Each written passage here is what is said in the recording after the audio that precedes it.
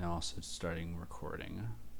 Oh my gosh, I forgot where I looked to see the stream. Oh wait, I found it. Never mind. Don't look at me. There it goes. Gonna give myself crazy playback. Beach jammer time. Oh my gosh. Ostrich camel. I just had like some sliding images. I don't know if the Twitch can hear what I'm saying yet or not. If Twitch can hear you? So the stream right now, you shouldn't be able to hear what we're saying right now. I thought I heard myself for like 5 seconds. Like you heard it in the Twitch. Yeah, I hear myself. Gosh, messed it up. I'll have to figure that out later. I'll go ahead and move it over to the... Also hear you. Rip. Oh yeah, and the chat. It was in secret all along. Let's move over to the actual session. They know we're here now. If you share your screen, I can fix It's that for you fine. real quick. It's fine. I'll get help with that after. Welcome everybody. Oh, let me. Hi. Hey. I have your appropriate ways that I address you and how everybody else can address you. We can go through and changing that in the future. But for now, what we have today is our players and myself. This is a format that I have chosen, not a format that is permanent. This may change, and we may go through a couple iterations of this, but no matter how I see it, you guys are the players of this story. If you guys would like, you guys can introduce yourselves, but I don't think that's necessary because the people who are with us today know exactly who all of you are. But I'm happy to be here, and this is what we consider our pre-session moments. If there's anybody who has questions and comments before we begin, this is the time. So, unless there's any further ado, I can just literally get started with you all. I got nothing. Give you all a moment to kind of take it in. Wait, I'm making an announcement in my Discord server. Okay, absolutely. Yeah, Yeah, absolutely. Let me send the link to people. Oh wait, yeah, put it in the Plugs. Hold on. We All gotta, your we gotta grab plugs. the people. Spread it around. Where are the pals? Where are the friends? Oh my god. Get my people in here. Yeah. Get them in here. Get them all in here. Wait, where is it? The copy. So exciting, you guys. You gotta get to share a little bit of a story with some people. Okay, let's do this. Fuck. Oh, make sure you add everybody. Oh, at everybody? Add everyone. No. I want I did everyone it. to watch. All your family Everybody. members, you name it. Everybody must watch. Oh my If God, if the grandma's on members of my mom. Discord, let them know. Okay, let me post it in freaky blunt rotation. Alright, I'm good. Nothing. I have nothing. I'll wait a moment for you guys Just to do in it. case you guys wanna watch a D&D campaign. I want to watch a D&D campaign. Yeah, where's this D&D campaign streaming, guys? I can tell you exactly where you can find it. It is No, you over can't tell at... people to watch or die. Yeah, I can't wait to die. Oh my gosh. Why not? I can't wait, yo. Okay, hold on, sorry. Man. Just like the I need to get my urgency. dice out. Can't wait to roll I that also one. need to get my dice out. I wonder what the first roll is gonna be. Literally, like, I'm going to scared. start the session. Perception. All of you make a roll. It's going to be initiative, all of you against each All other. of you make a roll. Who has Gosh, guys, the PTSD is slowly coming back. Did you guys forget how to play? I did. The Okay. PTSD of rolling Bro, I got the really bad. butterflies. Oh, Wait, I my- need to invite them to the server too. Yep, I need to get Oh. my... Oh, I got it. Gotta get my book out and my iPad ready. Can I do studio mode? Oh, that's a good point. Join or die. Thanks.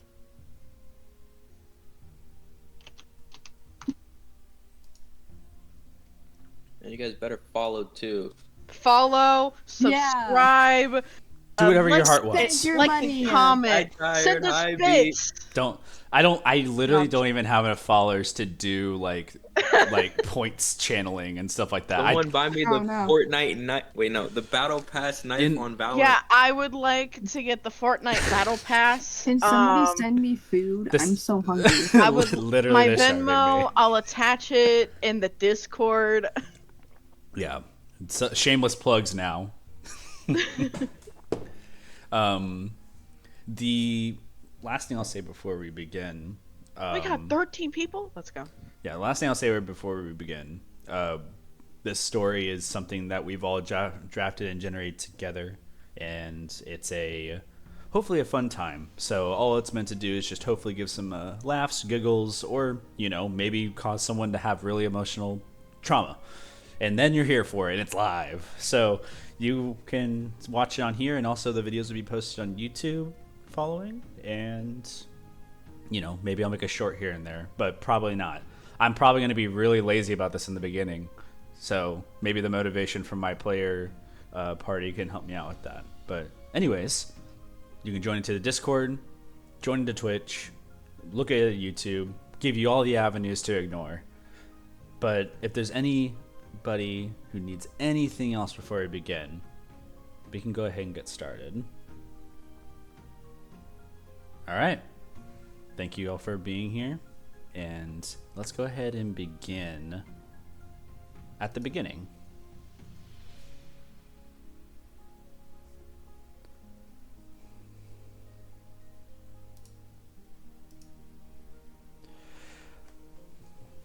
To transition the scene for you all, we're going to welcome all to join into a world of magic,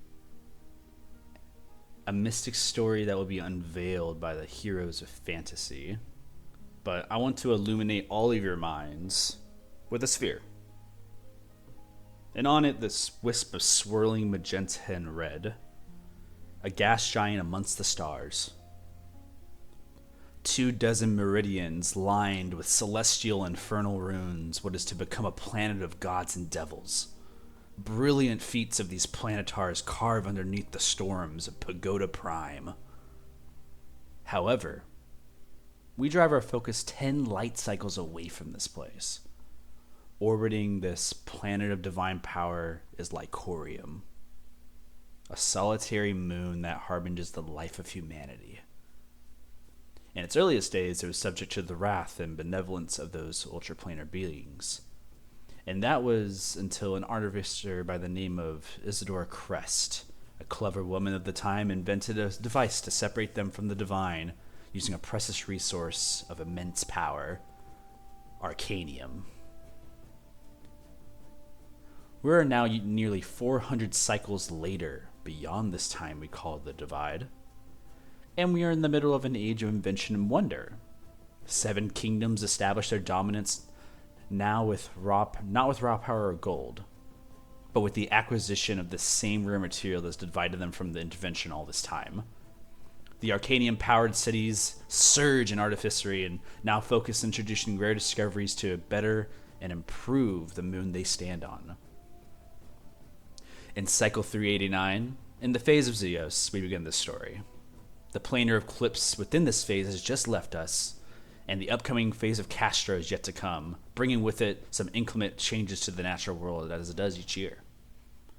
A reminder of the wrath that lays beyond the ultraviolet that is cast upon this moon by Pagoda Prime.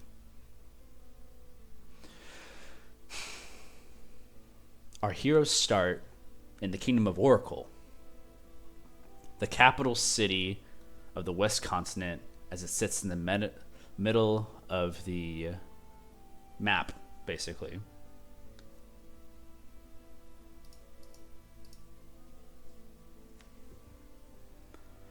Beyond the large seared stone walls that surround the city is a cornucopia of the 7 kingdoms of the Lunar Pact, a melting pot of material, fey, and shadow that mix into a dynamic, bustling city. The lilac plinths rise holding homes for higher-tier tycoons and figureheads, and all building up to the large skyship port that looms over the city. From the uppermost point of that same port, there's a bright beam shooting to the sky upwards until it fades from view. The central Arcanium beacon.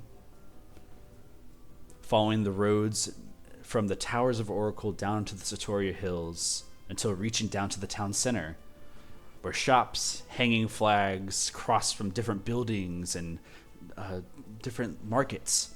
They make up the area here, all towered by the spires of land above them. The layers of the city exist within each sector of the Central Bureau. The District of Commerce, Residential, Government separate all into their different areas, and you can see the passing creature going on their day-to-day, along with wandering eyes of a tourist being called for the carts of gems and common magic. But the real magic lies deeper in the city, where established businesses are competing to compel the Diamond Tide to fund new businesses and keep arcane lights on. We pass different Arger enforcement and discussion with ongoing criminal activities in the city, but we really zoom in at the very, very end, in almost our beginning, to 3 children.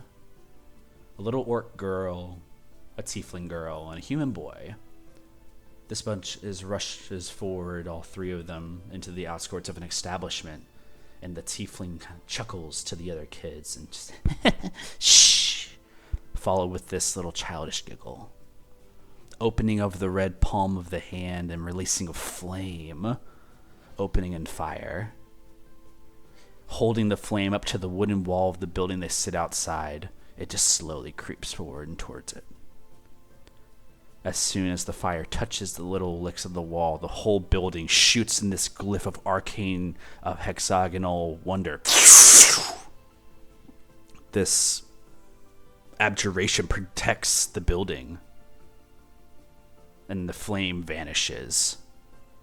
There's a strobe of light that lights it up, and out in the front of the building, rushing to the main door, is an employee that looks to the corner where the kids look up and caught and exposed. Nim, would you like to describe your character? Ymir is this blue-skinned, light blue-skinned, pale white streaks all across its body, very flamboyant, wearing nice robes, and has a blue starry eye patch around their right eye, and little wraps and bandages around their right hand, and they don't really know what they're doing at the moment. Your character bursts through the door, noticing that their counterglyph charm has just gone off for their building. You turn to the left and you see that there are 3 kids that are by the corner. Obvious culprits. What are you guys doing? They scatter. Honestly. they immediately just run. I wasn't going to do anything. I was just wondering. The little tiefling girl kind of leads their friends over, in kind of the distance, and you see gone. From behind you, you hear, "Ymir, who was that?" This is Dred. The kids doing kid stuff as kids do. You see he walks over. Dred, this dragonborn that owns the tavern that you work in, he kind of just walks over. You see him put a hand on the wall. It's like, the same 3? Was it the same 3? I don't really remember faces Yeah. on this.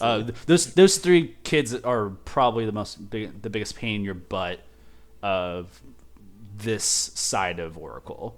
Always causing trouble. I feel like Ymir's kind of into the troublemakers, so he's like, yeah, I mean, it was probably some other kids doing other things. You look at Maybe a new set of kids. he kind of stares at you for a second, but he doesn't have the means to question you in this moment. You just see his hands already raised onto the wall, and you see it glows in a bright passing. You can feel the magical kind of aura replace itself back into the building. Every time those kids come, I lose money. So, How much money? What's the yield that you lose every single time? we stock this thing up with counterglyphs. I usually try to stock it at least 3 times a day, and that's 100 gold each time. So we just lost 100 gold, and it's not even opening yet. I could totally work on some sort of other glyph and make it even better than these original counter glyphs. We got what we got. We're not big. I was just business offering here. my expertise. I appreciate all of your grandeur inventions that you were working on in your time. I've heard them, but not for me. Just get to work. Okay, fine. Dred returns back to behind the bar, and you scatter over. There is a couple of clients that are already inside making their morning miseries early in the day. These are the morning drinkers. Inside the Dred and Dead Tavern.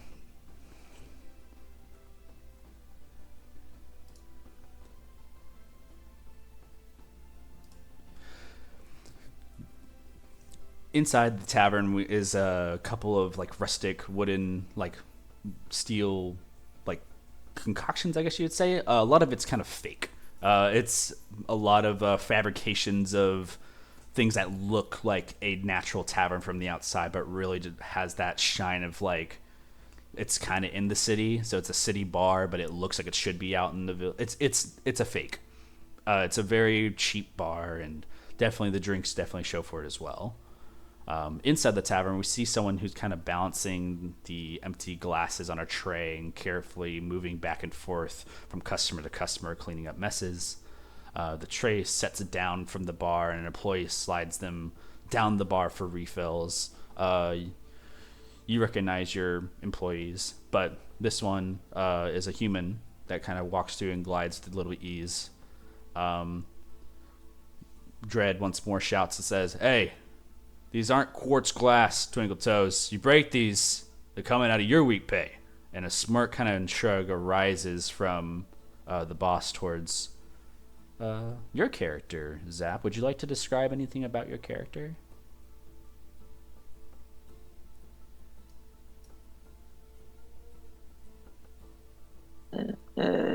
Sure. Characters. I think he's 5'7". He's a human. He's living his life. That's it. Just kind of cleaning up the rest of the glasses that are in this establishment, making your pay for the day. As usual, Dred gives you a hard time whenever you're naturally the dexterous person you are.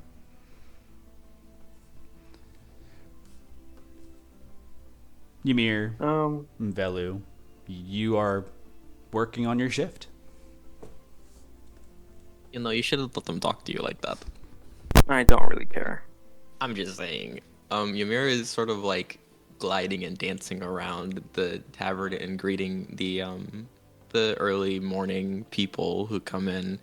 He has his little charm, and he's like, "Wow, I love your hair today. It's so fluffy and flamboyant." Thanks, Ymir. I've been really working on it. And it's like this orcish like old woman just like kind of poofing up the black hair, and they have like a shot of whiskey that they just down at the same time. Every time I hear your voice, it brings so much joy into my ears. You're such a doll. And he'll go into the back and work with the Velu. Yeah, your little bar areas that you guys kind of, there's 2 separate bars, like one towards the left and right. So there are 2 different workstations, but you two often find yourselves behind the same bar. There's also a kitchen back there, but usually your other helpful coworkers are within that area doing what they need to do. Yeah. And I mean, even if you break a glass, Velu, I could totally like fix it immediately. It's just glass. It's literally just glass. Yeah, but he gives you a hard time I'm here about for it. work. I really don't care. I just need money. Okay, If fair enough. they wanna say something about the glass, they can say stuff about the glass. You see I Dred just care about starts the money. walking back out into the front of the... Ymir shuts up. Yeah, but I need you both to make a stealth check. This is the first roll. Oh fuck. Hold on. 5 + 2, 7. Hold on.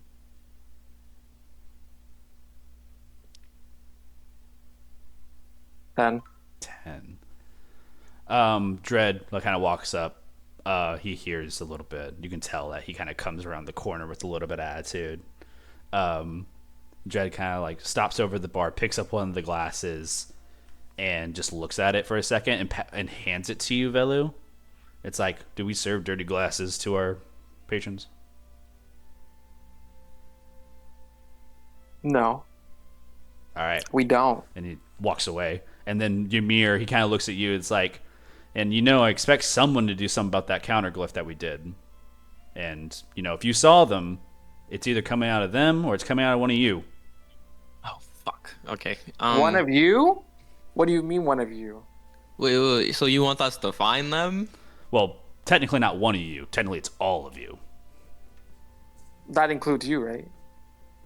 Oh, Right. yeah, he's the boss. I already took. Yes, you see, he kind of looks. You look over where he put his hand on. He looks back at where he put his hand on the wall to recharge the counterglyphs. Like, I already paid, but the end of the day is not done.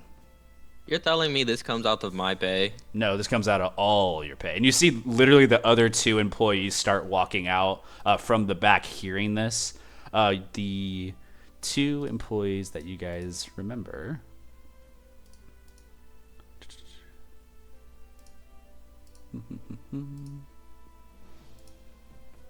One of them,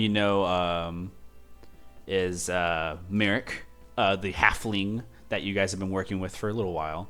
This actually is like the second in charge into the bar as well. This halfling with has like dreads, kind of going down to the back of the head, and then they wear this like cut off like tunic and like regular arm shorts. Like, they're dressed nicely.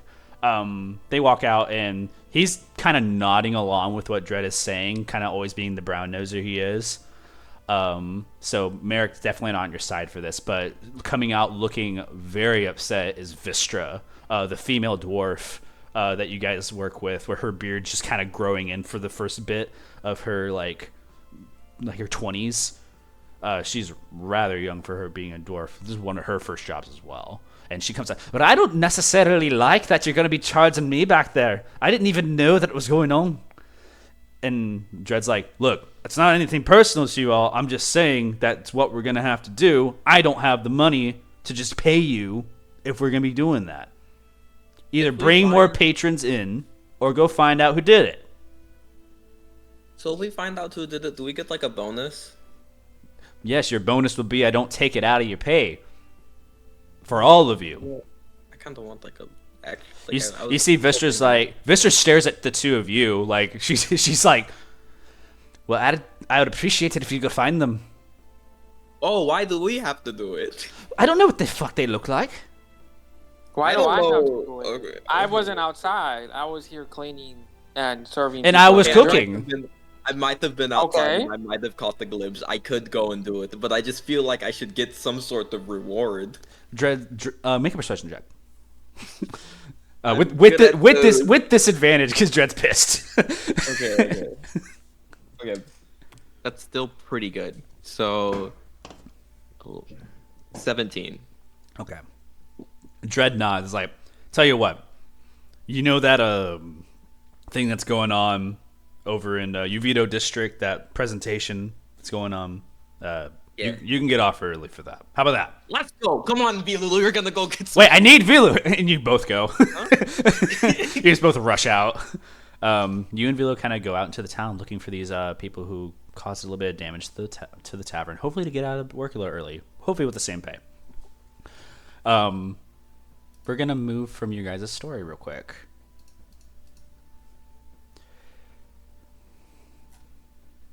We zoom back out. From the central borough in this small tavern, we zoom back out to the central borough.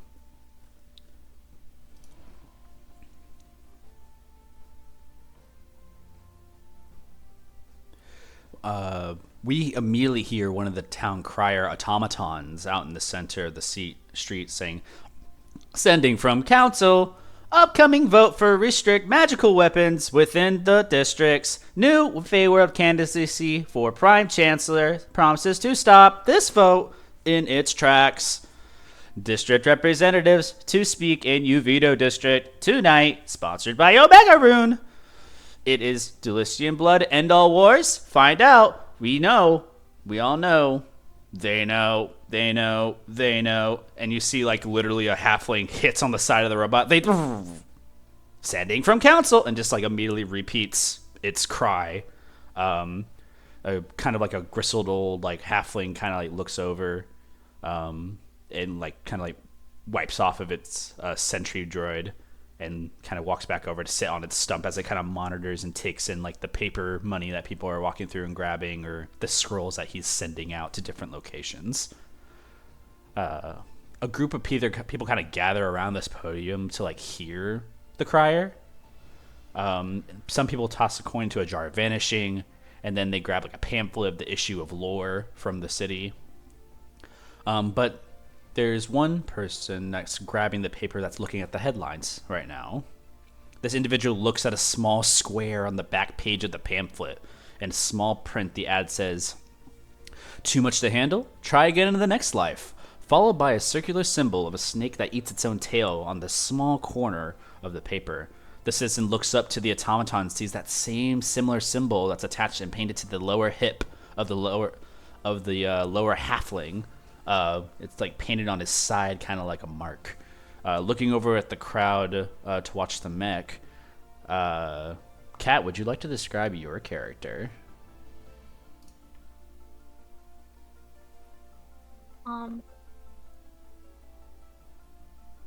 Cruz was a pretty tall individual, almost towering over everybody else there.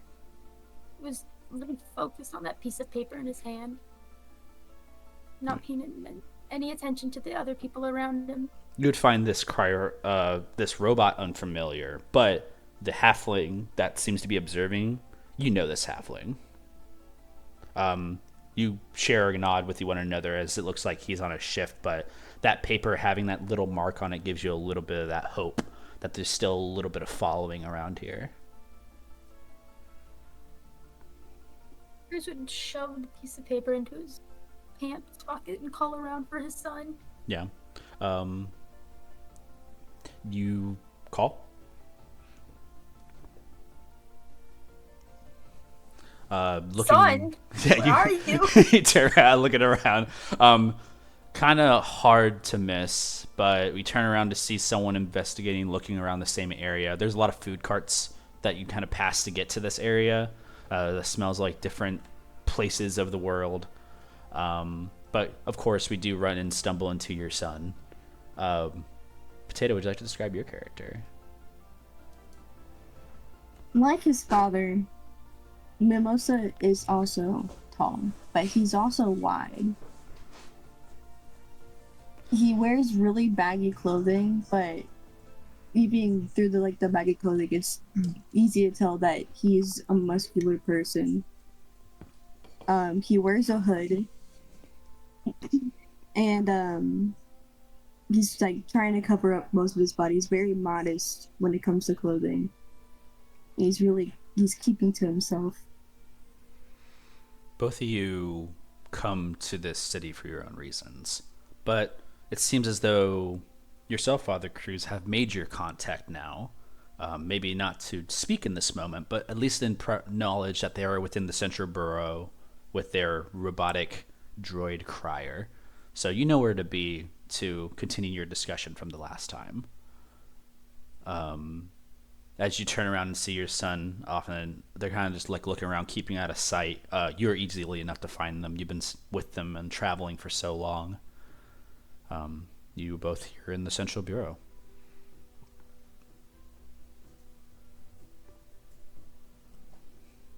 Cruz would look around for any medical tents. Yeah, just go ahead and make a perception check. Right. You're not brand new to the city, but it has been a while. Mimosa, on the other hand, you are brand new to this city. 4. It's hard to remember. It's changed so much since the last time you were here. It was at one point, you remember the size of this city was once just the borough, but now you have like layers on layers of city, like actual like spires rise above you, and you even see still the sky ships above you that are flying. Like, it's a little overwhelming. You think about where it could be, but you are immediately taken a gaze as you look over towards the Yuvido district, where you see a lot of shops in different marketplace.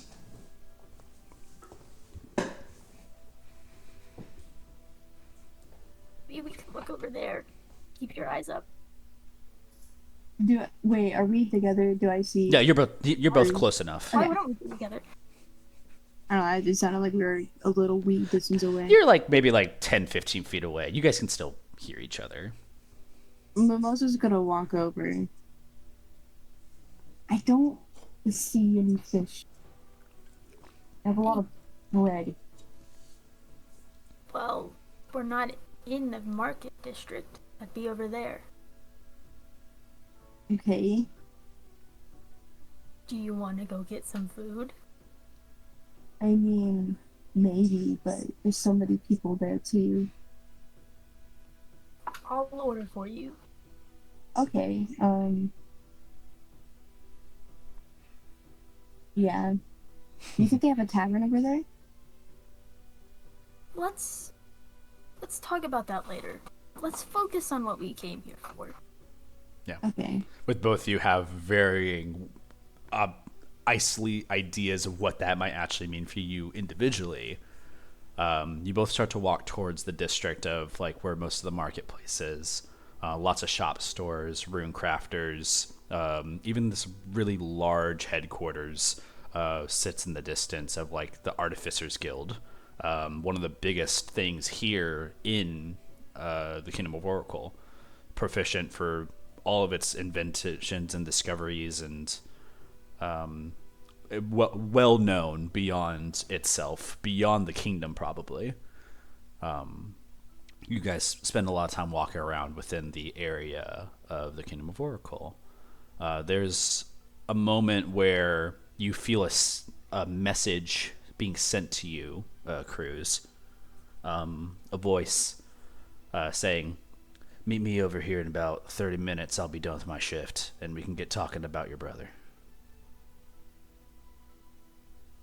You just hear this in your like kind of like forethought as an ear in a whisper. You can respond to this.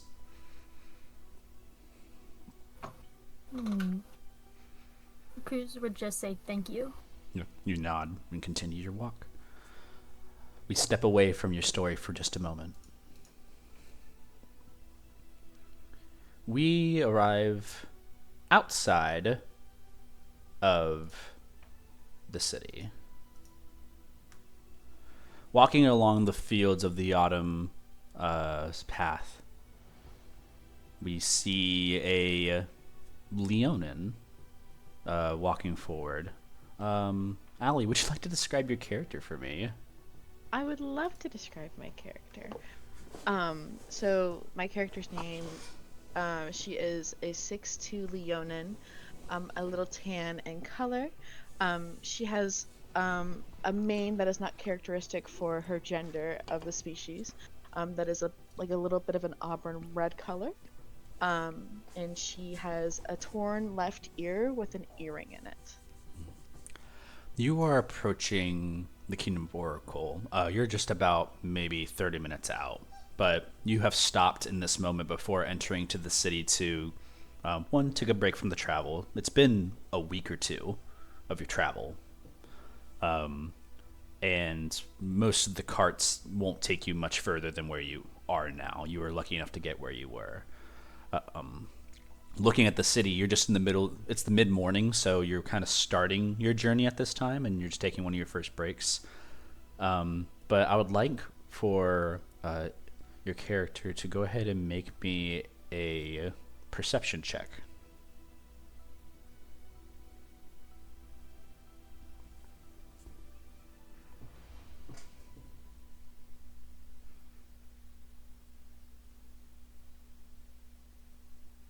$19. A 19.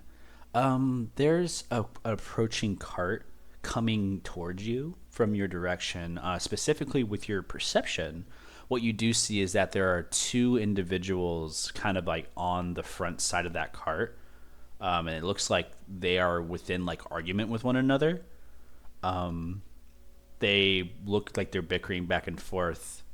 And as they're like kind of coming up to pass you, their bickering stops and they kind of just like silence themselves. So like, and then look at you.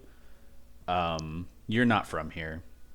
And you immediately like get the vibe of like someone who's an outsider, and it's not a good feeling.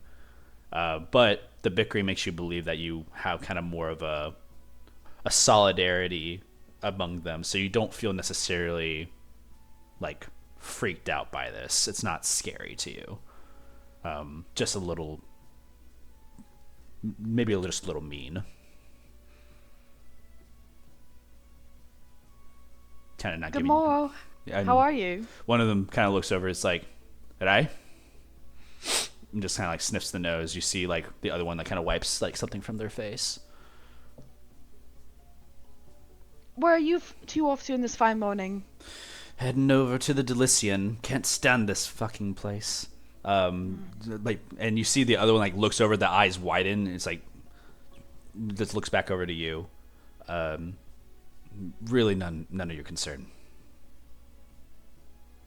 Well, safe travels to you. Just nods. It's like, told you not to talk about that. We can get in trouble. And just kind of like whips the, reins of the steers, and they clunk off in their cart. You continue your journey to the front gates of Oracle. And Oracle is open. Like, there's no, like, central guard that, like, covers the front gates of Oracle. The doors remain open for all people to walk through.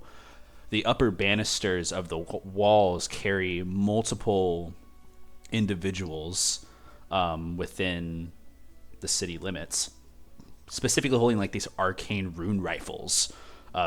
It's a little imposing when you see like half of their bodies like sticking out. You see like this glowing line of arcane dominance, basically like these enhanced like crossbows that are like reloadable. You don't understand the technology too well, but you do know that they pack quite a punch. Some lethal, some not. As we move back into that city scene, you enter into the city, bustling and everything kind of rhyming with one another. You finally arrived to the Kingdom of Oracle. As you're arriving, you see a lot of people kind of passing back and forth. A town crier to your right, and different people moving to your left. You've now gathered in the same city and now can start your search. I would like to see if there's a post office nearby.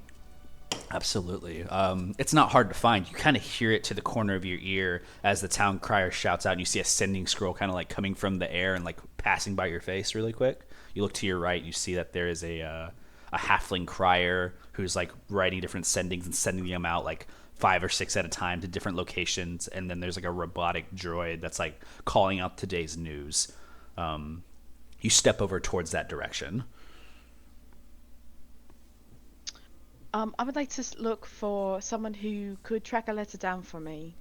Yeah, you just walk up to the halfling. It looks like they're sending things out, like kind of left and right. Their eyes are up in the air, focusing on sending spells. But as soon as you arrive, they like hold on to their last like paper airplane of a sending scroll, and they like look at you for a second to acknowledge you. Good morning. How are you? I'm doing fine. What's up? I have a question for you. I received this letter, and I'm wondering if there's a possibility for you to trace it back to its original sender, or where it might have been sent here in the city. Yeah, I could find a spell signature for you. He kind of holds a hand out. Make a insight check.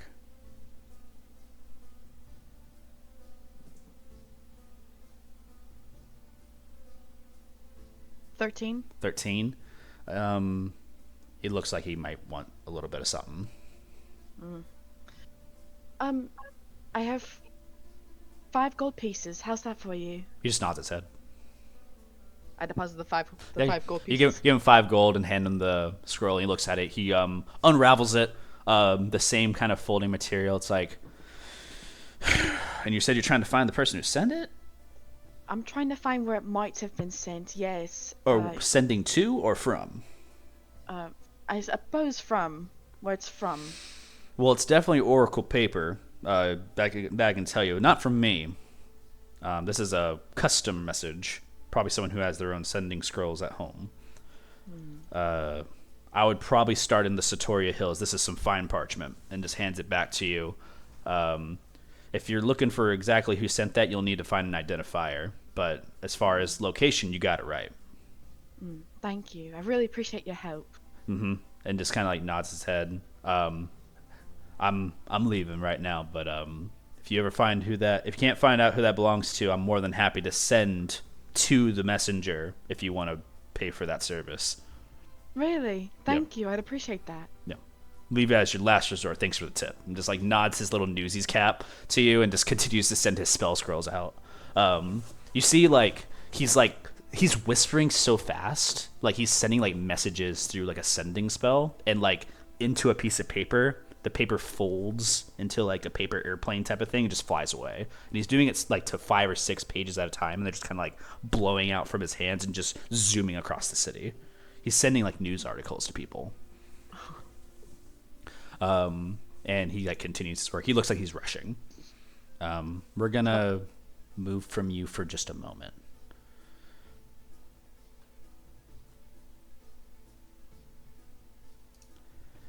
We arrive to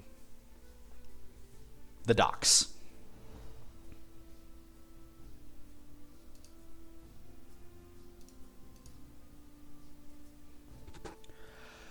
Standing kind of outside, loading one of the cargo shipments, we see our last character. Dion, would you like to describe your character? Carnelian is a medium-sized, kind of 5'2"-ish, panther tabaxi variant.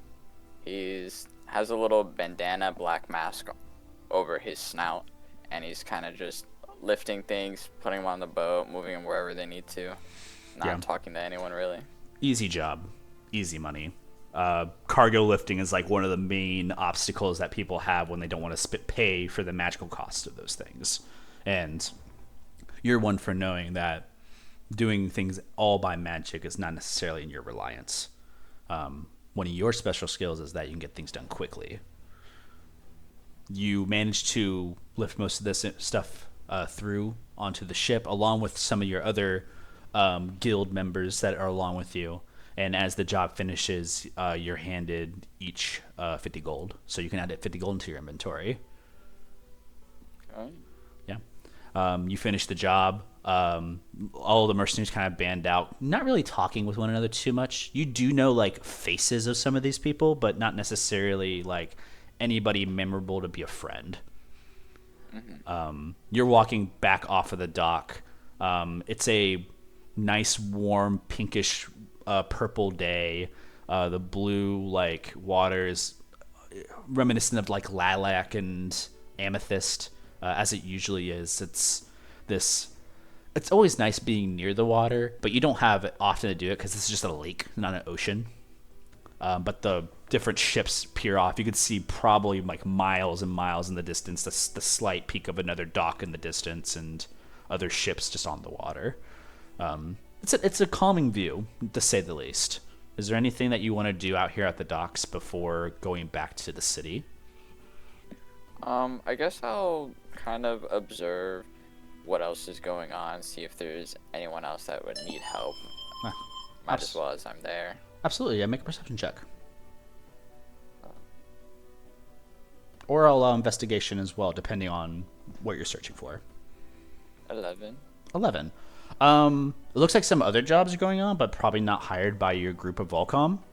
But it looks like one of the boats here is kind of strut up with a certain flag that you're not familiar with.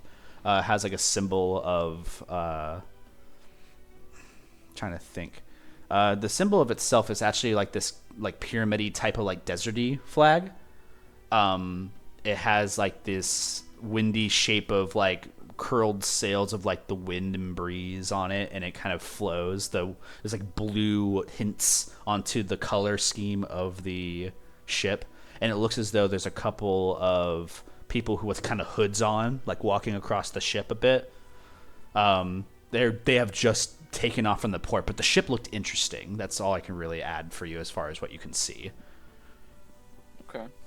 But otherwise, not much business is left here. Okay. What time of day would you say it was? It's again? probably it's the early morning. We're Early talking morning. maybe like 7 or 8 a.m. What would be for your normal time of waking up? Okay. I guess I would start heading back to my guild area and see what else I could do for the day. Absolutely. Since it's just started. You walk. Back into the city you go. It's rising morning early, and you can't help but see something familiar as you're walking back into the city. Idris, Carnelian, you make eye contact with one another. Carnelian would pull down his bandana that he had over his mask and kind of tilt his head looking over at Idris. Idris just drops everything. Yeah, you're like full investigation mode, and just rush over. Carnelian, Yeah. is that you? Yeah, that's me. It's incredible I'm- to see you. I'm so happy you got out. You survived. Yeah. It was rough. Do you know if anyone else escaped? No, I haven't been back myself. I was worried for you. I didn't think you made it. I'm not sure who did, really. I'm Maybe glad you're tomorrow. okay, though. How have you been? Oh, I've been good. I've been really good, thank you. Wow, it's a small world.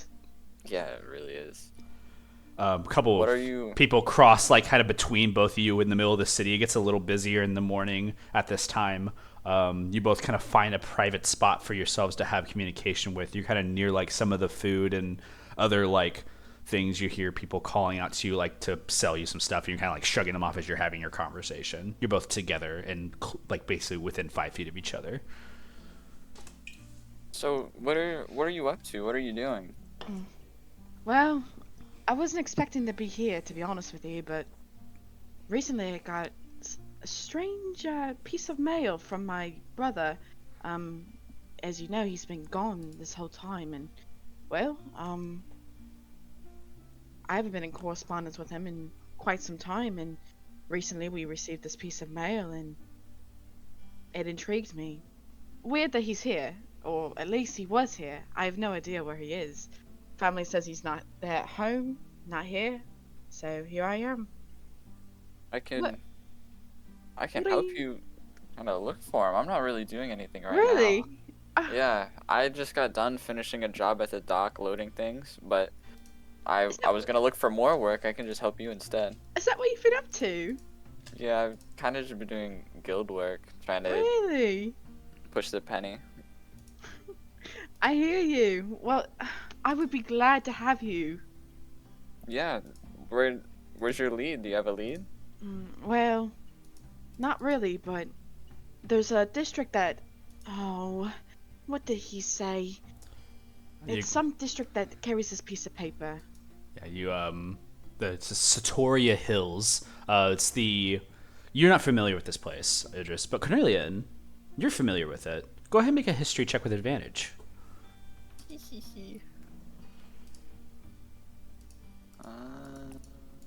20. Wow.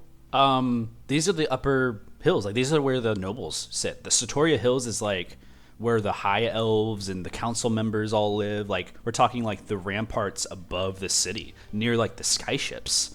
Satoria Hills is like a place you barely get called for work. Sometimes you get let up there for like really expensive guard duty, but often than not, you rarely see yourself up there. I would reiterate all of that to Idris, and Well, I can probably get us a pass to go up there, you know? Really? Whatnot. You would do that for me. I appreciate you course. so much. Honestly, this is the best news I've had in weeks. Oh, Yeah, same here. a warm, familiar feeling comes back between you two as friendship kindles once more, as what was once fear that you've lost one another returns as hope. And a fine feeling as you guys immediately hear to your right this programmed illusion shoot up. Just kind of go over to your right. You kind of both turn your eyes and see Dulissian blood reaches out into the different areas of the Seven Kingdoms. Be on your guard, looking for Prince Dulissian, Whe Dulissian, and shows like an image of this furball face of like this goatee, holding like a hatchet in their hand. Stay clear of Prince Whe. They picked a real handsome photo of him, didn't they? Not a very handsome fellow. Yeah, they sure did. Got a good side too on that. Oh, I'd pay to see him in real life. Maybe we're lucky enough to run into him. We'll see. Oh, we'll see. I see. We fade from the scene of your reunion and go back to Ymir and Velu. Both of you are kind of scattered and skittered around the city looking for these kids because, one, early day off means you get paid for less, paid more for less work. Always the better benefit. Your immediate thought, Ymir, knowing these kids, is that they are familiar to the other tavern down the street. Alright. So, I usually see those little rats running around in the rival tavern. I forgot the name. What was the name of the tavern again? The other tavern that you typically have a rivalry with is called the Table Masters Tavern. It's a little nicer, but like nicer in the sense of the people make more money. I'm not really sure what they want us to do exactly. Do we like capture the kids? Do we just get some But- evidence that they did that? This is your job. I was cleaning the glasses and serving the drinks to the clients. You're the one who knows what they look like. It is not my problem. Yeah, but you lose pay if you're not helping me. Oh, I forgot about that. I gotta help now. Exactly. Ymir and Velu, Oh. both of you make an intelligence check for me. Alright. We're both smart people. I got a 4. It's raw intelligence. 23. 23. Ymir, you blink. This is not your expertise. Investigations were never yours. You always have been kind of like a go with the wind type of person. Velu, however, now that he mentions your pay, it immediately goes to the laser focus. You immediately think like, okay, Dred needs a name. That's all he needs. You know, like if he gets a name, then he can report it, then he can get his money back, and then I'm off the hook. Like you laser it down. We need a name. Oh, that's all we need. You don't have to The name of capture one of the anyone. kids? Yes. Got that. Easy. Or I the- can easily do that. I'm much Okay. better.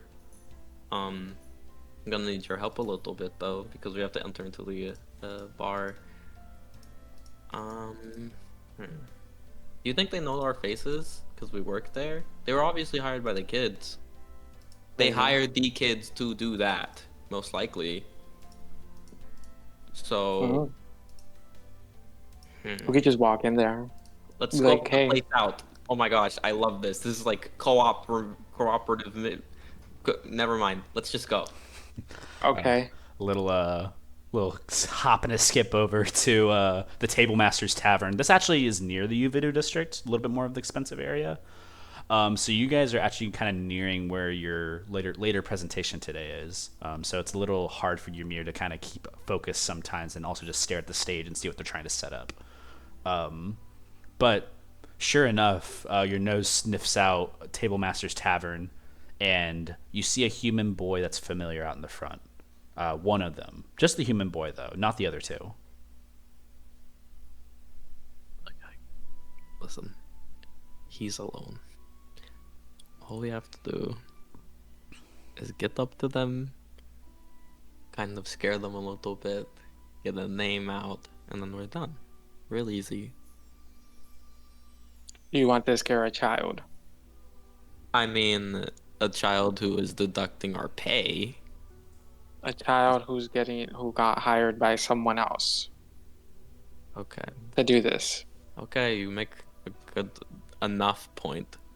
I guess there's some moral quandary, but I mean, either way, we have to do something. They already saw my face. I think you can walk up there. They Sure. saw me move. Velu immediately walks up to the child. You see, this kid's not ready for you. This is a one of those moments where you're kind of like towering over somebody who has just not seen you in the shadow, just kind of lays over them for a moment. We're looking at, I don't know, maybe like 12 years old, like a human boy with like tan hair pulled back into a ponytail, wearing like this like collared shirt, dressed kind of nicely, way too nice to be like a street kid, but you hover over them and they kind of like freeze and they're not looking at you, but they're just looking down. Hello, child. Daisy Lynn told me to do it. Who? We're Who did? She told me to do it. The tiefling told me to do it. Show me who right now. Make an intimidation check with advantage. This child's terrified. Okay. Can you repeat that name? I didn't like fully Daisy Yeah, I Lynn. didn't catch Daisy Lynn. Daisy And he Lynn. said the Writing that down. the tiefling girl. Intimidation. Yeah. It's not a high DC. 18. 18. A shake kind of like turns the head slowly as they kind of look up at your like imposing figure, and they're like, yeah, they're they just start moving in a direction.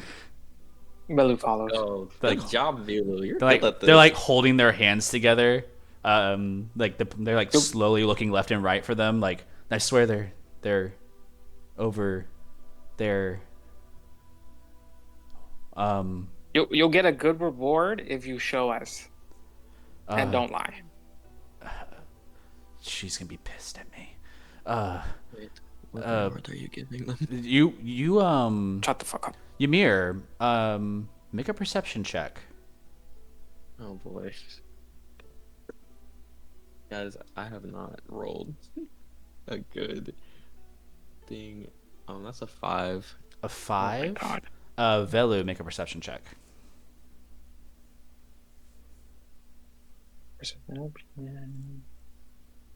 Oh God.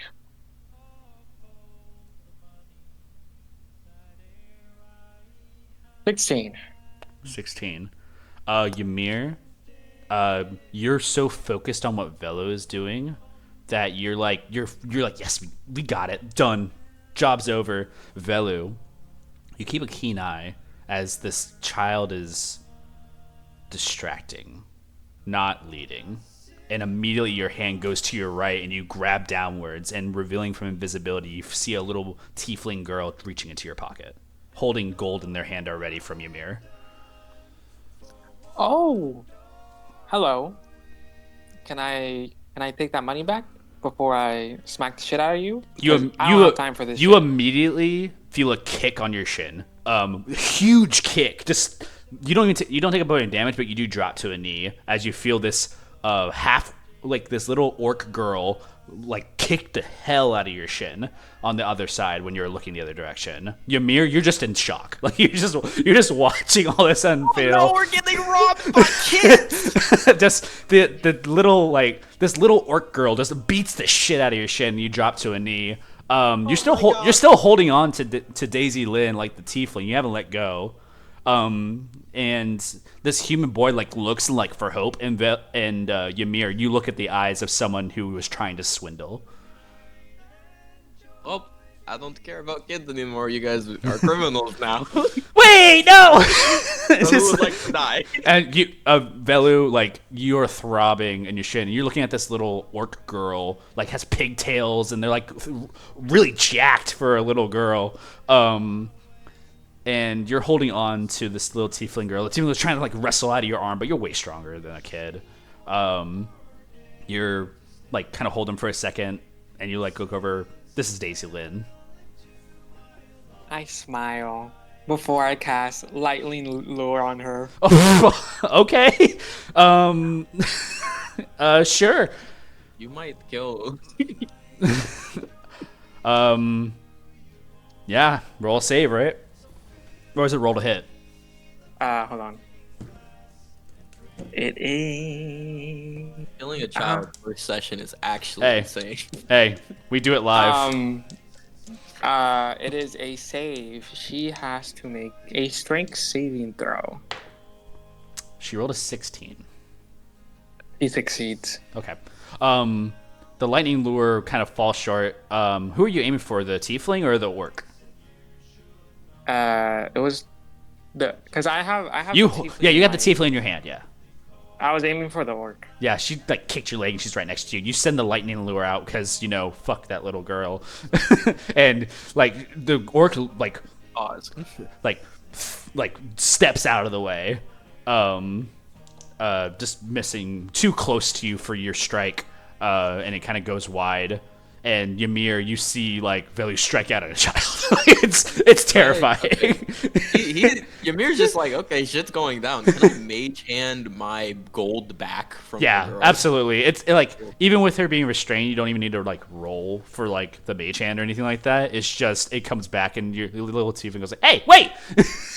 No, no, not that. Your gold's returned to you. I'll clap my hands together, and I'm gonna be like, "Bongo, Yeah, your can little you handle this?" yeah, you see crawling, kind of like flying from your shoulder, and like this little monkey, a flying little monkey. Bongo's this cute little monkey, brown monkey with nice little wings, such like owl wings, and he wears a cute little hat. It's very small. It's like a bowler hat, extremely small, like insanely small hat. And I'm gonna look over at Bongo and I'm gonna be like, "Can you take any more stuff from them while?" Fast nod up and down, like jumping up and down on your shoulder. And jumps over to like, which one? Okay, I already took my money back from Yeah. the other kid. We'll go for the scared human. Yeah, immediately the like terrified kid, just being crawled Don't worry around with about a monkey.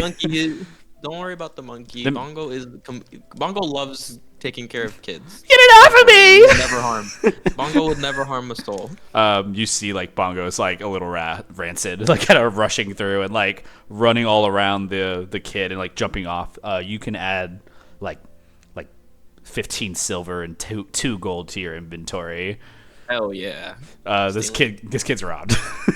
Right. Torture. Name. Liligar, this little like little orc girl, kind of like holds like herself and kind of looks at Ymir and Velu. This little orc girl's leaning up for another kick. Velu, you hold on to this tiefling girl and see Daisy Lim. You know the information that you need, but I want you to make an insight check. Okay.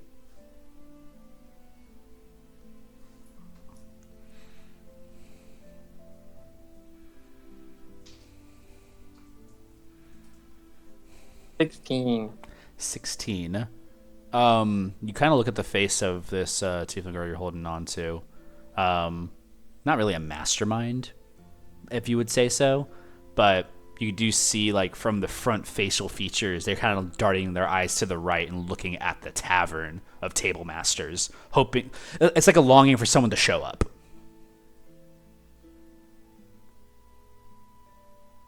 Oh.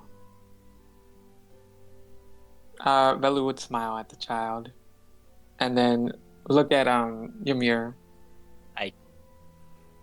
What's up? I got what I needed. I'm here. I think we should go to the other tavern. I think it's not this child. I think it's the tavern. I think someone else is pulling the mastermind with this child. Ymir's gonna walk up. Look, is the orc girl still ready to kick? She's aggressive looking. She hasn't kicked yet, but you guys have stopped for me, and she's also a little panicked from the lightning lure. She's like preparing herself to like do something else, like ready in action. Ymir's gonna put his hands on his hips, and he's looking at the situation. He's gonna be like, okay, let's everybody relax. Everybody's gonna calm down. Just tell us who hired you. Like I know it wasn't you kids. Who's hiring you to cause these glyphs? And I'll give you back your money, and we don't have to remember any of this. Excellent persuasion roll. I'd say with advantage because you're using money to bribe them.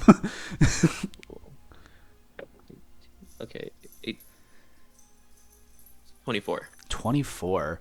The first one to break, the boys, like, it was Daisy Lynn. Like I said, again, like copping out their friend, like immediate snitchery. Daisy Lynn's like, shut up. No, it's not me. The little orc girl kind of like, it's like, I thought it was you. I was like, it's not. Like, she's like holding something back. Your persuasion, she looks up and sees like the kind of like the gold shining in your hand for a second. The eyes kind of light up for a moment. She's like, it was Sinbar. You know this name. This is like the owner of the tavern. Got it. Okay, you could let them go. You guys leave now. I let them go, and I smile. If you say anything about us specifically, we will find you and we will beat the shit out of you. But you guys are kids though, so you don't really. I don't know. It would be really. The silly. boy's already. The boy like gets the biggest whack in the back of the head from the orc and just falls to the ground. And then like the tiefling girl and the little orc girl like run off. The boy picks himself up and kind of like looks behind him at Velu again. I'll give the boy the gold. The boy like picks it up and just looks so confused. It's the principle of the thing. Get out of here. Gosh. Runs off. The skitters. Velu, you kind of like stare at 3 children running off. And just like, you have your information you need. I smile at them as they're running off, and I smile. I look at Ymir, and I smile at him. And I'm like, if you keep I would smiling have eaten the shit out of those kids if they wouldn't have left. I think it's wrong for us to do that though. Anyways, let's just go back to the tavern and tell. Okay. And do you wanna accompany me to the presentation later? It's not a date or anything. I'm just like saying. I'm just asking. What? The presentation, the little thing that we can go to. Velu, go ahead and make a history check for me if you like. Maybe you can gain a little bit more insight on this. History? Yeah, just a history. Okay. 25. 25. You know kind of what goes on in the city. You've been here longer than Ymir. These presentations are like of new inventions. A lot of people will come to the Yuvido district stage and just present their new inventions. Yes, I would love to come with you to the presentation and see these new inventions being created. You see Ymir's singular eye sparkle a little bit as you accept his invitation, and he gets all giddy. And he's like, okay, let's get back and then get the name and then, go over. You two go back, kind of concluding your story. You guys would return, tell Dred of the name, and earn your early day off. Additionally, he actually gives you guys a little bit of gold in compensation for your guys' work after you've returned. Each you earn an additional 10 gold. Hell yeah. He kind of like puts it just on the table for each of you and says, don't spend it all in Yuvido, you lose all of it. Okay. Just kind of like says, now get out of here, and just like kind of like raises his voice. You see literally, Bye-bye. you see your friend,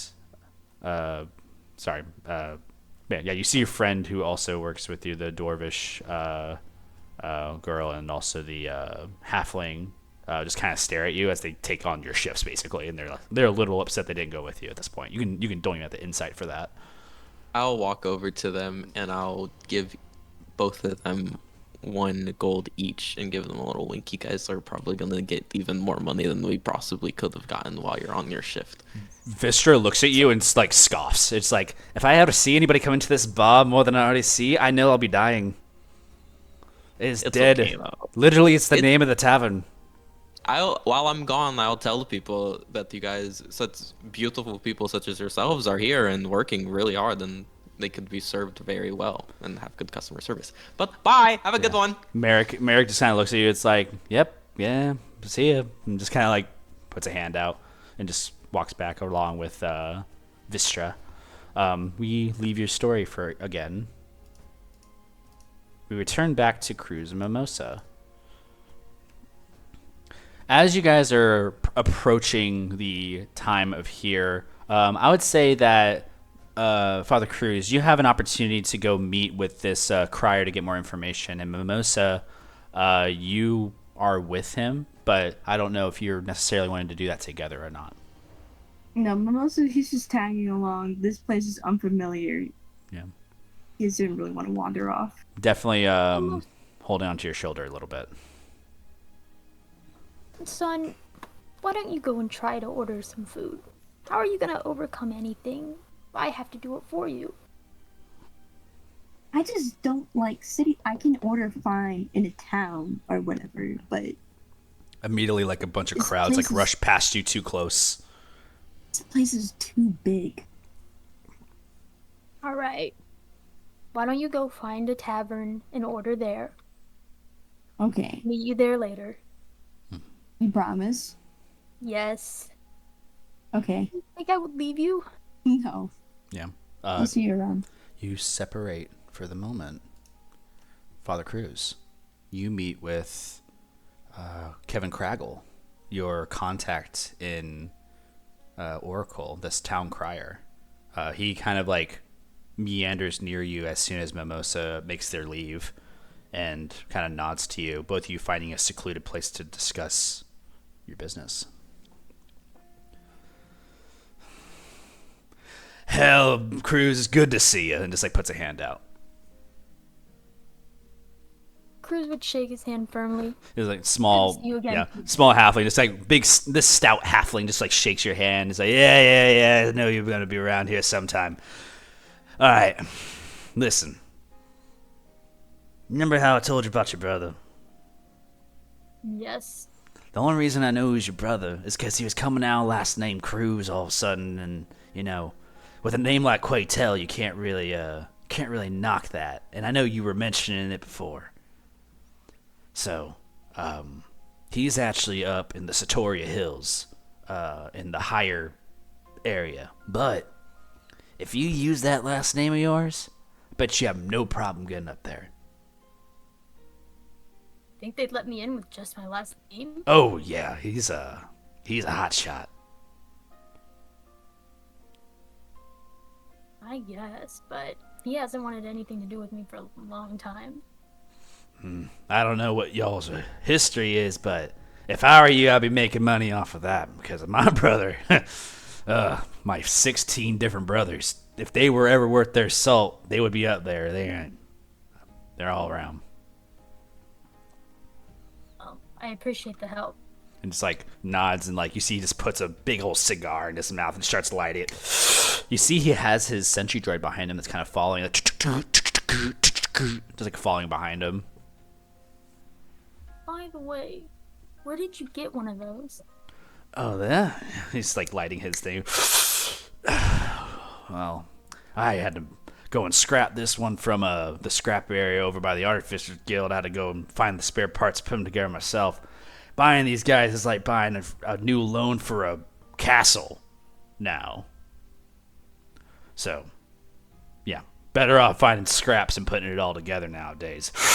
And you see, like, there's a lot of things about this bot that are, like, things. It's like, yeah, good old Dent here's been with me only for the last, like, 6 months. Make my life easier, but pain in the ass to fix. And you see, like, the sentry droid doesn't say anything. It just kind of, like, stands there and just surveys. This must be new. Never seen them anywhere before right here. Kind of like knocks on him. Dent, boom, boom. Say hi. Hello. Would you like a smoke? Did you teach it to say that? Make an insight check. And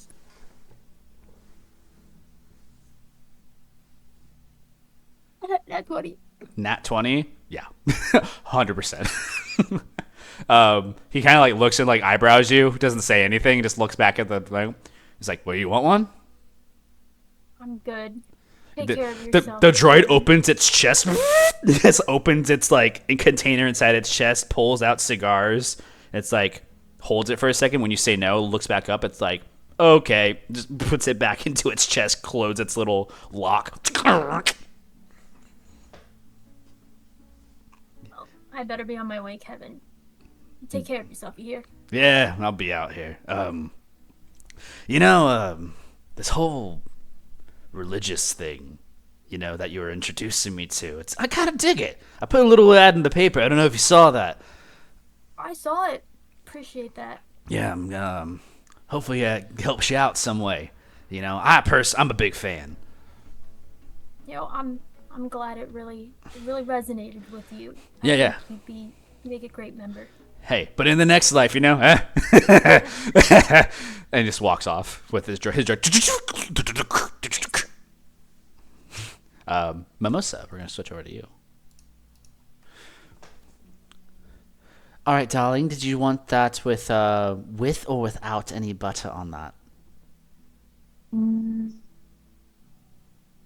Is extra butter an option? Absolutely, my dear. And just like you see this like a glob of like probably the most fat you've ever seen, and just is on top of it. It's like, Gosh, I guess everything's bigger in the city. 6 silver. 6 silver. Yeah, They'll flip for the coins. yeah. Flips it on. It's like, excellent, enjoy. You have yourself like this like buttered like bread biscuit, and it has like stuffed like meats and stuff into it, kind of like not like an empanada, but more like a, I'm trying to think of the other word, but either way, it's like a stuffed meat sandwich basically. It has like a buttery like glaze over the top that now melts over it. Very hearty and savory. Not too terrible. You do get a bump into you for a moment though, as like someone like it's just a lot of people passing by, and as you're standing there enjoying it in the line still, someone says, "Hey, you! Get out of the way!" Don't speak to me like that again. You say that. Mimosa immediately sizes him up. Yeah, you size him up. This is a not a dwarf. What would be considered a Duragar, like a dark like shadow dwarf. Kind of has like a gout face, a little brighter. The beard is like stricken with like silver and black. It's like, I said move. You better watch your tone, Stepstool. And Mimosa's gonna just walk away with the sandwich. You see like a glint of eyes. It's like, at least I don't have a fucked up face. He's gonna pause and look over. Yeah, I'll get the sandwich and the no butter. He's like having this whole order. Completely forgot you. He's gonna just mumble under his breath and keep on going, looking for a tavern. Yeah. Stupid dwarf. You're kind of holding this food and walking around. You continue to walk a little bit further and further. I would say it's at this moment that you actually bump into Velu and Ymir. You're walking through, and as you kind of arrive to this tavern, Ymir and Velu, you're finishing up your shift in, you guys are arriving back and telling Dred the details of of Sinbar and the table masters and finishing all of that. Mimosa kind of walks into the tavern looking around. And as you guys are approaching this huge dragonborn, just like impede your way of walking through and finishing your day. Wow. Like we're talking like 6 foot, maybe 7 foot tall. Hello, hi. Mimosa's gonna pause and look over, You're like He's like, really look- tall. and you're short. I know. Can you pick me up? Why would you want that? I just want to see what it's like to be as tall as you. Is that the weird question? It is Okay, we could postpone that. What's your name? Mimosa. I'm Ymir. Okay. And Like the drink? Yes, like the drink. Whoa. really That's nice. not even cool. That's- Oh. That's a pretty cool name to me, honestly. Mm. Are you going into the bar? Well, that was my plan. You We said work to there. bite out of a sandwich. Do you really? Oh yeah, What drinks do you serve? a bunch of drinks. I mostly just kind of talk to the That's on the patrons. beach. Tequila. We've been rum and coke. Long Mhm. Island. Mhm. You want me to continue? Honestly, yeah. Okay. Tequila shots, vodka shots, all the shots that you want. We can like put like 4 drinks in 1 alcohol and make it like 50% of the drink, and like, you know, we'll call it a day. He's really good at his job. Or you want to get hammered? Do you want to get hammered? I'll give you a drink right now. I'll make really? one. Yeah. How much?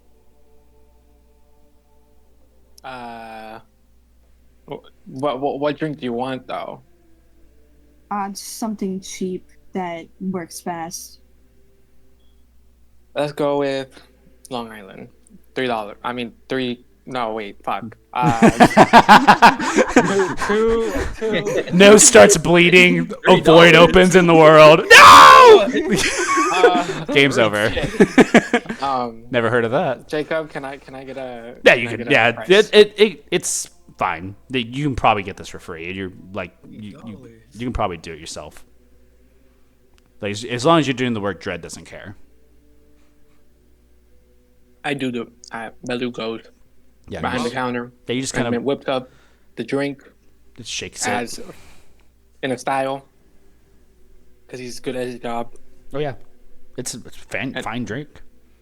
and he gives This it is a to lot Mimosa. nicer than some towns. Oh yeah, I go this is too. like has like the accoutrement, has the garnish. It's actually layered like it's supposed to be for a Long Island iced tea, where the brown's at the bottom and like the yellow's at the top. Getting lemonade first off, huge.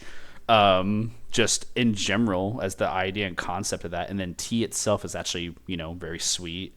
And you take a sip, and it's what the humans would say nowadays is that would be dangerous.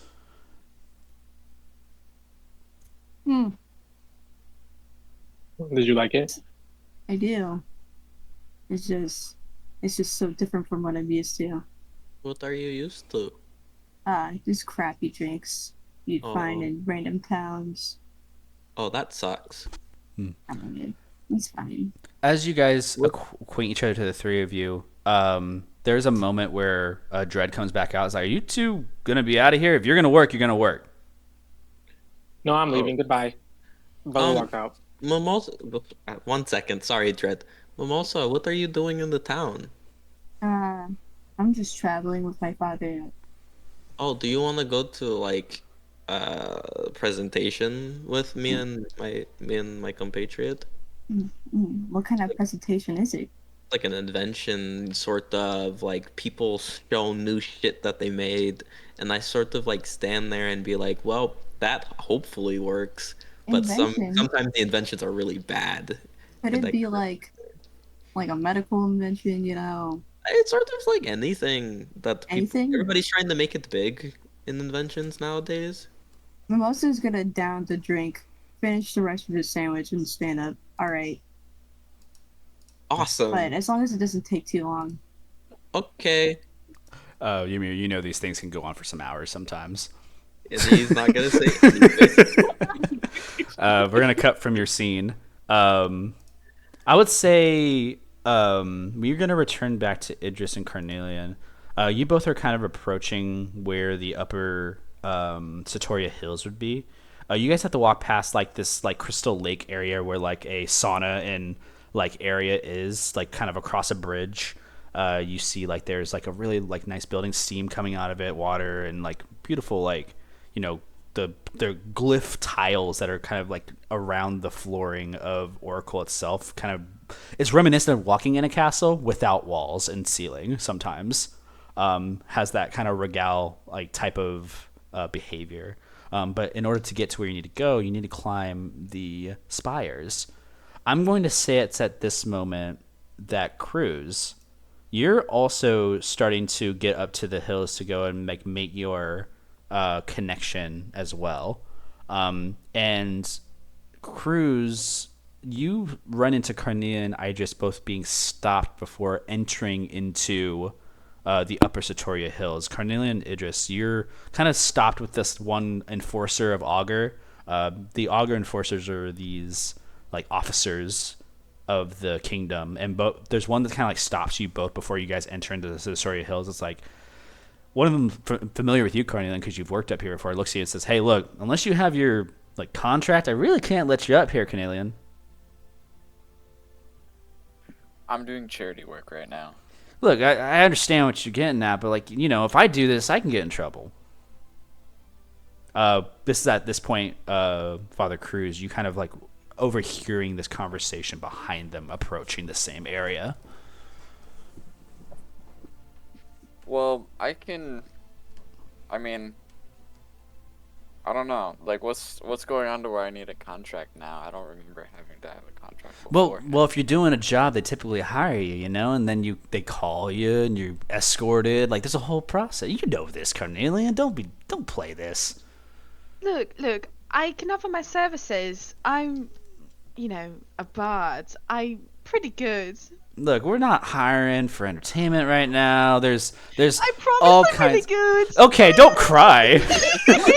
Don't cry. What you've done now. Make a Cry. Idris, make a performance check firstly. And then Cruz, yeah, please continue. Rush over, seen her cry. What seems to be the problem here? I just said that I didn't need his 22. Hey man. Did you roll? Did you roll that with advantage, by the way, using your bangles? Oh, you're right. If you want to. Guards here is not letting us pass. Well, no, we'll stick with the 22. Well, I'm cool with that. With the 22, he's full on like, look, I don't really need anybody crying next to here. Cruz, you walk up, and he kind of looks at you familiarly. He's like, do I know you? Well, I'm here looking for my brother, Quaytel. You can see the family resemblance. Kind of like stops for a second, kind of like stands up, like, Quaytel Cruz. Yes. Really? Don't you see it? I need your persuasion, but I need it with advantage. Your DC's low because you said something that kind of like sparked. You can see it in his face. And Idris, your performance kind of like the tears like slowly subside. You kind of look at this other individual that's walked up, and there's some importance to them. Well, I got a nat 20 on my An immediate like you see like the head shake and like kind of like look left and right and kind of think about his stature and his like where he could go if like like understanding like the gene like traits, and like he's doing like this math out in his head. Carnelian, you see that he's making differences in his like demeanor of like being a guard in this moment. He looks over at this individual, is like, well, yeah, Quaytel would want his brother to show up and go, God, are you you're with these two? Well, Bruce, we can escort you. I don't know these two, but if they're clearly employees of this establishment, it makes sense to let them in as well. Yeah. I would agree. Yeah, I mean, if you're being escorted, then yeah, absolutely. It would make sense you would have an escort. As long as you do promise to behave. Of course. On my best behavior. And it's nice to meet you. Nice. Carnelian will put his... no, never mind.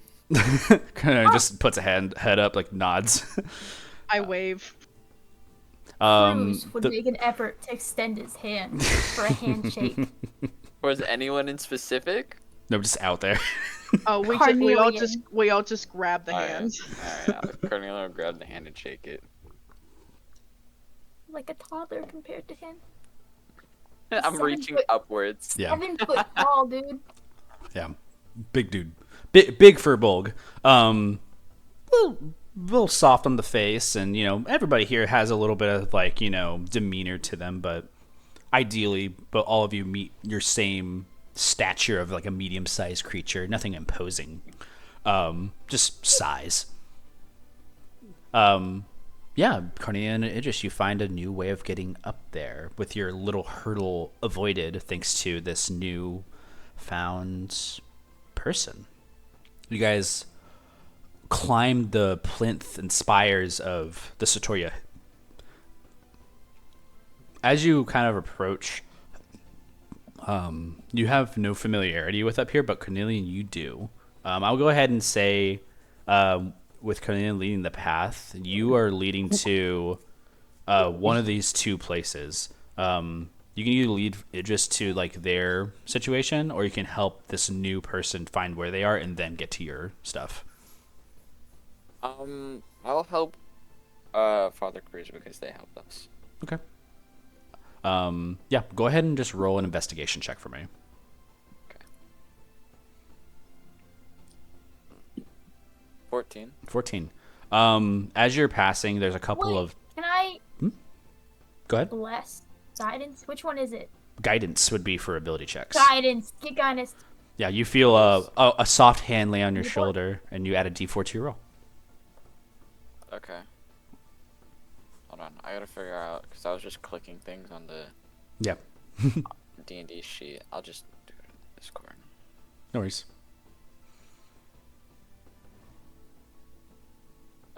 16 total. 16. Okay. Yeah.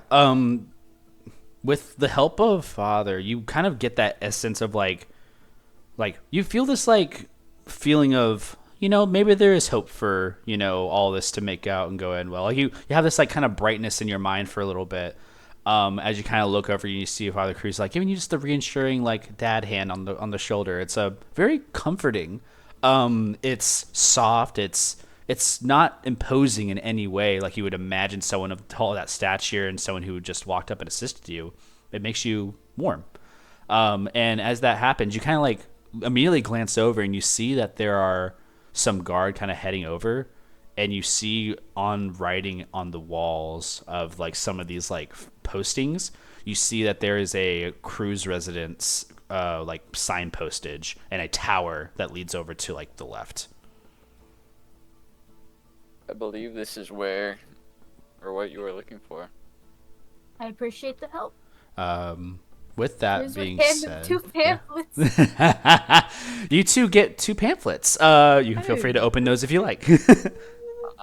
I'd stash it behind. Thank you.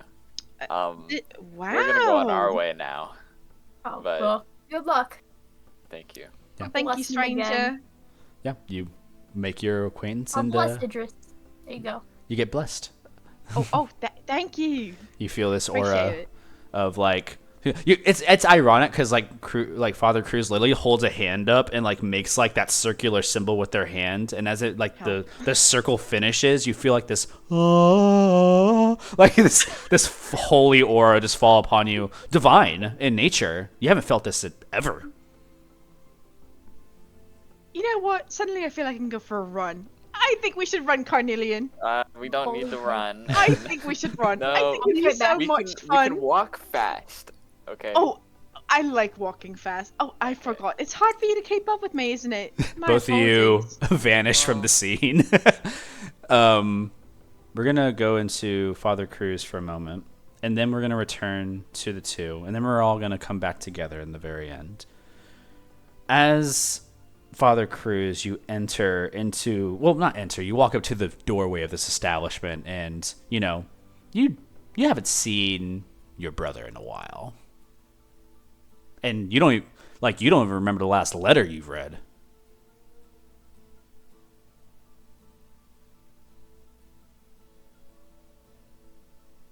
What do you do?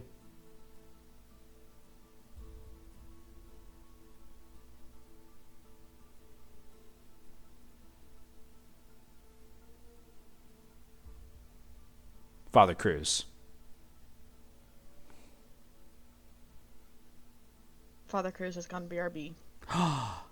We're going to switch back over to the other people because that's funner. He's stood there in silence as the door is just luminously waiting for him as the loading screen is still loading. You two move forward. Carnelian, a quaint introduction to someone new in your life that you haven't seen. They're definitely not from here. Idris is running. Just full on like jogging over, and you're walking still like you know this. Down. You don't need to run. And it just, as you're running, you kind of stop for a second and you think about it. You have no idea where you're going. You know what? You make a great point. I'm sorry. I'll wait. Yeah, it's like slowly walking forward. Yeah. Carnelian, you have no clue about anything about Idris's like brother or family. You're gonna need some information. So what do you? Can I see that letter? Oh, certainly. Here. It might be a little hard to read. His handwriting isn't the best. But here, it's just came recently. Pretty ominous, to be honest with you. Carnelian would glimpse over it, looking for key information on where to find her brother. Sure. Let me get that real quick.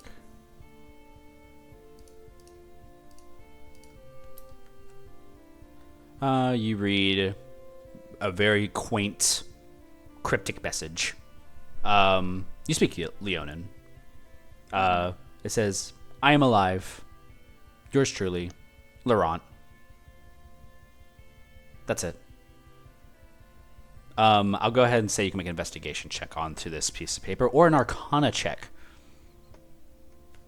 Different information per what you do. I'll investigate it. All right. 19. 19. The runic symbols that would be equivalent to a sending scroll is inscribed onto this. You can see it kind of embellished into the parchment. But your keen eye can tell that this sending scroll must have been sent from like a certain building with that same similar like first initial markings on the top left, because the way that these scrolls work from your understanding is you set your from and then your destination at the end of the letter. So the first thing you should see at the top left corner of these things is an address in like runic scribe. You don't know the runes or what they mean, but you do know how to look for symbols and like patterns. So if you were to find those symbols, you may be able to find the place where this person is staying. Okay. So I'd say with your investigation, you're able to cross-examine some of the raised pillars here, and you actually see that actually kind of nearby where this other person that you met, Father Cruz, went, is another tower that's actually nearby. It's on the same spire. Okay. Carnelian is going to... You mind if I hold this, Idris? Not at all. Alright. Carnelian would put it in his pocket. Not point in the direction, afraid of Idris trying to run off there again, but I think I know where it is, and he'd kind of like lead the way walking. Yeah. Idris, you're on your toes. You are like ready to pounce, as one would say. Two cats, hot tin roof almost, except it's only one of them. And it's just you. There's a little anxiety that's building up, but it's good and bad. You approach outside and you see what I could only describe to you as an upper staircase that spirals into a tower. It opens up to like a wizard's tower almost, and in similar nature. A little imposing to you because you haven't seen anything. One reminder, you guys are like 500, 600 feet up from the actual ground floor at this point. And you guys are on like a spire itself, walking across pathways and going up like stairs. And then this is even higher up, like going like up a spiral staircase and spirals into its own tower, and then like ends at a point where the roof would be found. So, you know, imposing. And then there's also just a couple of these things on the spires, each in their own design and technique. Some bigger than others, but this one's like a singular home. Like it's like for a lone household. Are we climbing this? Okay. So as we're going up, is it just one way up? Basically. Okay. Scary. Yeah, Carnelian would slowly kind of lead Idris up and over to the entrance of. I wonder who the thought area. of this. This is crazy. I would not. I don't like staying up here. I can tell you that much. Didn't you used to work up here? No, every now and then, but never up here for this specific one.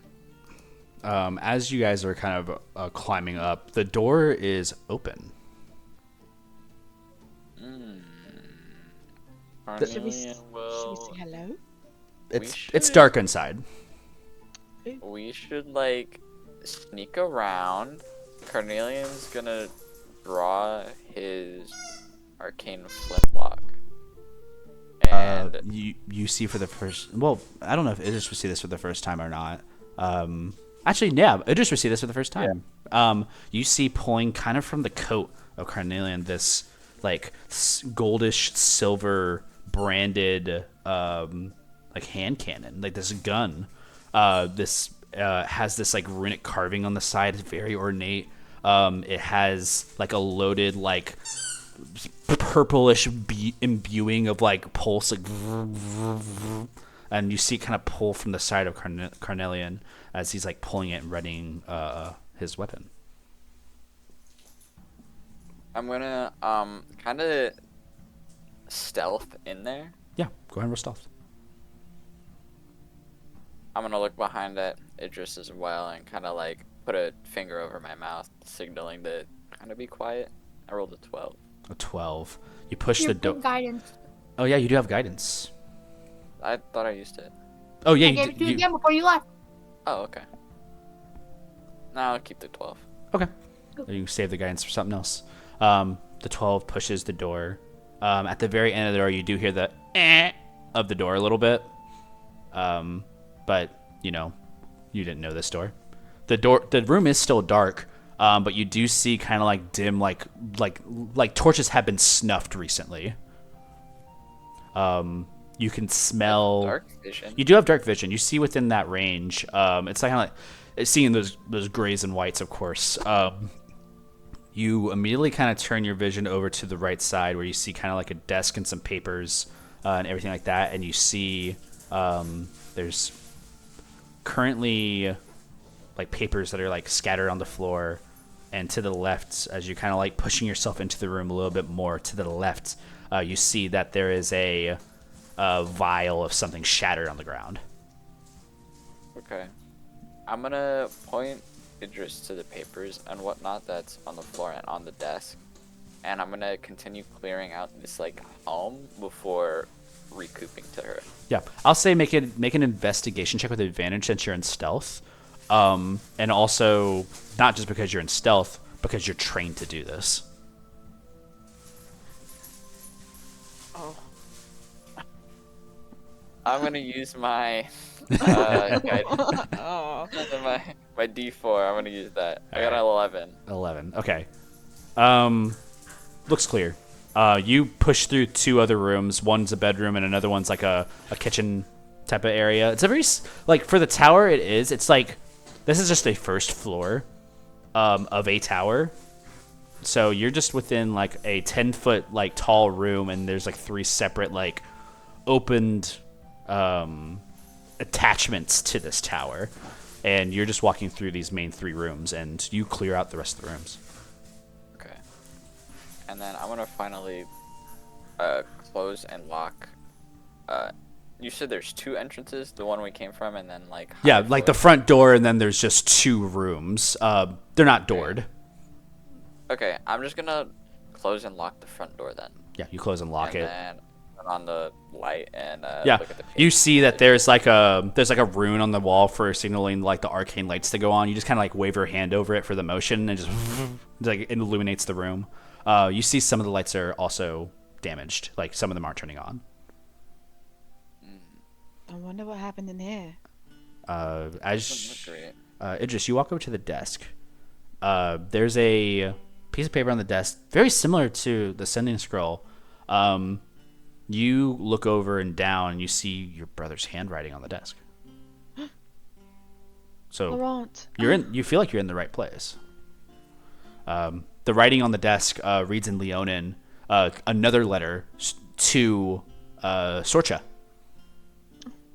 The letter reads again, "I am alive," but this one didn't seem to send.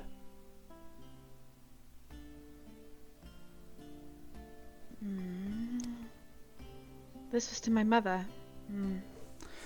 I'll go ahead and say both you can make an investigation check just in general for the rest of this room, and I'll tell you what you guys find as you both work together on this.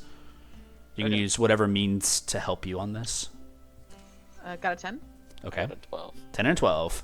Level 3. It's a little mysterious. The lights come on. There's a shattering of glass on the ground. Carnelian, you pick this up. You recognize this is a potion bottle. There was a magical potion that was in here at some point. I'm gonna try to identify the potion by the liquid. With your investigation, unfortunately, I'll say that you can't really identify it right now. It's there's some sapped onto the floor of whatever residue there is. It's like a purplish liquid, unfamiliar to you. Okay. But you can keep the broken bottle and shards if you want to hold on for later. Sure. Yeah, just in case. As you're still investigating the desk, Idris, there's a couple papers. A lot of them not used. You pick up 3 sending scrolls. You can just add that to your inventory. They're just called sending scrolls.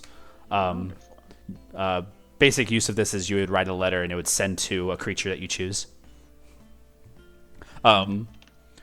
You add 3 of these to your inventory, and you also look at what's surrounding the desk. You see different journals and books of your brother, Laurent. You knew them. They were always intrigued in medicines and things of that nature, and it looks like something's missing from one of the shelves. Can I investigate the shelf?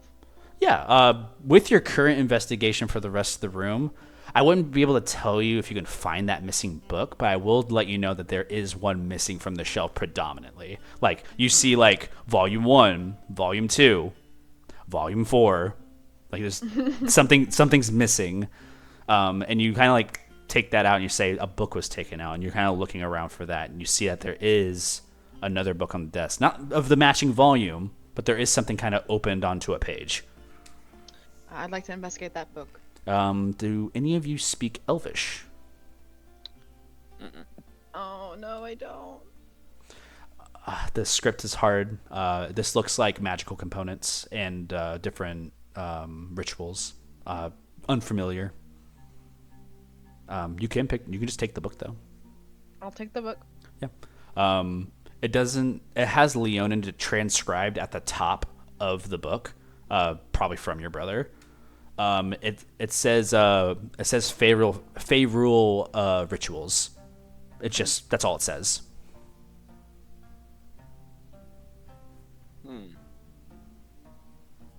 Well, with my 12 investigation, is there anywhere on any of the scattered papers on the floor that I'd see an address to go to that would be of importance? I'd say no, but I will also give you this. The way the papers are organized on the floor doesn't look like someone intruded into this place.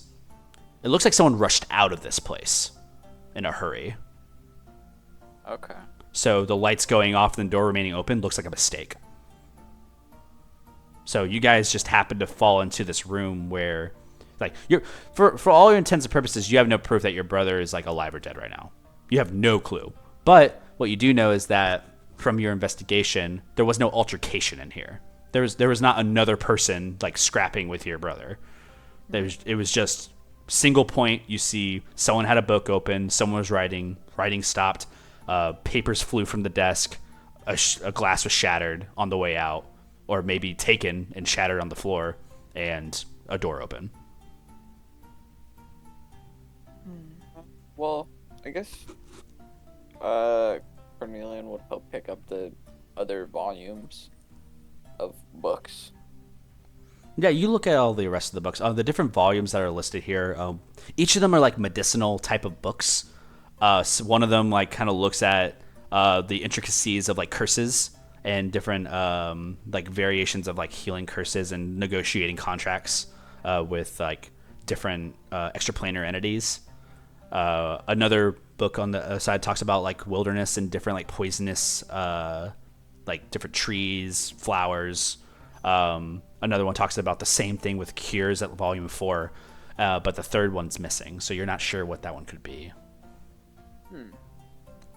If you want to take any of these books, you can. I won't promise you'll yield too much from them given your knowledge. Is there a similar author between the four, like the 3 books? Oh yeah, it's the same. It's your brother's. Like your brother's name is like these are his volumes. Oh wow. So he needed something that he wrote before. Yeah, you guys meander on this a little bit, and it kind of comes to the point where you gather enough of everything within to leave the area.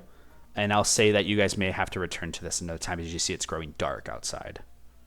Okay. Well, before we go, Idris, if you want to write like a note or something, leave it on the table of the scattered papers, maybe like a easy seen spot. Let him know where he could find you.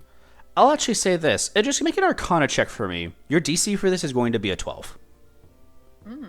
If you roll higher than 12, I'm going to give you a little something.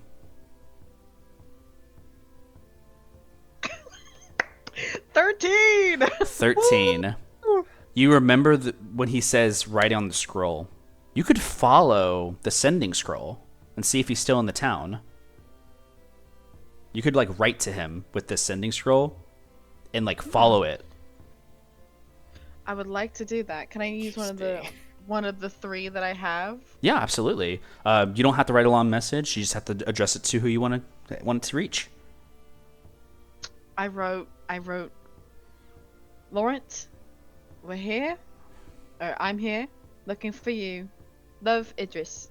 Yeah, and as the sending scroll, tell me with your magic, how does the scroll like levitate to the other? Does it fall into a paper airplane? Does it like kind of like whisper away magically? Like how does it leave with your font of magic? I would like for it to kind of fold up into a crane. That's beautiful. Literally just like origamis itself like Yes. And then you just see like the wings kind of flutter. It's like starts flying. Oh, can I? You actually might have to start running. It moves quickly. Oh, we're gonna lose it. Yeah, you step out immediately. Just Carnelian, on your way out, you look back into the room. The shattering of the glass, the books missing. This is strange. You have like as Idris is running off chasing the note. In the back of your mind, you think to yourself, if this person was running out of here to something, was it because they were in danger or was it because they had found something? And you just like, and you keep that in the back of your mind, knowing that you may arrive upon something either 1, extraordinary or 2, maybe dangerous. You just keep that in the back of your mind, and we leave your scene. We're gonna finalize the scene with Father Cruz, and then we're gonna return back to the rest of our group at the end of our session, potentially, or at least at our first breaking point. Father Cruz, you are at the door.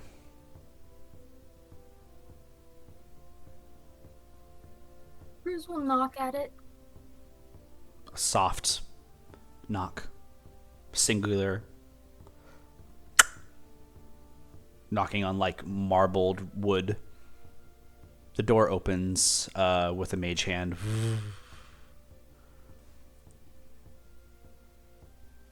Who is it? You see there's a light inside, and you kind of just start walking into the building. It's cozy. I'm looking for a Quaytel. You say the name.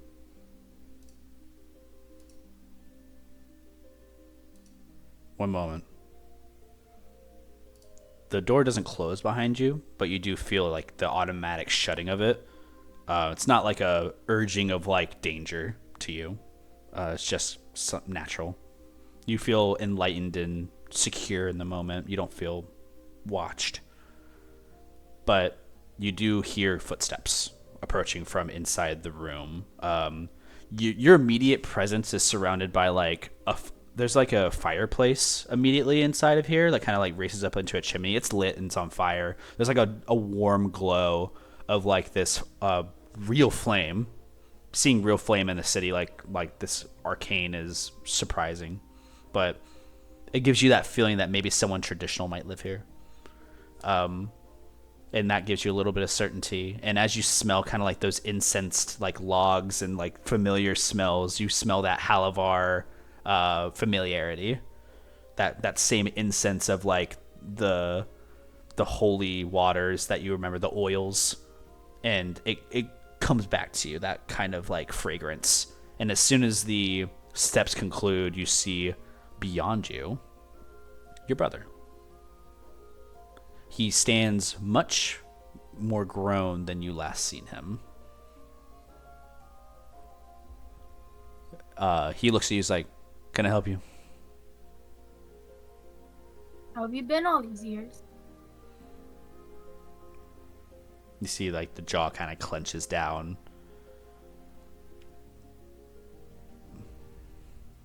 Arcona. Bruh.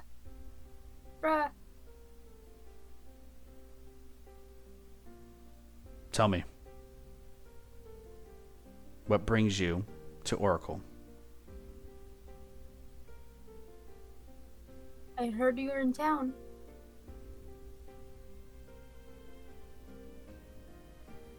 Why do you come see me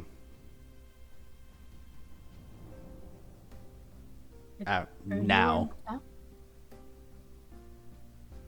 It's been years, brother.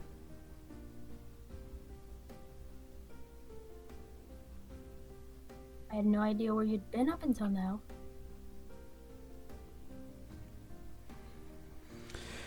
Neither I to you, I suppose, but a response would have been fine. You can see he straightens himself out, walking over to like this area where he has like his chairs and stuff by the fire, and like kind of like leans his hands over onto one of his chairs, not really sitting on it, just kind of leaning on it, staring, and a little bit of brood. You're a little uncomfortable not seeing him so often, and also he addresses you in a way that you haven't been addressed in a long time. He reminds you a little bit of like that home taste that you kind of left for that so long. He's like nodding and like just kind of recalling some things. Can you look at the ends? Yeah.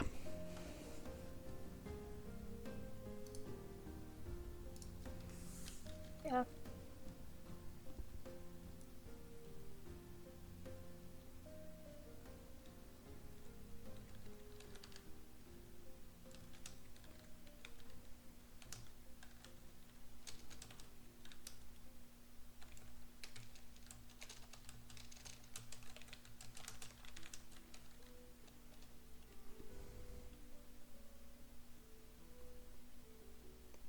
He looks back and looks up to you. I hear you're fully enwrapped in this life that you chose now.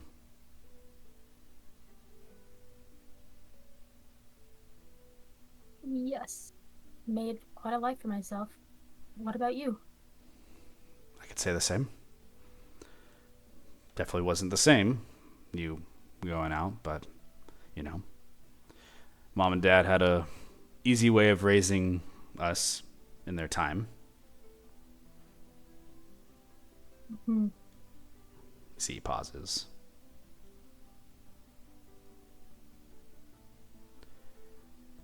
You know, it's kind of hard to see you.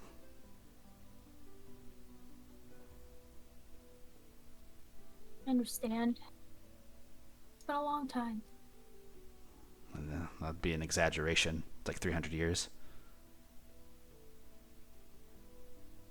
Only been around 250. We're not ones to round down.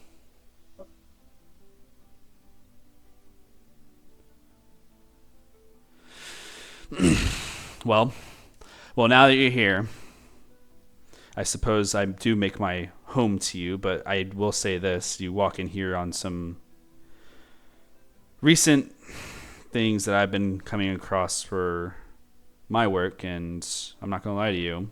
I've already seen a little bit of what your beliefs have led to.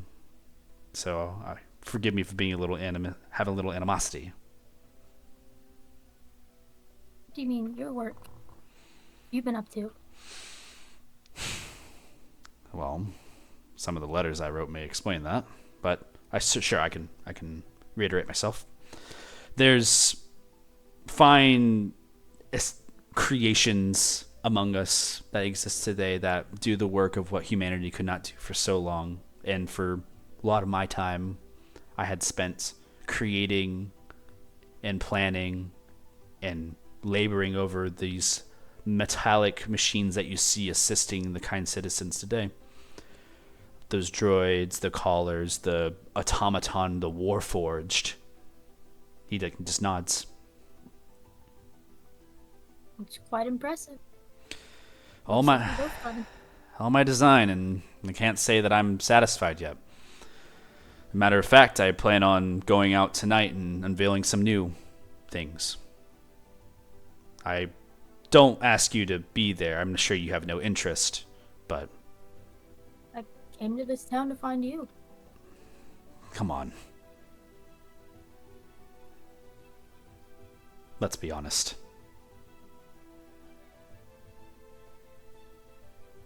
I was already on my way when I heard, but that still doesn't change anything. He just nods. You know, if I were to say something like that back home before I left, I wouldn't be able to come back. And you know, at least I did come back. That was the funny part, is when I showed up, I thought I'd see you again. And then you just... I don't know. I guess maybe I had higher expectations. But the good news was I was able to carry them by myself. Others would just nod. And you see, like, kind of like steadies himself and moves away from like the chair he stands on. He kind of like walks over a little closer to you, not imposing, but like getting closer to look at you. You see he has like these wrinkles that have grown on his forehead, the horns that he so familiarly had to you, and graying into the sides of his like his chops on the side that are like growing into his ears, where you're starting to see little grays in his ears. He's a younger brother, but he definitely has seen some age, and you can see that in his face.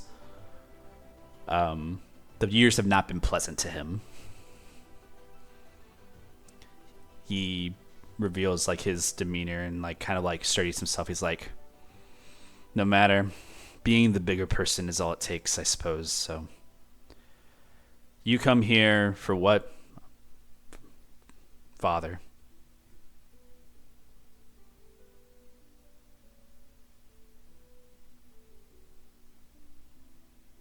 I was on a trip with my son.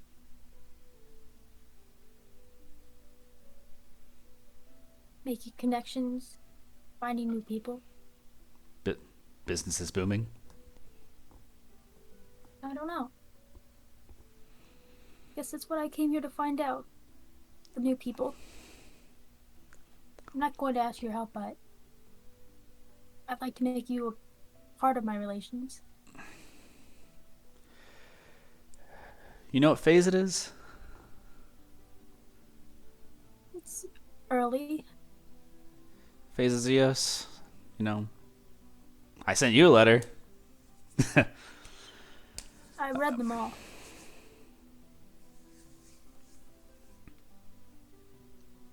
Maybe not when they arrived, but Yeah. I read them. Yeah, I suppose that means for something, doesn't it? Well, allow me to assist something for you. You see, kind of emerging from the room, you hear like a something powering up. You see a warforged like sentry kind of like approaching. It's not loud. It has like the footsteps of what a human would have. Just like approaches, scanning, just like scans over you.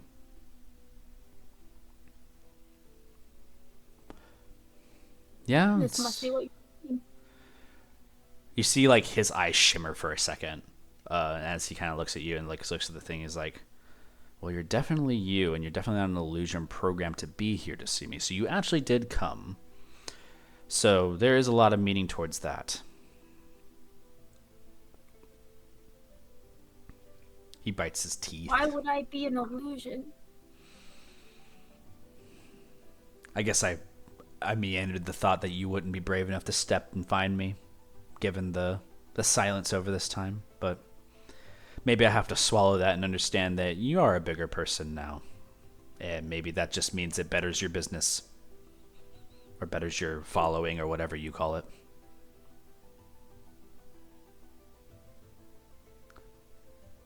I'm not going to assist you. But You don't have to. I'm not going to be hostile to you for the sake of both of us. I think you should leave. Cruz would make his way to the door, but turn around before he left. You'd always given me that open door. It's my turn to return that. The door mage hand opens. It's open. It is. I hope I'll see you again. You can walk out. I'll see you. Door closes. Damn. You kind of brood a little bit and just stand there in front of the door, staring back and wondering like what's been going on through that person's mind. But you know, you can't help but think that you must have missed something rather important in this person that a lot of years have gone by. That's the only thing you really think about is all the years. There have been ages of people alive and dead within your time.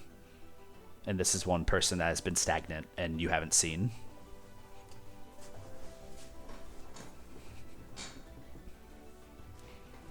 So Cruz would just collect himself as he walked out.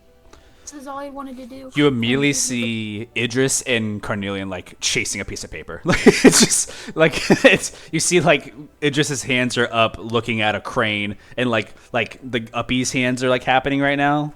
And then they chasing down the street, and you see Carnelian, who's also walking, kind of following behind, chasing the piece of paper. Just in passing, if you wanted to say something, you could. But Carnelian, you look over and you see Cruz with a distraught face. Cruz would just stand there in shock, unsure what he's looking at as he just made his way to the exit. Come along if you want. I can't reach it! Keep going. You don't want to grab it. Just follow it. Cruz tell if Follow he'd it. ever You be don't need to able grab to it. catch up to it. pretty slow. It's moving at a distance that's a little bit faster than they're running. So if they continue to run and chase it, yeah, they could follow it. But No, I meant like if Cruz ever catch up. He's slow. oh, if is Cruz able to catch up? I'd say you can. It's not moving that fast. It's probably moving at like 30 feet per round, so it's moving. It's like a jogging speed for you. Cruz doesn't really want to help, but you'll just follow them anyways. You just see them and they're familiar, so you're kind of just like you follow. You're not like making any motion to be faster than you already are. You just kind of keep them within the periphery, and then eventually they might fade as you reach the bottom of the spires. You can't help but still think about some of the words, and then you start looking at all the automatons that are like around the city. even like some of the guard that are like placed around like the upper spires are like sentries, like they're like droids. And you wonder like how much of this has already grown and how much you've missed, because this city is the first time you've seen an automaton, but there's a lot here.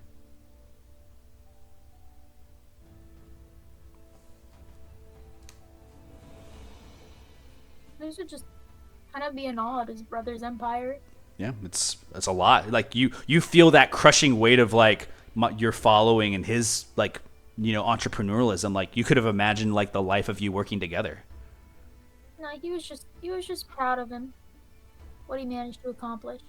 Yeah, you absolutely feel proud. Maybe it just takes time to heal that, and maybe it's something you can return to. We're gonna gather everybody together.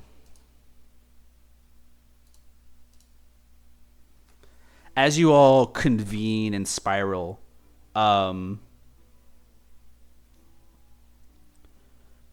would say at this point, Ymir, Velu, and Mimosa, you guys are actually in the Yuvido district, like preparing for the presentation of this invention. Idris, Father Cruz, and Carnelian, you three are chasing this kind of like pamphlet, like this sending scroll that's a crane kind of fluttering through the air. Cruz, you're kind of falling behind a little bit. You see that a lot of the district of the central borough is kind of cleared out as people are kind of gathering over in this more busy Yuvido center. But you're, again, been a long time since you've been here, so not sure what the gathering's for. Carnelian, you know what this is. You know that there's like presentations happening right now in this area. Idris, completely unknown, but there is a crowd. It's at this point where you guys can no longer follow the crane, given the crowd density. So you just see it kind of float above the crowd and flutter towards a direction. Keeping your eye onto it for as long as you can as you're moving towards the crowd, you guys start to hear an announcement.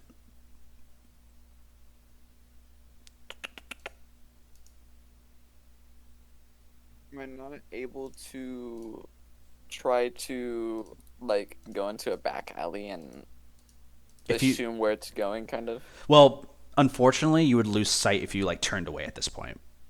Like you were following it at the speed that was like catching up to it, and the moment you got stopped by like the crowd, it just kind of started floating, and it like basically 6 seconds passes and it's beyond your sight. Feels bad. Yeah. Alright. Well, you know it's in this area, so that's enough information for you to look around. Okay. Yeah, you guys are all gathered within the Yuvido Center, the Yuvido district, the central stage next to AI, the Artificers Intelligence. Artificers Institute. My bad. Let me go ahead and get this. There's a presenter that walks to the stage. A lot of people start like looking and chattering, and then all of you look up towards the stage. You see this human, like in nature, looks wizardry, has like a wizard's robe and stuff like that. Not old, but looks like a young wizard, maybe in their 30s, but still roughly like cut around the edges. You see like the knowledge, and you see that they have like a arcane focus on their side. They definitely have some type of magical like appearance to them. You hear them speak. After the newest success of automatons and warforged citizens, the Kingdom of Oracle now presses forward to drive innovation onwards and upwards thanks to our local AI experts. And everybody just kind of gives a round of applause like for the AI, which is the big guild that's like right next door to the stage. Coming directly from them, sponsored by Lore, to hit the market's next phase, we present to you a cutting-edge item tech that supersedes the use of books. We present to you the Wand of Scanning. And people going, oh, it's like whispering. You see a person enter onto the stage holding this stick. Like it has like encrusted like golden like rings and stuff along it. You see that the item is like held and placed into this wizard's hands. Thank you. With this item, you simply hover over any literature, paper, or language, and it automatically converts it to your mind as information ready to go. It's one of the most amazing things. One of the things I say is, why waste time reading when you can just learn it? You know what I'm saying? And some people chuckle. As the demonstration goes on, you see that like you guys are kind of being like bumped into as people are kind of like moving into the like crowd to see a little bit more of what's going on in the presentation. I need you all to make perception checks.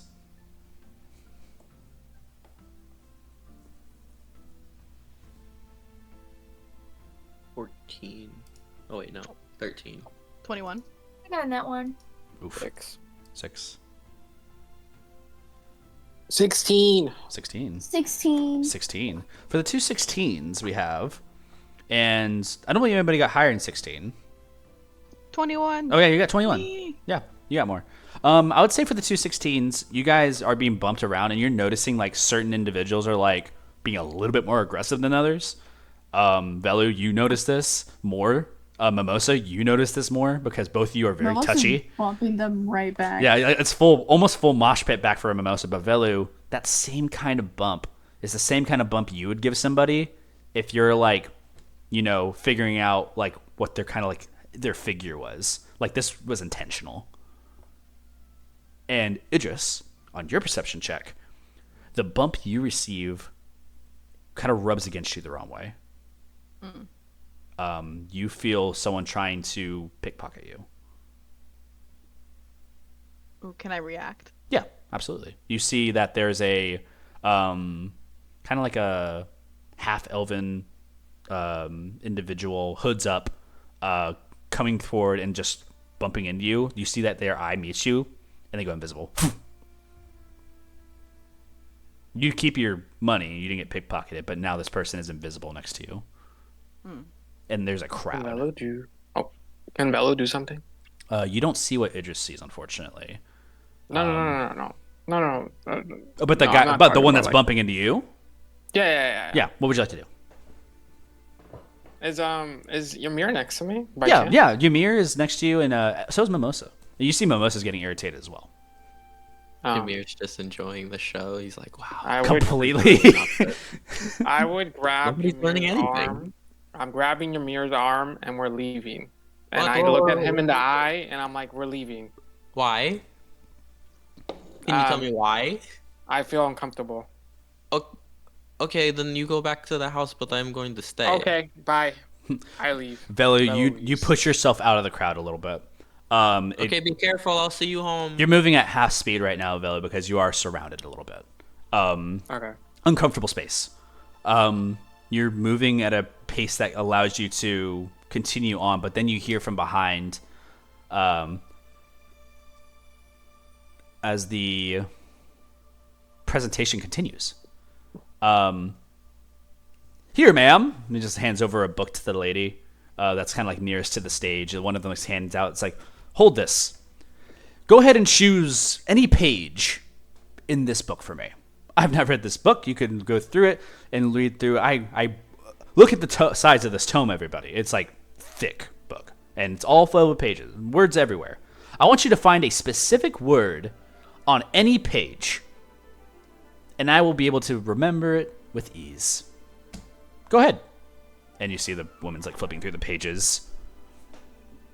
Now tell me any page number, and I will recite it with the knowledge of the book completely. Or you can just choose a word, and I'll be able to tell you that exact word's page number. Either one. As it goes on, you guys being bumped and kind of moved over don't see if it was successful or not, but you're hearing people clap in the front. Like you're hearing like a whoa, and like there's a clap, and everybody's like clapping and starting to like applaud something happening in the front and nods. Can't see. Mimosa, I'm sorry. I know we just met, right? But What? like, you're really, really fucking tall. I am, and people keep bumping, and you think they just avoid me. I know, that's really weird. Do you think I could sit on your shoulders? You want to sit on my shoulders? So I could see what's going on at the front. As if you don't mind, of course. Fine. As you get to sit on the shoulders, Ymir, I'd say you can roll another perception check, and your DC for this is going to be a 12 because you have a elevated advantage, and your DC is like exceedingly lowered. I got a I 13. did not drink enough for this. You are a little wobbly, Cruz, because you're also being Mimosa, because you're also being bumped at the same time. So like Ymir, you're like balancing act right now. But the first thing you take notice is that the augurs, these enforcers, are like chattering with themselves outside, and they're trying to move in. They have spotted something. So you see there's like 5 or 6 of them that are like trying to move towards the stage itself. That's what he was uncomfortable about. Okay. As you're there, you hear some little bit more words continue. Now, as I make my exit, I will mention that the big innovations are underway, and I'd like to thank my patrons and sponsors for the opportunity to take advantage of this new wonder. They will proceed to magically, reach out to you. Please reach out to Lore and AI for our new upcoming invention and the Omega Rune Mart, and we will be seeing you shortly. You see that this person turns invisible. And also, if any of you are paying attention to those bumpers, Mimosa and Velu, those people turn invisible.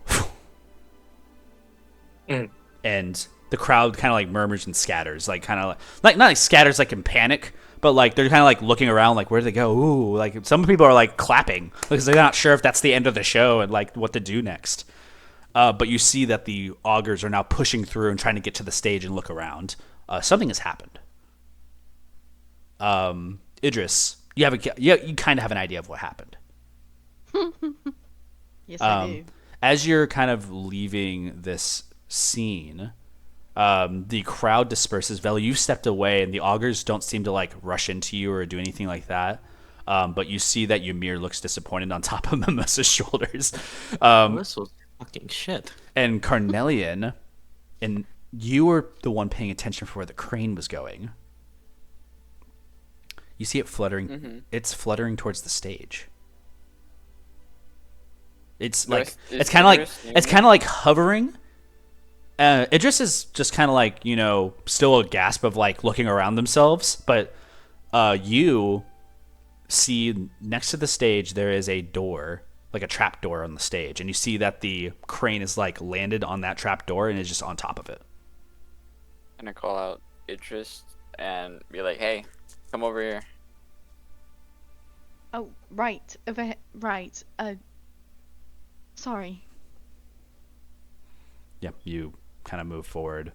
The rest of you in this area, you're not sure what the invention, like a wand of scanning, sounds really cool, but them all disappearing didn't really seem to make sense for their foreplay. You guys can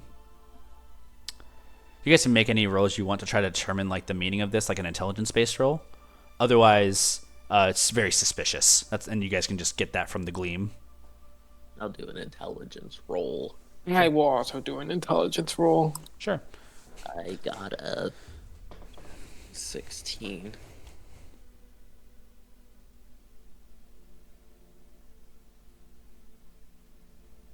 $15. 16 and 15. Both passing the DC for understanding this a little bit more.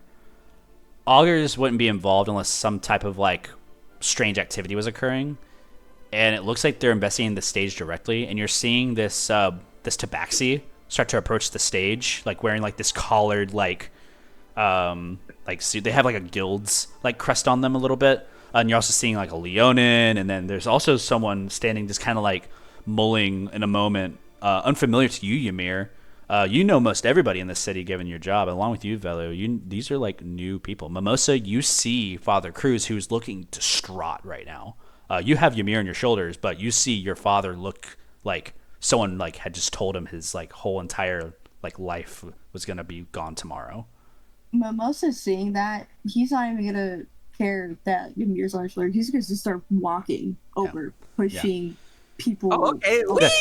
Like Ymir, you're looking at Carnelian, like basically his character, and you're like moving in a different direction because Mimosa wants to go that way. Like you are. Oh, that's a funny cat, and then he just starts moving, and he's like lightly kicking people's heads. Yeah, like bonking everybody around. My bad, I'm sorry.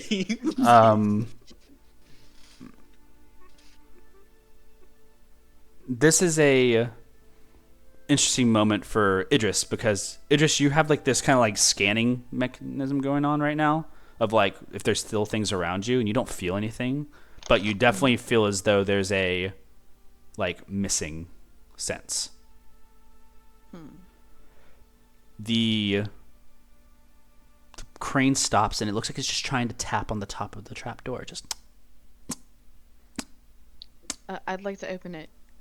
you kind of go over. There's an augur that's like looking on the stage. I'm gonna have to say you need to make a sleight of hand check for me, just to not make such a loud noise. Oh, I 22. should does that. I'm gonna draw my gun again and You draw. hold it there. Yeah, you kind of hold Or the I can gun flip there. You open the trap door, and on the inside, looking into the trap door, you see that it kind of leads to like this underground, not underground, I shouldn't say. It leads to this like understage like dressing area, similar to how like a theater stage would for like a Broadway, like kind of like the shoot up where your people come out from up under the stage to the top of the stage, like that presentation type of box. And you see that something is just sleeping in here. You see your brother is unconscious inside of this trapdoor. I'd like to hop in immediately and go check on my brother. Yeah, he has a pulse. He's good, but Carnelian unconscious follows. completely. He has been stripped of any items that has been on him. He has his clothes on him still, but you don't see anything that would like pertain to like a book or anything like that maybe he took with him. He has nothing on him, Oh my gosh. and he's just unconscious.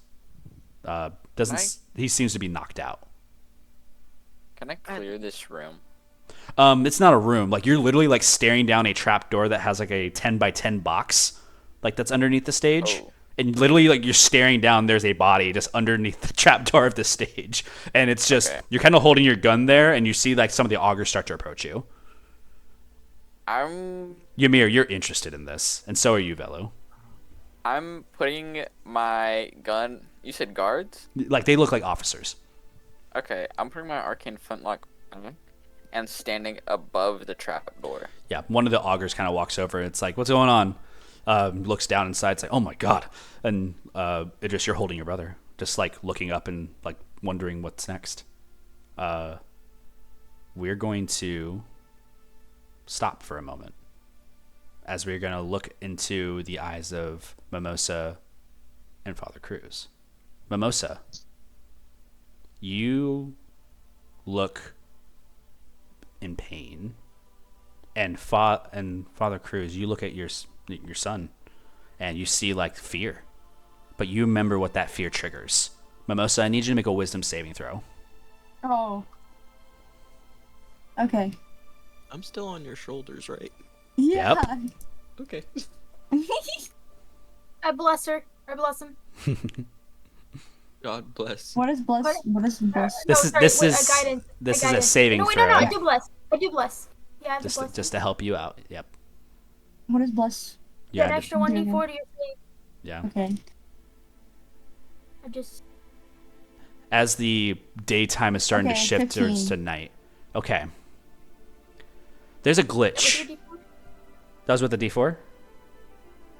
Yeah, with the D4, it's 15. Okay.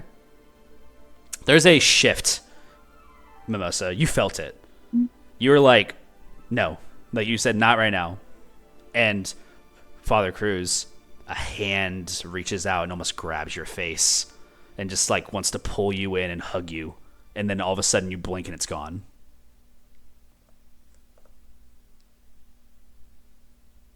What was that? We need to go. Should we leave? Ymir, you What felt are you guys doing? like Ymir, you felt nothing. You're just kind of looking down and you're like staring at these two, and like You're there's even something taller emotional. than him. This is crazy. Oh, Mimosa, is this one of your friends? I Nice. just kind of found him. are- Mimosa's gonna pick Ymir up and just gently place him down on the ground. You are Cruiser? so beautiful. Thank Like you. really handsome. Why are you so tall? I was born like this. Wow, man, that's crazy. Uh, And like Amir's just kind of idling, swaying back and forth. Man, So how did you leave? Tell me all about it. But I went to a tavern, and I just bumped into them, and they gave me a drink. But hi, I'm Ymir. Oh, I'm Father Cruz. It's so nice to meet you. Mimosa, nice to meet you. Mimosa, when you Father? say them, you're looking around for Velu, and Velu's like in the distance somewhere. Like he's just like kind of outside of the outskirts of the. Oh, The sorry. area. What I forgot to say that when they started walking towards the stage, I followed them. Okay, Like, I was, okay, That's what I meant to say. that's My bad. fine. You're good. I was like imagining just you kind of like outside, No, just no, like no, hey. no, no. No, I meant to say I was behind them. You're there. You're present with them, and the conversation ensues. But Cruz, your gaze, like your direction of like travel, still looks where Carnelian and Idris went towards the stage, and you're seeing Idris coming out of a box with a body. Wait here.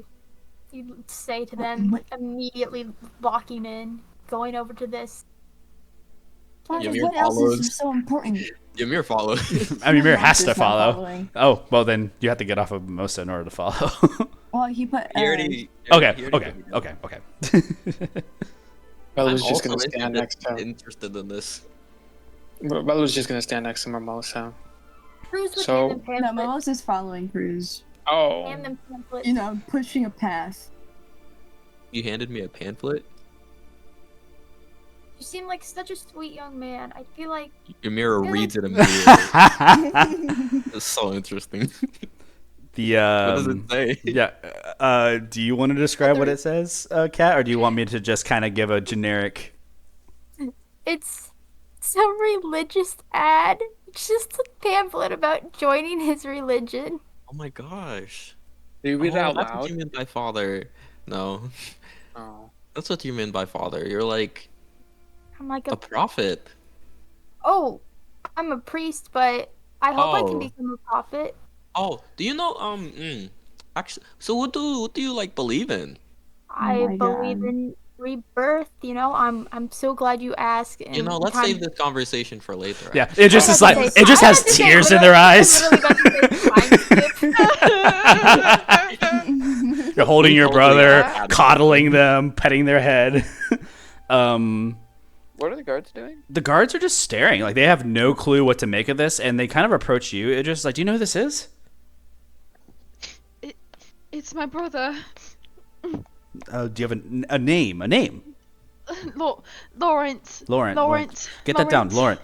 Check. And he's like shouting out to one of his enforcers to go. Like you see, he's like casting this runic spell into the sky. And he's like doing a sending spell. Just like I immediately want you to getting. get help too, guards, please. I'm working on it. And it's like, come on. And he's like, you see, Screaming. like it's like there's a lot. This is intense. Like this is something that hasn't. This is uncalled.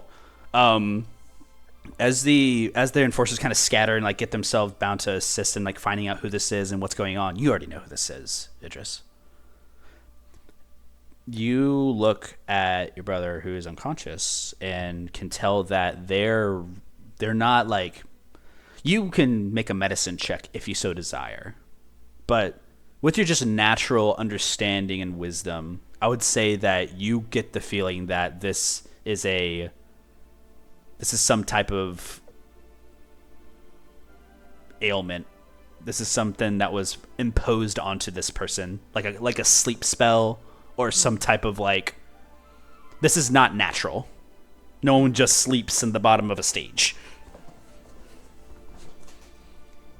Was there any loot kind of down there in the box with him.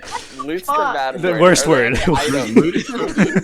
I'm sorry. Are there any Are there any items? items? Yeah, let me roll on the random magic table. No. No. There's Like, Sure. Actually, you know what? I'll allow you to make an investigation check. Now that this person's been taken out, you can investigate inside of there before the officers like crowd it. You find something. Specifically, you find that stick. It's been dropped in here. Apparently, that same stick, that wand of scanning. I will hide that in my bag. Yeah, you hold on to that. You kind of like blink your eyes for a moment and say, "How is that all connected?" And then you kind of like you're like meandering like the investigative strategies in your mind. Idris, you suck it up for a moment. You kind of you regain your composure, and you understand that this is not a fatality. You understand that this is just something that will wear off. Wait, hold on. Idris, are you okay? Can I make a medicine check? You can, yeah. I'm We're just here. glad he's alright. Yeah, everybody I would say is around this area, kind of like looking around before the officers start taking over. What is going on? 16.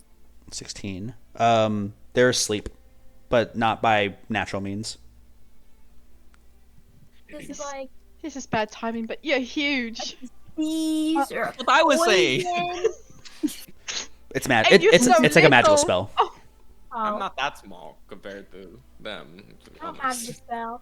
But you're so tall and bad timing. Oh, Why are you I'm gonna crying wear at masks. them? How close is everybody? The augur starts to approach. Everybody's together. I would say you guys are within like. Yeah, you guys are. Some of you are familiar with each other more than others, but the familiarity and triangles have interweaved themselves enough to where you guys are able to stand next to each other and not be concerned with one another. An augur approaches, looks at all of you, looks at this Leonin that you're holding, Idris. Is like, Laurent was the one that was supposed to be presenting today. Then who was that on stage? I have no idea. That's what we're investigating right now. I have multiple eyes out onto the city for this human individual, this wizard, or whatever they presented themselves as. We're not even sure. Someone identified an illusion on stage, and we thought it was the wand, but... You know, within the crowd there were, at least for me, there was, I think, a half elvish woman. Half elven. He's like taking Trying like... to pick. You see he's writing an trying to pick illusory pockets. script into the air, like taking your notes down and like trying to drawing it into the air with like magical like ink. Like it just like taking like a draft image and from a mind listening to you like directly. Eyes are like pierced open wide, listening intently, taking like the And- sketch. And she disappeared. Like, I Half made eye elven. contact and she's gone. Send this I to don't know if there was more, just me. You see he takes his fingers and like makes like the square with like capturing the image. He grabs it into his palms and he blows it away. Like fairy dust kind of like just falls out, and you see it wisps over to another officer as he casts that as ascending to somebody else. Mimosa, he's just gonna start interrupting you. He'll be like, I know there's a whole investigation going on, but you guys got any like lights around? It's dark. Yeah. You need light? There's Yeah, hold on. Light. you know, it's hard to see what if We have these, and he literally Oh. something we're missing. he literally pulls out a wand of light, which is a flashlight, and he just holds it. And he's like, "Do you just want to hold on to that? Like, are you scared of the Yes, dark?" Mimosa's gonna point the light at himself. It's just like full ghost mode. Oh, that's That's interesting. It's like you're telling a good story. It kind of cheers you up a little bit. It just that you're holding your brother. Ma'am, if you don't mind, we'd like to. Laurent is a very prestigious member of Satoria Hills. We'd like to at least get them some escort to some medical like facility. If you guys have any idea what's going on, we would best assist us in returning them to their full capability. Are they? Have you been able to tell if they're conscious? He's unconscious. I would assume by He kind of actually. Magic. He kind of looks over to you, Father Cruz, and says, "Magic, okay." can we get someone with a dispel? You see immediately teleporting to the place, whoosh, like just immediately riffs into the place. Another officer, just like, okay. He takes a knee down, looks at your brother. He's like, sleep spell. He just immediately like taps him on the forehead and flicks it, boom, and your brother wakes up as a dispel magic is cast on him. And your brother just like the eyes like blink twice. I'm so confused.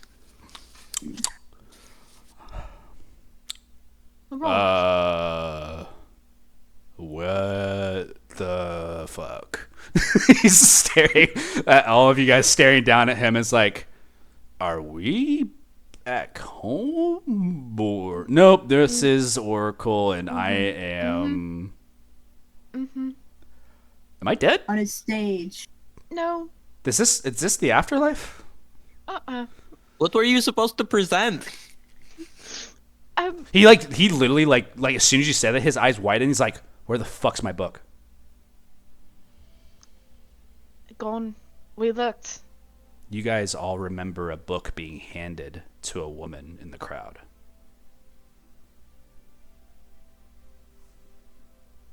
And what did she look like?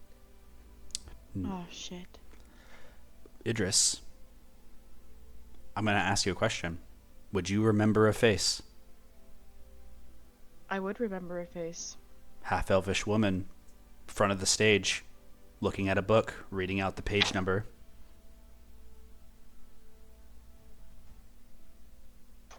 Same thing you described to the officer. Carnelian, you have something to track him down.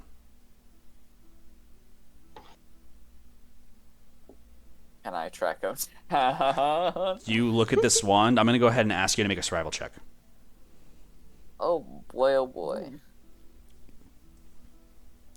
Nat 20. Natural Oh my god. fucking 20. The nat 20s. The Nattys going hard today. Volcom is experienced in identifying rogues and different types of ambitious characters in the city. However, what they're not good at is being discreet. You look at the symbols that are inscribed, these fake symbols and runes on this stick. This is not a magical item. This is just some gold-plated stick. But with your survival check, the first thing you grasp onto is that there's a scratch of wood that is very similar to a claw and very similar to what you could only describe as a draconian type of like hand. So something was holding onto this that was dragonborn, even though a human was presenting. So you know the real identity of what you're looking for is a dragonborn. So I don't know if you keep this to yourself or not. I will keep it to myself. All right. You hold on to that, and the first thing you do is you take a perceptive check around you. With your passive perception, Carnelian, I'll say that you turn and you see someone at the front gate walking out that resembles Dragonborn, and you're not familiar with them in this city. Would I have spotted someone that looked like them in the crowd? No. Okay. Carnelian takes his arcane flintlock out again and then runs over and uses his feline agility. You just fucking you guys see Carnelian like step with shadow almost. Like this shift of like movement where the first step moves and there's just like you guys blink and like his apparition appears from one place to another in a step. Just moving swiftly into the position. Using your step, you get to the point where you're like about 5 feet away from this entity. Didn't even see you coming. They're turned around from you. Oh God, what do I do at this point? Don't know. I didn't think that far. You moved over there. You are next to him, and your speed is 0. So you either choose something to do now, or you let that person walk out. Make him back. Attach yourself. Hug his leg. Can I grab their shoulder? Yeah, you put a hand on their shoulder. Hey there! They kind of like look back at you. They don't say anything. In this moment, I want to memorize what they look like. You just take the face in. Green dragonborn, eyes yellow, horns, this silvery type of red, kind of like licks around them like they're painted, but specifically on the back neck, kind of like where what would be a similar tattoo would be. You do see a symbol that is not necessarily too familiar to you, but the symbol itself is memorable. Okay. So you could identify using that. But this is a physical person when you touch the shoulder. That is also something you tell. This is not an illusion. Okay. How'd you like the show that was presented? The person shrugs off the shoulder of you, turns the head, and just walks away. Okay, well, So can someone explain to me I can still what's follow going on? them. Your speed is 0 for a round, so they will get ahead of you a My little bit. speed isn't 0. It says once used, you can't use this trait again until you move 0 feet. Yeah, So I can still follow, but yeah, you can follow. I just can't use the feline agility Yeah, again. so you guys all see like Carnelian and Rush. Velu, what do you want to do? I was just asking the group what's going on. Yeah, lot. was there like a black cat here? And then Yeah, like where did he go? You know, I have no idea. I don't know where he learned that. I No, didn't. that's cool. I mean, it was really like sick and shit. Yeah, but I he's got this. What is your gun. name, by the way? Oh, Carnelian, you could follow, but you also wonder to yourself if this is like a... I mean, actually, you know what? I'm going to have you make an insight check, and this is very important. Your DC on this is 15. Like, if you do not make this Better DC, you make a potentially bad decision. Oh. 11. oh. I'm going to say to you right now, Carnelian, if you don't follow this person, you might not have a chance to follow them again. But then again... Oh, no. I do want to follow them. But then again, you don't glean anything off of them, which makes you nervous. But it's weird that they're not responding to me. How far away are they? Carnelian's now like 90 feet away, I believe. Can I send Yeah. Bongo off towards Carnelian? Sure, if you want to. Like, if you just want... You see Bongo's like on your shoulder, kind of like... Yeah, follow the weird cat. Wings. Just flies away, like towards Carnelian. I didn't catch your name. What was that? it?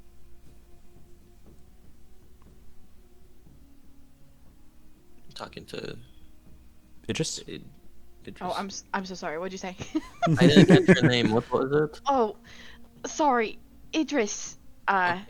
Good to meet you. Nice to meet you too. I'm Ymir. Oh, wow. I love your name. So sorry about your brother. Oh, I mean, he's fine. What does the book Uh, do? Sir Laurent is his name. Laurent.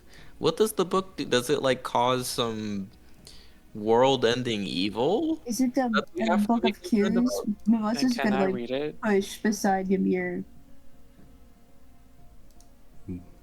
Okay, Hey, the one merchandise presentation turned into this. at a time. Okay, the first question, my question. What does it do? The book. Do you look at your brother who's kind of awake, and it's like, I had this... I made a breakthrough. I found a cure for the... There's been a disease going around that's like been killing like so many people. It's like I found a cure. I had the potion in my hands. A cure for what A disease? cure? A cure for what disease? Velu would be Jesus Christ. But, like, a cure for what disease? He's like holding his hand. He's like, I'm trying to remember the name of it. It's like he's like, I'm Remember sorry, quickly. I'm sorry. I've just woken up. He's like kind of like recompon. I was like, yeah. Disease, a curse. No, it was not a curse. It was just a disease. Oh, Actually, okay. I don't know if it was a curse. Actually, because it's actually you Yeah, mentioned kinda that like into my that. notes. I have mentions of interactions where this was placed upon people, but then I also have like this comes from a natural remedy. So it's I'm sorry, I'm gawking. Idris. He's like looking at you. It's like laughing. It's like I'm so sorry. Hi. This is a lot. let me make sure I have this correctly before I tell you guys something specific. I don't want to be wrong.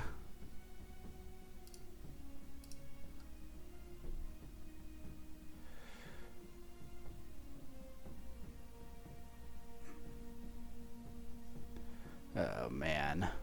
I'll get back to that information in a second to present with you. Is there any other questions that you guys are trying to figure out while you guys are around this area? Carnelian, are you trying to just follow?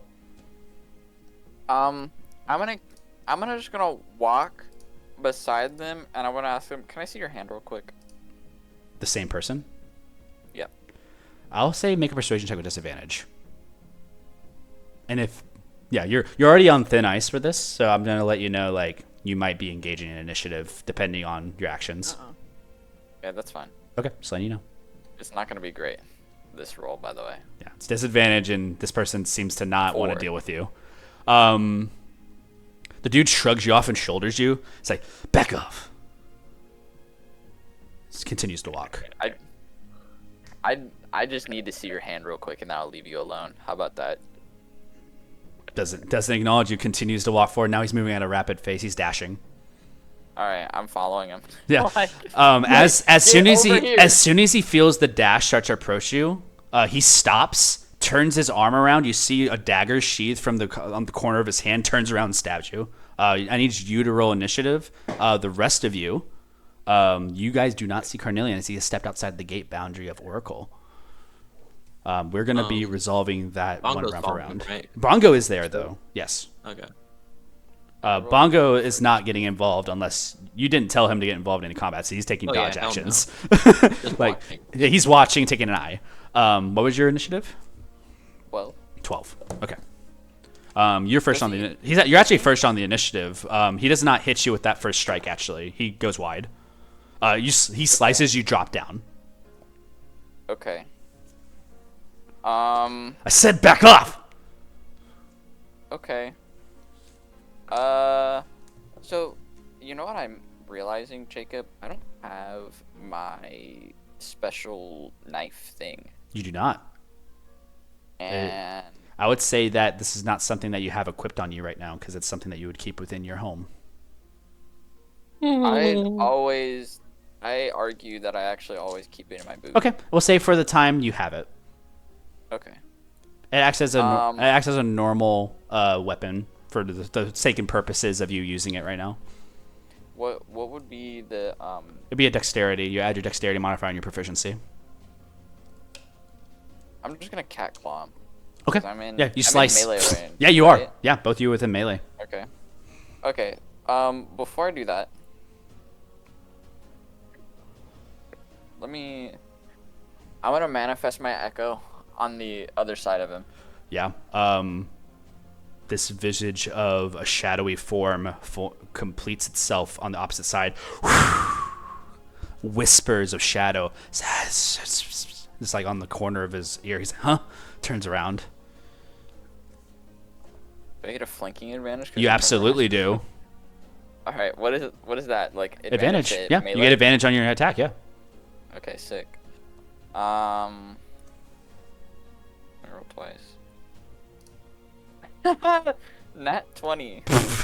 Roll your damage for your dagger. It's gonna be a 1d4 plus your dexterity.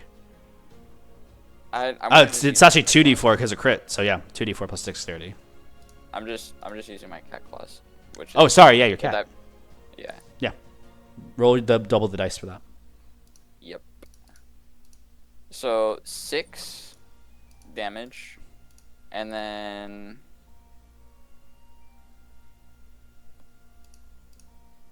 do I still have?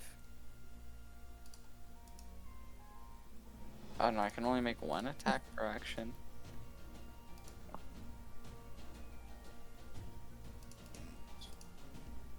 Yeah, I guess. Oh no, I'll just action surge, hit him again. Okay. 10. Yeah. 10 does not hit.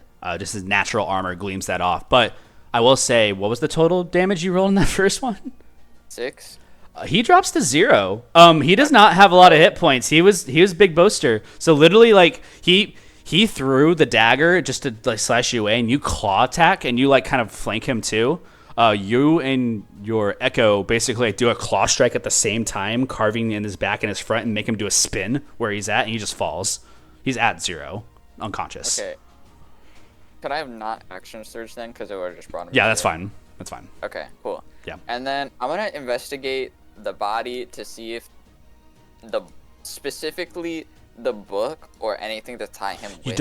You don't find a book, but you do find like a couple of like gold pieces that probably weren't his. Or even I would even make the ordeal that you see that arcane focus that was on the side of the hip of the mage that was on stage. Like it was like a fake like orb or something like that. That he projected? No, this orb was actually like physical. Apparently, it was like part of the illusion, I guess. Can I grab? Yeah, you grab it. It's just an arcane orb. Like it's an arcane focus. He just seems to have one. He's not like a wizard of any kind, obviously. Okay, I'm also going to grab the gold. Yeah. Which is how much? It's like 26 gold. Like you grabbed it quite a bit, apparently. Oh, okay. And then I'm gonna pick him up. I'm gonna take away I'll wave goodbye and like nod off as well for my what's it called? My Echo, and then I'm gonna pick him up and take him to a nearby guard. Okay. You start dragging him back into the city. Excellent. Hell yeah. That's awesome. You managed to apprehend this immediate target, and like your skills have shown in this moment as like a Volcom mercenary. You have taken and put this person to your apprehension. As you're dragging them back, the conversation that still ensues with the rest of you: what is in this book? What is this cure that you discovered? I'm just gonna make sure.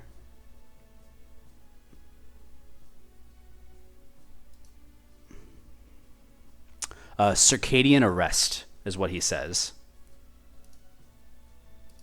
Okay. Who's that?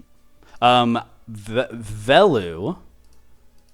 You can make a history check with advantage based upon this. Okay. What, Cruz, have ever heard about it? Yes, I think maybe Father Cruz as well. I don't think the rest of you would, though, unfortunately. You two may be the only ones that would have some history with like illnesses and of stuff like this. 21. 21. Guidance in myself. Okay. We'll see what you get.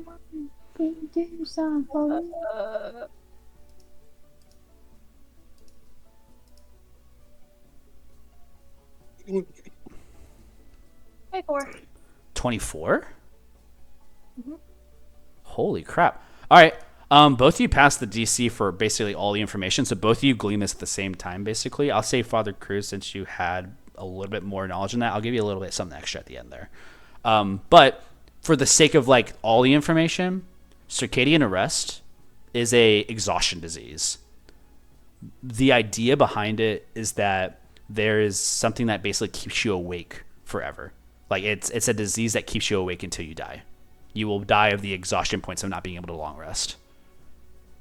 And it's a little bit terrifying because some of those days go into like mania, and then eventually into insanity, and then to the fact that you can no longer like live without sleep, and then you go. It's a very sad disease. However, this is a natural disease that is inflicted by like some type of poison out there in the world. Father Cruz, you actually know where this poison comes from, and the reason you know where it comes from the stem of when you're meeting Mimosa in the north. It actually comes from the trees that are like located within the alpine forest. Some of those trees out there have this residue that can cause people to not fall asleep. It's like a frostbite, and basically what it does is it freezes the eyes open.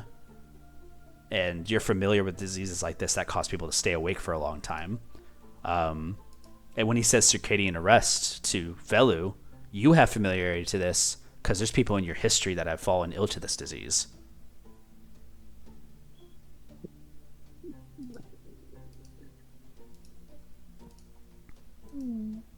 So you want us to find this thing? Yeah, That's bad. yeah. Laurent kind of like is like shaking his head, is like, I need to gather myself. I was going to present the discovery. I had the bottle, but it was smashed. I don't. It's all foggy. Man, you see an oracle comes over. Is like, we can get you we'll get you an analyzer for a remove curse. See if you have any modified memory in there. Stand up for me, Mr. Laurent. It's like, yeah, he's like, gets up. Just you help him up. He stands like with his Wait, normal sir. clothes. The oracle looks over. The brother. I already forgot his name. Yeah, but the oracle and the brother look over. You think you can make other cures to other things too? I literally do this for my job. I've been looking towards So if we curses get and this research. book back, and you could. I'll be happy to go back to my office and see what I already have. I probably have released some like fine notes on things of that nature, but realistically, again, I need time. This is important. And like looks back over to the augur. It's like, please, I need to remember. I can feel it. There's something missing. He's like, yes. We'll get you over to one of our clerics immediately. Hey, if we find this book, do you have like a large sum of money that you could provide? Hey, Like Just you wondering. do this for money? Laurent's like, Yeah, what the- Laurent says, if you find that book for me, I will literally give you all the gold I have. This is a very important book. Got Laurent. it. And You need that money. Idris, you look at your brother, he fucking means it. Oh yeah, hey, I'm gonna find that fucking book. I am finding the book first. Carnelian's dragging a Or we body. could just do it together. Carnelian's like full on dragging a dragonborn body, this Guys. green dragonborn. Oh, Carnelian. The oracles come over, it's like, hey. Rush over. bury the dying in What the is body. going on? This one was running from the scene. They seem to have some kind of connection to what happened on stage. An oracle walks over. Father Cruz, you also walk over. You check the body. It's unconscious. It's Better not dying. dead. Uh-oh. It's at 0. I'll heal it. Oh wait, no. Can I spare the dying? It's already at 0. So, like, it's not like making saving throws right now. I'll heal it. Okay. The oracles come over. As you're healing it, the oracles like slap on arcane glyph bracers on them, basically sealing any type of magic or any type of illusion on their body. You just see the whole entire like body shut because you see magical tattoos that are on their body just turn off, like this like draining of blood from them. You see the eyes that were glowing in that kind of color desade as that was a prestidigitation of their eyes to make them look more fearful to you, Carnelian. It didn't work. The last thing that you see is the symbol on the back of the thing. It ignites for a second, trying to light up, and then it just fails. And as that happens, the augur looks over, and you see him writing a note of some kind. Kind of like reps it down. It's like, this has Xenophane written all over it. He's like making notes to himself. Right in that down. Ymir writes that down. Ooh. Yeah, Xenophane. What are you writing down? Names. Names. Yeah. There's Pay attention to everything. There's a symbol. Now that you kind of make it out a little more clearly, and that the magical like illusion is kind of faded from that mark, you guys see that there is an actual symbol of like there's a circle, and then you have like 3 lines that go across it from the middle, from the left to the right, and then in the like top like a section of that line, you have like what would only be described as like a sun. Like it's just it's like a half like sunset, and the rays are kind of like flying outwards. It's some kind of symbol. Does Ymir know of this symbol? You have Thieves' Cant by any chance? Or anybody here have Thieves' Cant? Where would I see that? No. No? Yeah. No, Unfortunately, unfortunately, no. You have no clue on that then. I mean, you have a little bit of like background in this though. So what I'll say is you don't know it immediately, but I think with a good enough. Can I prestidigitation the words to help? Like, if I have background on it, can I prestidigitation the words to like sort of help me Maybe understand it a little bit I'm better. trying to think of a way that you could like gather what more about it without having essential knowledge about it either. I'll say looking at the creature on the ground in the visage, do you have a familiarity that there are criminals that exist in Oracle? The word Xenophane is not like an unfamiliar term, but it's like the boogeyman. It's like no one, like people like if a bad thing happens, they blame it on them. So it's not like unknown to you, but I would say the symbol itself doesn't reveal anything like personal to you, if that makes sense. Mm-hmm. So nothing that cites back to any histories that you may have had. It's just something new, but it is familiar, like in the sense of like a criminal would mark themselves, or an initiation of some kind would mark a criminal. Turn over to the augur. Any information about this Xenophane fella? Well, if they're acting towards Satoria, the high hills, then we have to make an investigation on that whole entire front. But they don't work inside the city. We know that for sure. But so this is a first that they have even gotten this remotely close to presenting anything. They must have been hired. That's the only thing I can think of this time. I'm still conducting an investigation, of course, and I'm fine to share that, but I'll be candid with you. He looks at you. It's like, you're from the bar by Dred, right? Yep, you work for Dred. Yep, I work for Dred. Ask Dred. Oh, got that.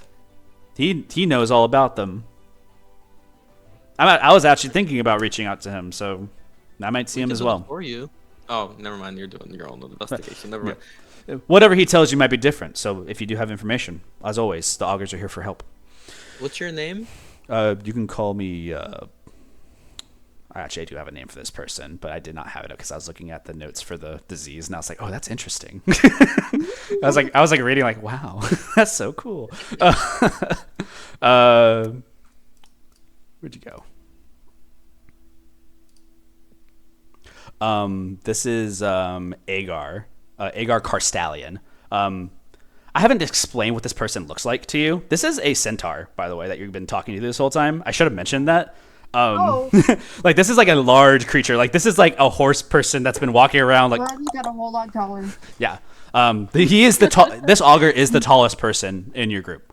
Oh, fantastic. This is like a legit centaur who is like taking notes, and they are like, "Hey." Mimosa's like low-key sizing him up, like looking at himself. He's and looking huge. At the centaur. The dude's jacked. Like this dude fucks. Like he's full. There's no you guys ain't messing with this guy. If like this guy will size somebody up. This is probably the reason why he didn't go chasing people, because he's ready to like apprehend at a time. But getting through crowds is probably his number one problem. You see, he looks at it. He's well. The best thing I could say right now is keep your eyes peeled for any other like suspicious activities, criminal type in that nature. We'll continue our investigation of the Yuvido stage and looking around the area. However, nothing's closed off at this time. There's been no pressing issues, as far as I'm aware. No one's hurt, other than obviously Mr. Laurent here. And Mr. Laurent said, "I'm fine. I was just taking a power nap." He just laughs. He's like, "Sir, we'll find you your devices and everything that you have lost, and we'll use locate objects and of things of that nature. You understand how this all works?" He's like, yes. Idris, yeah, Laurent speaks to you. You can come see me anytime. The augur looks at the augurs like, any of these people, they're allowed access to come see me. Mm-hmm. He's like, the augur nods. It's like, I'll make a note of that to the Satoria Hills so that they can come see you into your tower. And it's like, excellent. And for the rest of you, in that book, if you do find it, bring that to me, please. I'm not saying this in a jest of like, monetary value for you, but in an exploration of actual truth to the world. We need to. This is an important cure. If I do not have those notes, we may be seeing some very important. We see pauses. We need that book. Do you have any idea why they would have stolen it in the first place? I imagine for monetary gain, similar to any other type of criminal. I have no idea of their motive. I just know that I came to present, and I woke up. And now I have a foggy memory of my own office, which is even more concerning. I have to. Can we please go figure this out, officer? And he's like, nods. It's like, Before you go, officer, looks. I want to give the officer the golden stick that had the dragon. Oh, yes. In print. And then I also wanted to give the orb. Yeah, they're still looking at there's other like augurs looking at this body right now and inspecting. As you give this over, this is like the lead officer that you're talking to. You're looking at him, he's like, yes, you see that this officer, by the way, is like an Eldritch Knight, so he's like doing magic and like it obviously has weapons attached to him too. He's sending out like the item to somebody else, another officer, to investigate. He's like communicating into his mind to somebody else. You can see he's like dashing in his mind. He's writing script in the air, and he looks at you, Carnelian, and is like, Volcom, right? Mm-hmm. I gotta leave a good review for you guys. You guys rock. He just walks off. Put in my name. I know your name. He just walks. A Vulcan? What is that? It's a mercenary guild. Yeah. You're What? really fast. Like, Thank you. super fast. Like, I don't even... Like, that was really cool. Just kill people? No, it's kind of like odd jobs. You all are... He's really good.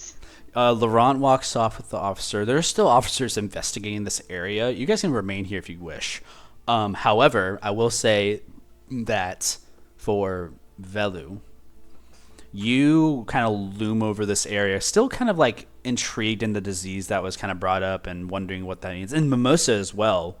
You both are stirring and cycling on these like questions for each other. You both can see that you're still puzzled on this thing. There is also a good chance that you may be able to find information from Dred, which is apparently your next potential lead on finding where this book may have led to. So, if you guys are looking for any next steps, that may be in your path. I'm gonna nudge at Velu. Psst. With his elbow lightly. Psst.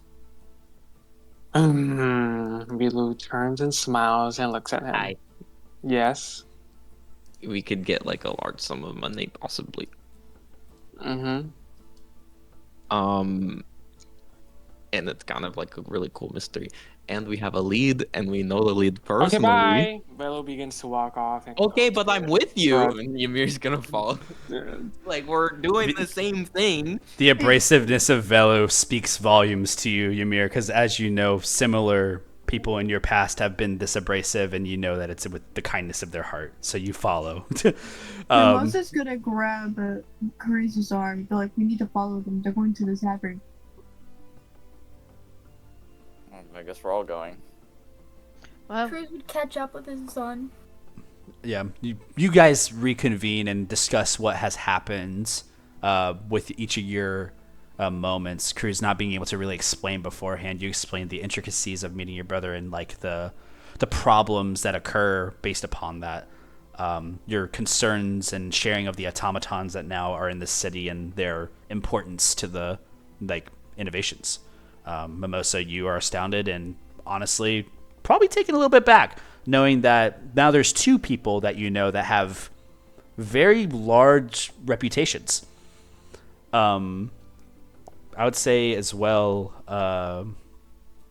Carnelian, you are still wondering two things from your investigation from that tower. There's the papers that were written, the scrolls. That was a good, just a clean move of finding like the brother. But you're wondering about that vial that was crushed, the missing what happened. There was something else that must have happened in that room, and maybe Laurent is actually like problem with the spell, or maybe he's just choosing to hide that. You couldn't glean that from him, and neither could Idris. So maybe that comes forth in truth, but maybe it is worth paying a visit to him later on in this week when he maybe recovers. Are you guys like sneaking behind us, or are you guys just following? No, Everybody's- he's just- We're just following. Ymir's Yeah. gonna look back. He's like, "Oh, you guys are coming with us." Yeah, I guess. yes. it's my I'd like brother's to- book. Oh the yeah, more the I get merrier. you. I get you. Oh. So we're like, are we like a team? Or are we like gonna work No. on this together? Then We can work on it I- This together. is a I think we're a one-time thing. team. Oh, Are we don't a say team? that, Grumpy. Don't I call me need some. that. You know Don't what call could you really bring us grumpy. together? wow, there's so Religion. much Say that stuff again. going on. this Grumpy. is really like okay. Mimosa's So we're gonna like, pause in his tracks. Stop saying that. Okay, sorry. How about this? Since we're all walking with each other, we all state our names because I barely know some of y'all's names. So I'm Ymir. hi. Anyways, I was speaking first. I'm sorry. Hi, I'm Velu. That one over there's Ymir. Would y'all like to introduce yourselves? I'm No? Cruz. I hand him a pamphlet. I smile at him. Oh, I Very smile good. and I take the pamphlet. I look at it, and as soon as I read it, I close it and I toss it. It's very rude. That's Sometimes disrespectful. it takes really a lot of. rude. Sometimes it takes a long path for And I continue to smile. I'm Idris, obviously. Nice to meet you. How is that Nice to meet obvious? you. Well, you know what? Why don't you introduce yourself next, Mr. Lizard? Don't say that. Mimosa. Like the drink? Yes. I said that Ooh. too. Oh, my they're God. delicious. Smart minds think alike. Oh, He's gonna I roll feel like his I'm gonna eyes love and you cross already. his arms. Shut Cornelia's up. just gonna keep walking. Wait, but What's your name? Okay, I really wanted to know your name specifically the most. Why me? You just seem really like cool, like really like you got a lot of things going on. So mysterious. I've Yeah. read a book about you, most likely. Velu walks a bit slower and walks right next to Cornelius I keep my and distance. whispers, "No. Okay." He's gonna kind of whisper and be like, "He's into cats. That's why he wants to know your name." And then Velu walked off.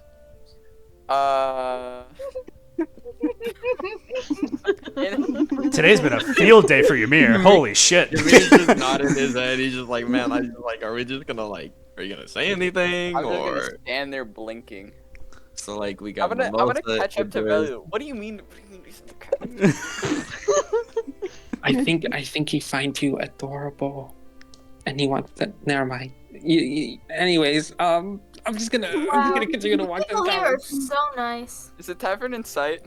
No. It's a long walk. Aww. Hey, so I when look we, at- by the way, when we get to the tavern, let me and Velu do the talking because we actually like this is our boss. So You know, guys- sign Can I up get- to Can I fire. get any more drinks out of this?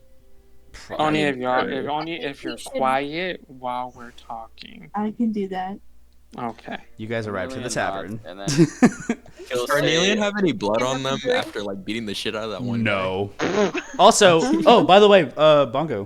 Bongo like kind of like crawls back onto your shoulder, Ymir, and Hey, just Bongo. and just say, Oh. It's my friend. I had them follow you just in case if you got killed. Wow. A monkey. I have a bird. Did you know that? Oh my god, you have a bird? I have a bird. You Hopian! you call out, and you guys hear. That was horrible. Hold on, let me rephrase that. It's not picking up. Just kind of He's like not picking it up. I can't do it. There's a caw that occurs. A resembling caw that occurs, and like similar to like a raven's caw, but it has like this like there's a rhythm to it that's a little odd. It's not like a lower tone, it's a higher tone of like that, this like raise of like, yeah, exactly. And it like does this like melodic like speech, and it like flutters. It's a tiny bird. It like flutters and just like lands kind of like on not on the shoulder of Idris, but kind of lands like towards like the arm as you kind of hold out the wrist for them to land on. Hopian! Wow. It just kind of like turns the head. Yes, of course I did! So It- Look at how cute he's gotten. I keep accessorizing him with little flowers sometimes. Floofs up. That's Yeah. awesome. Yeah, and I then didn't know it's Bongo immediately like is just like kind of like crawling slowly towards like Idris a little bit from your one shoulder to another shoulder, Ymir, and just like stares at you for a second. Bongo, no biting. You do that too much. Just like it perches up on your shoulder and just like hikes the legs up and just like hunches over and it's like reaching behind him from his tail slowly. Bongo? Just, like kind of like eyeballs you. Bongo, no. Bongo, no. He throws it. It's like just throws like technically he's throwing a rock, quote unquote, but like he throws it at your bird. Your bird's like Bongo! I'm so sorry. Bongo, come here. It's laughing. He's just Wow. rambunctious, you know. He's a weird history. I'm so sorry. You should be proud of pet Mimosa. Like a magpie, Idris, your bird flies up and just now just kind of swoops around your mirror a little bit. Oh, Hoppian! The pet would be fun. Hoppian, please! Yeah, I'm sorry. Ymir, come here. I mean, Bongo, come here. Come. The last thing before you guys are entering, there's some patrons in the bar now. That's later. Some people have found their register, but as you go, Ymir and Velu, you both know this bar is dead, as the name. There are only few loyal patrons to the Dred and Dead Tavern, and most of those are the workers.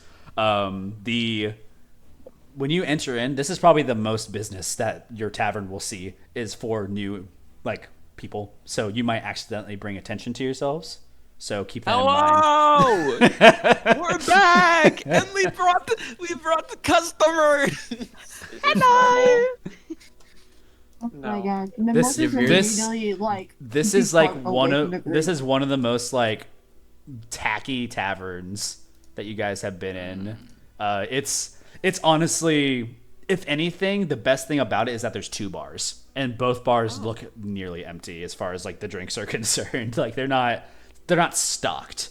There's a lot of space, if I could say. It's an open style tavern with it's empty, like creaking floor type empty. And as soon as you shout that out, you hear the footsteps from behind, like where the offices and stuff are, and you hear like stepping out. You see Merrick Trickledon, the halfling, the second in charge, basically, who's like on shift and duty or whatever. You say, how is the thing? The It was Yuvido? weird. There was like this whole incident. Where's the boss at? He's I believe he's working against the table masters right now. He went to go talk to their Sinbar. So he's working on getting that payment back from them. But I'm sure he'll be back. So Okay. he is coming back. I know that. Okay. Guess we should just wait here because that sounds like a whole other situation. And I'll turn over to the other people and I'll be like, can you guys do me a big fucking favor? This place is dead. Can you just buy like a drink or something? Like, it's cheap. It's really cheap. Drink good? Like, why is it dead? If I make the drinks, I can make it will good be for you. good. And I can No, make don't it listen even to better. him. No, Cruz would hand them 5 gold. Here. Oh my god. How much is Thank That's you. a lot, by the way. No. Like That is 5 a goals lot of is a gold. I don't lot care. of gold. It's a donation. I'm paying it. I'm Okay, taking thank the you. gold. No, I'm taking the gold. I'm taking the gold. I make Can the I best just get drink. drinks? Could I You hang said up a- free drinks, I and would said like twice. hang up. Okay, Ymir goes behind the hang counter. up my I'm gonna make a drink. Velu, I'm gonna hang up my Velu pushes poster. Ymir onto the ground. I make the drinks. What the hell? I'd say Velu, you pushing Ymir aside, not necessarily able to knock him prone because that would involve you doing a lot more than that. Ymir is capable, but I will say, Velu, you and shoving in that motion kind of like remind yourself of your stature and like kind of like shake off your minds, like you remind yourself of the people you're surrounded with. Carnelian's gonna sit down on a stool and then kind of like lean over and wait. Just to remind everybody, Mimosa's still pointing that flashlight at his face. Yeah, he still has. He has never stopped. You can. By the way, you can add a wand of light to your inventory. I don't think it's an actual item in Homebrew, but Okay. you can just add it as a custom item. It's literally just a wand with a light cantrip. So Okay. works out. It's not bright light. It's just light. So You said it's just light? You have Just a like- poster board wall here. A what? A what? So I can hang up this I mean, flyer. You're no. Can I get a drink? You can do it. Yes. Yeah, I don't care. That's so nice of you, Ymir. Okay, listen, Velu, let's make a bet, right? Whoever gets the 5 gold is whoever makes the better drinks. I will judge. I have drank a lot. I like the decor in here. Really? It's tasteful. It's very Yeah. rustic. Sure. Tasteful. No. But Okay. it's making tasteful, I guess. Velu makes like smiles at Idris and says, "Really? Don't lie. Don't I'm not- lie." I'm not. I've performed in a lot of places, so this is at least there's a roof. I'm pleased about that. Mhm. Why does it smell like that? Smell like what? Oh, you don't notice? Like We've worked shit. here for a while. Mm. Is that what you're saying? Smells like fish. Musk? Mm-hmm. Like dead meat and corpse? Mm-hmm. I can make it smell a little Oh. bit better. I would like to refer to you to my boss. You I can bet take it the would complete smell better step. if you poured me a drink. Velu I'll starts get that to making you right away. My drink too. Can I also get a drink, please? Yes. Okay. Velu makes a drink. Ymir's gonna try and make a drink. He's the server. I'm gonna be poisoned. he's pouring these drinks. You can see he's not as experienced as me. Straight vodka. just 2 shots of vodka. Glug, glug, glug, glug. Ymir's probably doing so much like work. Ymir's already done, and it's like he put no effort in, and he hands it over to Mimosa first. But before he does, he he's gonna be like, "This is made with my love and care, and I hope you like it. It's straight As pure whiskey," and he's gonna snap his fingers, and he's gonna cast prestidigitation on the drink to make it taste Ooh. like well, did Mimosa mention their favorite drink? no. Mm-mm. Okay, he's gonna make it taste like a strawberry margarita or something, like a really good. Yeah, easy, Like, easy enough to Mimosa's do. gonna down the gullet. Yep. My son is an alcoholic. I've been I trying am really not. hard.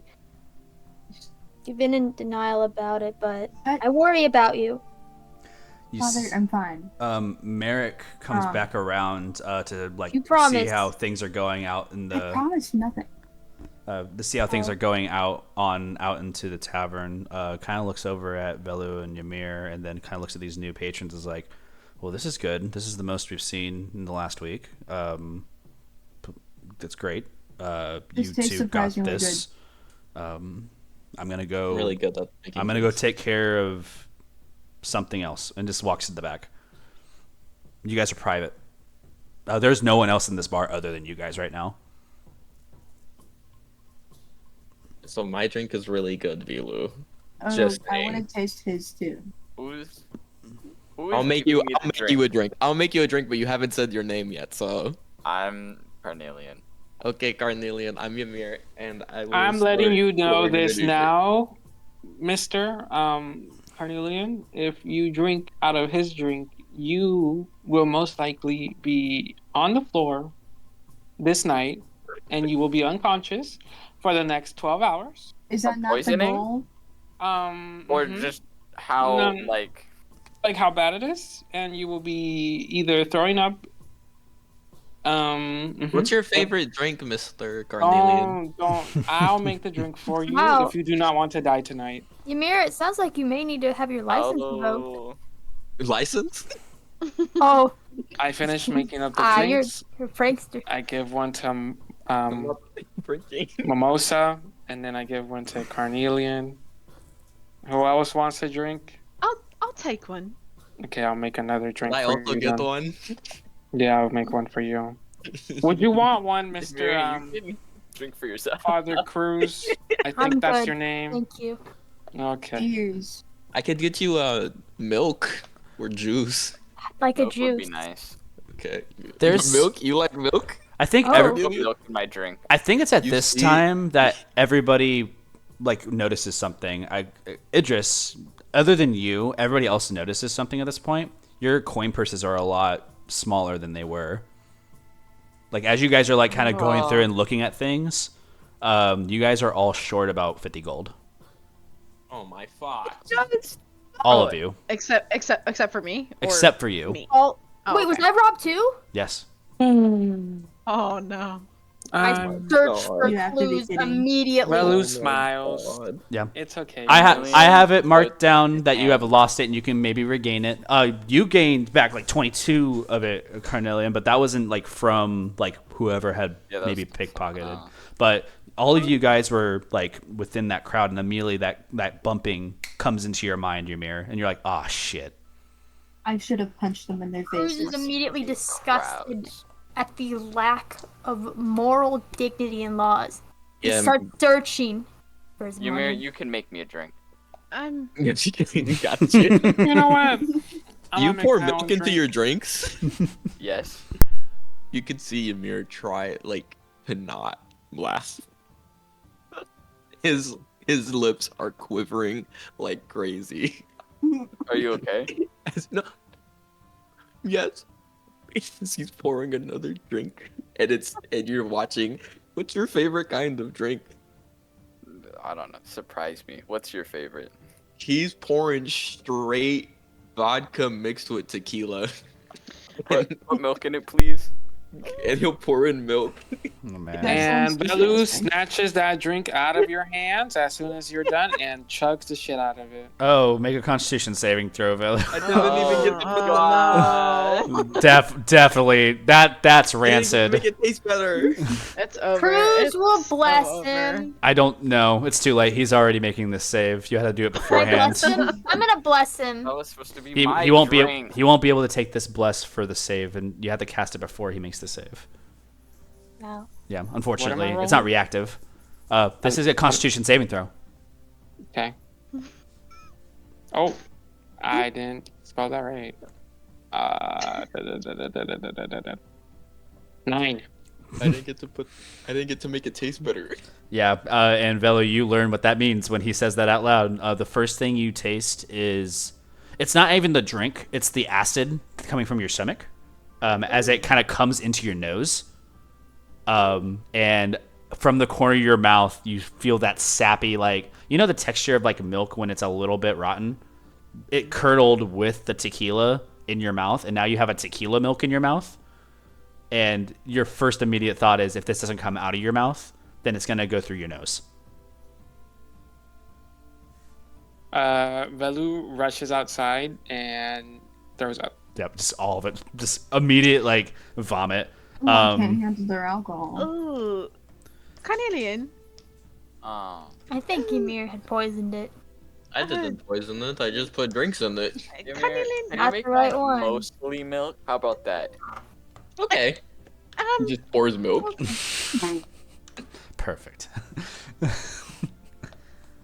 Over. Velu, Over. Velu, you guys still hear Velu outside just retching. Like it's like he's having like the death throes right now, like where he's like he's having fake ones, you know, like nothing's coming out, but he's like, ah! And just like you could hear. He's outside. gonna be fine. He's usually like this whenever I give him a drink. Cruz, do you want like orange juice? Yeah, that sounds great. Just Alright, plain and- orange juice. I want another drink. I'm gonna I don't just care drink what's in the it. milk. Actually, I do care. Velu, you're outside, and you after you're done, like, you know, vialing like all your bile onto the ground, you kind of look up and you see Dred coming back. Oh, hey! He doesn't even. He does not even ask. He just walks past you. He just walks into the bar. Okay. Please don't fire me. Who wants the next drink? Dred walks in, looks inside, and sees all the people. I'll take it. He's like, he just nods. He's like, business. Hi, Dred. I need to speak with you. He goes behind the bar and he's like, "What are you doing? What do you? Oh yeah, my bad. You are not supposed to be back here. My bad. Please go check on Velu. Wait, but I have to speak to you about something. Go check on Velu, because if he is not well for tomorrow, then I'm gonna be very frustrated." Oh. Okay, fine. And Ymir stomps off, walks outside. It looks at Velu. Are you okay? Yes. Are you sure? There's still milk and like things running down the face a little bit. Is he alcohol poisoned? No, but he because the thing is, like, if he succeeded at that Constitution saving throw, he would be. Like he vomited it. That's what you wanted to happen. Okay. I'm sorry. He smiles. Well, then again, It's you okay. drank it. You drank it knowing what it was. Then I don't really It's okay. It's okay. What do you mean? Okay, I I'm said it's taking back okay. my apology now because you kind of like put that upon yourself. I never said you should apologize. But now As he I feel continues to bad smile. for taking it back. I said it's okay. Okay. It's a weird tense energy now. All of a sudden, you Do guys. you want to like come back inside so we can talk to Dred, or do you need to throw up? No, I'm good. Yeah, you wipe it Okay. off your face and come back in. As Dred kind of moves behind the bar and sees a lot of his tequila and vodka is missing, he's just like looking down. He's like, looks at the four of you. He's like, "You guys would drink a lot." I can It- drink it more wasn't if you me. serve me. Yeah, they're big drinkers. He sees orange juice, milk, and like just other things. He's like, chasers. And he like just goes underneath the thing, like pulls some stuff out. He's like, "You all are, except for you. I can tell you're from here. Volcom. I see right all over you. But the rest, you three, you're new." No, pointing at Idris, Mimosa, and Father Cruz. I know a lot of And faces what about here. it? So, for all the people that ever came into this bar, they usually only come in once. Why was that? Just better take a places, I guess. guess. Oh, He kind of stares at Carnelian we and were it's just like, passing through. y'all have your own thing. Dred. What do you know about the Xenophane? Kind of like stares at you. It's like, yeah, where'd you hear that? A guard named I didn't get to write his name down. Agar. Agar.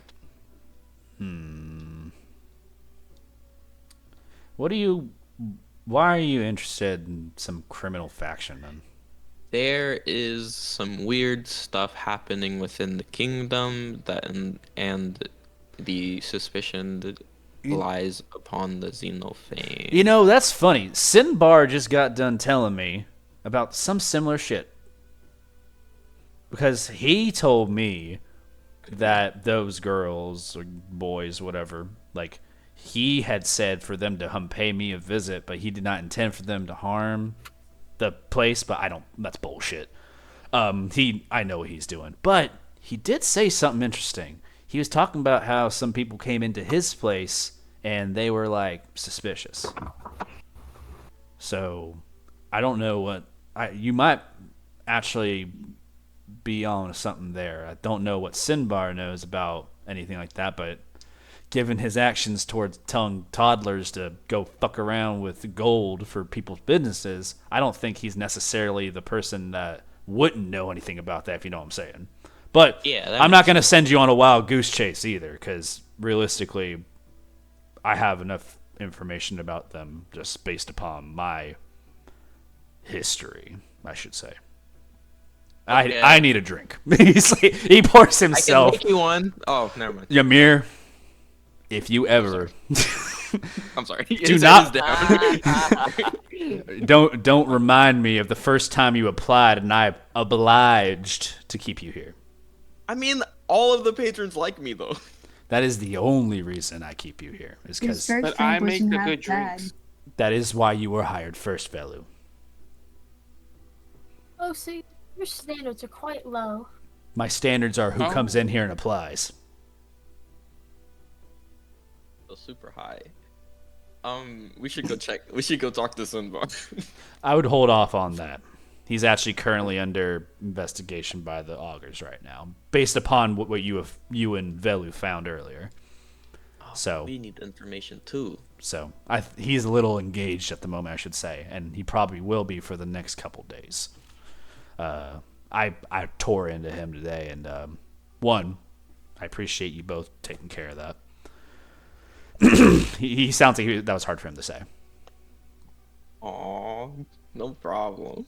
He makes his drink. It's just a stout. He like sets on the table. It's like, so Xenophane, for your knowledge, is a criminal faction in Oracle, right? They work underneath all the plinths and shit. I found this establishment here, to the Dred and Dead, underneath criminal means. I was not a criminal, but I was part of this group that apprehended these criminals. My group left. I stayed. I did not want to adventure with those people anymore. I almost fucking died. So I ended up keeping the place, and this is what's left. But Xenophane was operating out of this place at some time. I do have some things that belong to them. What do you have? I really just symbols and notes. And I don't have anything recent. Like, all I have is from whenever I did my stuff. I don't know what's going on today, but maybe something's there. It's in my office, Ymir, if you want to go back there and grab that. Heck yeah, Ymir runs back. I think to I the might office. regret him going to my office, actually. I I'm might gonna have look wanted to for send more Velu. shit. You might want to watch it. I'm gonna grab more. Than He what I shrugs. Merrick and Vistra are also. So Vistra's in the kitchen area, like right before the offices, and she's like in the back. It's like, I tell you what, you came back right at time. I was actually getting quite bored. Really? Are you saying that I interest you sometimes? And then you talk, and then it's just okay, the well, worst. I just feel like we have such a good relationship. Is Velu out there? He might be. Are you gonna try and talk to him? You see that she kind of adjusts herself, like her upper chest a little bit, to kind of like, straighten herself out. It's like, I'm gonna go talk to Velu. Okay, I live with him, right? So I have way more time than you do with him. Just so that you know. Like, we're roommates. Don't try me, honey. I can do what I Like, can. you know what that entails. I know what I'm capable of. I've been growing my beard, and I think it's pretty impressive. I think he'll like it. He doesn't like your fucking accent, and he's gonna go off into the. He doesn't like your accent. Just to hear I that heard that. you heard it from behind. Merrick is in the office right now, sitting at the desk. Is this the thing that you were up to before? Yeah, I gotta do the dividends for the counterspell glyphs, and apparently this whole thing with those kids is deeper. I guess this has happened a lot, so he asked me to do the paper work, and I'm just trying to help out. Okay. He told me to come to the back and grab some notes or something about the Xenophane. What's Xenophane? Like, I don't know, some criminal organization. So I'm gonna go look for these notes while I'm in this office. I hope that's not awkward. I don't look. Whatever. Okay, cool. Yeah, you just go investigate. Make an investigation check. The rest of you talking to Dred. He's like sipping on his drink, and he's like kind of reminiscing, talking to you guys about like the story of like his adventuring group that he used to have, and like how they came to like this city before it was like a big kingdom. Before the what's it called? It was like maybe like 80 years ago. Dred's a little old. He has been taking a long time to like process all of the things. Like he talks about how he had to rip up the floorboards and how there's like daggers and swords that were confiscated by the Orgo Augurs. He talks about how most of the alcohol here is, some of it is still vintage from that time. So there's like wines here that still are like uncorked around there, and he keeps those hidden from Ymir. And he makes a brief mention as well that there was a trap door that existed here, but that ended up getting fabricated. Like wizards came in, fabricated the stone together, and like sealed the entrance, so he can't even get into it where it was. But the trapdoor still exists behind the bar where he stands, and he just shows you it. Do you want it open? He's like, that's a couple feet of stone. I don't think anybody's gonna be getting through that. Mimosa's going to pull out his warhammer. I mean, Do not. I'll start whacking at Hold it. on, Mimosa. Do not. Hold on. I mean, fine. I spent a lot of time fixing this place up. The damages and the insurance I have on this place, I would be killed by the Diamond Tithe if I damaged it right now. The Diamond Tide? I thought you owned this place. I've taken some loans here and there for betterment of the facility, and also less money means I need more things to sustain. You get how it is. I do. The voice fades. Ymir, what did you roll for your investigation? 23. A 23 investigation. There's a couple boxes in the back. You actually had to go beyond his office, and you see like a staircase that goes up to his room. You have an opportunity to go up there, but I will say before you go up there, I will say there are boxes underneath the stairwell, and you see like file folders and stuff like that, and you're like peering through, and you see that there's like a big like there's a big like binding that's like too thick and holding too many papers, and the first like flips over are like from like cycle like 300, like 80 years ago. Jesus. Like there's a big documents like paperwork and stuff here. For the Xenophane? You'd have to look through, but this looks like it's around the same time frame. Okay. Can I go to his room? Yeah, you just climb up the stairs. You hear you're not stealthy, right? Not really. Yeah, he would hear it, and he just like look up. He's like, "Yep, I fucking regret it." And he's like, you guys just see him stare up, and he's like, "All right," and he like kind of looks to the rest of you. He's like, "I'm gonna go check on that," and he like walks away. You guys are left to your devices without Ymir and Dred, but out comes Vistra and Velu. You see the dwarvish cook that's in the back kind of walks up to you and kind of taps you on the side on your waist. He smiles and looks at her. She like kind of like does this little massage move on the back, like on the side of your hip, and just like, "How are you doing there? You look like you just threw up." Yeah, I did throw up. You need something to eat. I can make you something.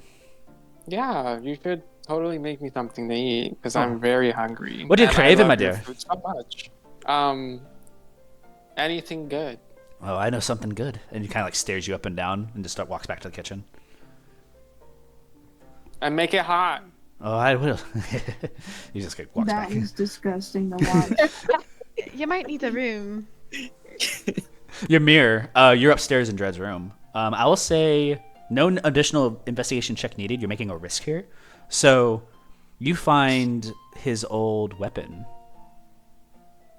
You see that he carried a scimitar. Wow. It's very. He's gonna pick it up and just look at it. Yeah, it's a curved blade. It has a gold hilt. At the pommel, you see there's a gem encrusted with emerald. You see that in the inscription has Draconic. I don't know if you know Draconic or not. But there's some inscription in Draconic, and you're looking at it, and it's a well-made blade. This thing is light in your hand. Like you do some twirls with it. And as you're like grabbing the scimitar and looking at it, you see immediately to the left his armor. Oh, this is even cooler. So you like walk over. There's a helmet that fits a dragonborn, so it's like a dragonborn stirrup almost, where the gold comes to the chin and follows all the way up to where the jaw would be. And you see that it's a gold sheathing that covers the neck from protections. and you like try to put it on. There's like an elongation where your head doesn't like fit into it because it's so big, and it's just like a big hoop. And you're like just wearing his stuff, and you hear the footsteps coming up the stairs. He'll take it Make a sleight of hand check. off. Wait, can I have Bongo help me? No, yes. He's not stealing things, but I guess he is kind of like it's like coming around, like putting things back. Okay. 18 plus 20. 20. Unnatural. Dred comes upstairs. He's like, Ymir! Hi. He looks around. I mean, get out of here! I didn't do anything wrong. I didn't say Go! He just, Hey, but was this the he shows the bind? Ymir! Is this the one? I'm sorry. Go! When did you get that? Get out of my room! My bad. He leaves. You see that like, he was flaring like his draconic breath when he was like saying that. He was pissed. He leaves. He leaves. And he'll walk down. Yeah. But from your gaze, you get the feeling that he doesn't detect that you touched any of his stuff. So you come back downstairs. I go to the kitchen, right? Yeah. Vistra's in there cooking something like. That's funny. And before I like walk off to the front, whatever she's cooking, I'm gonna snap my fingers, prestidigitation, it to be cold and shitty. She like picks it up to taste it. And I'll walk out to the others. Fuck you! You hear that from the door binder.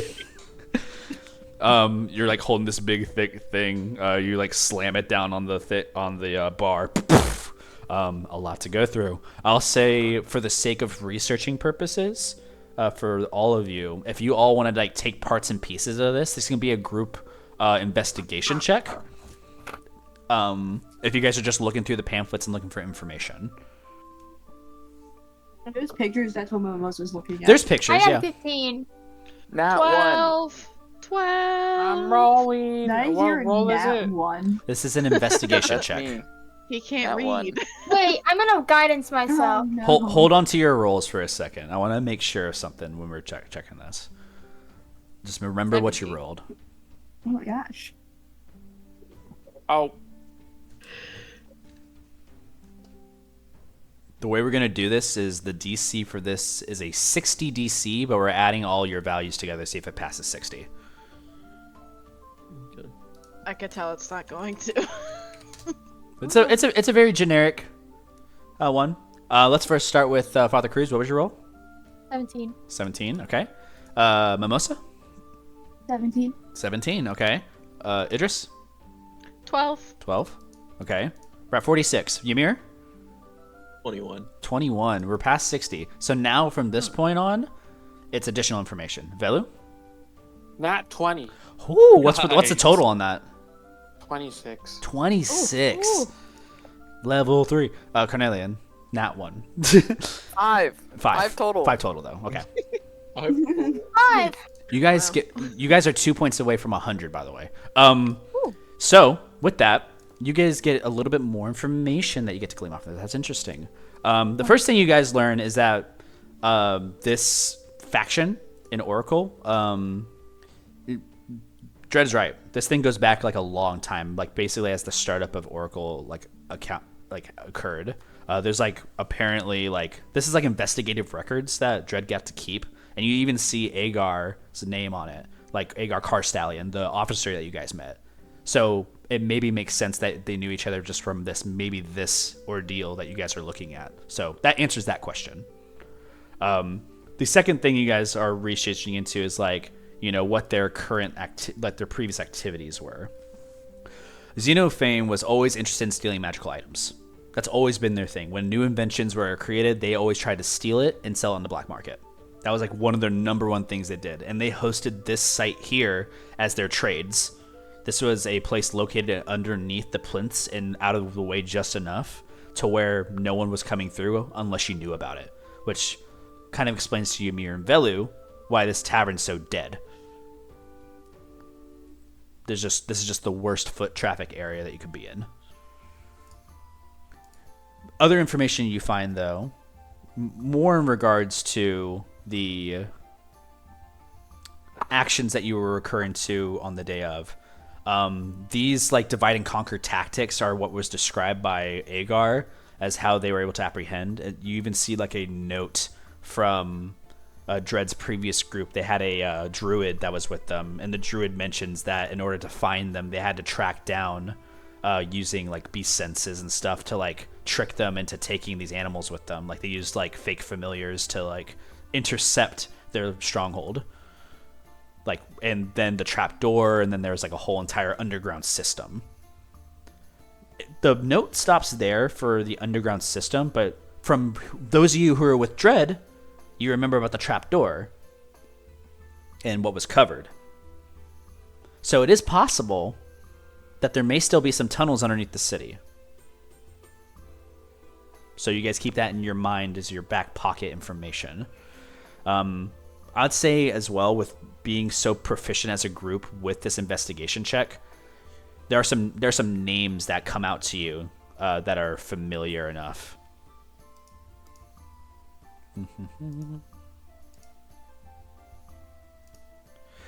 The first one that comes out as a anomaly to you is the name Hannah, Hanna. This is a blue dragonborn, and they were apparently like an insider to the Augurs Oracle, and she was found out to be a criminal. Like she had intercepted into the Augurs, and that's the way that they were able to hide from the officers. They apprehended this person, but they ended up being released like 50 years later from their thing. So they're technically out of their release from doing what they were doing at this point. They didn't get a life sentence. They didn't kill anybody. So Hannah is the first name that you hear. The second name you get is Bennett Sai. This is a Aarakocra. This is one of the known members of Lore, another faction here in Oracle. Carnelian and Velu. Both of you give me history checks, because since you two are familiar to this location the most.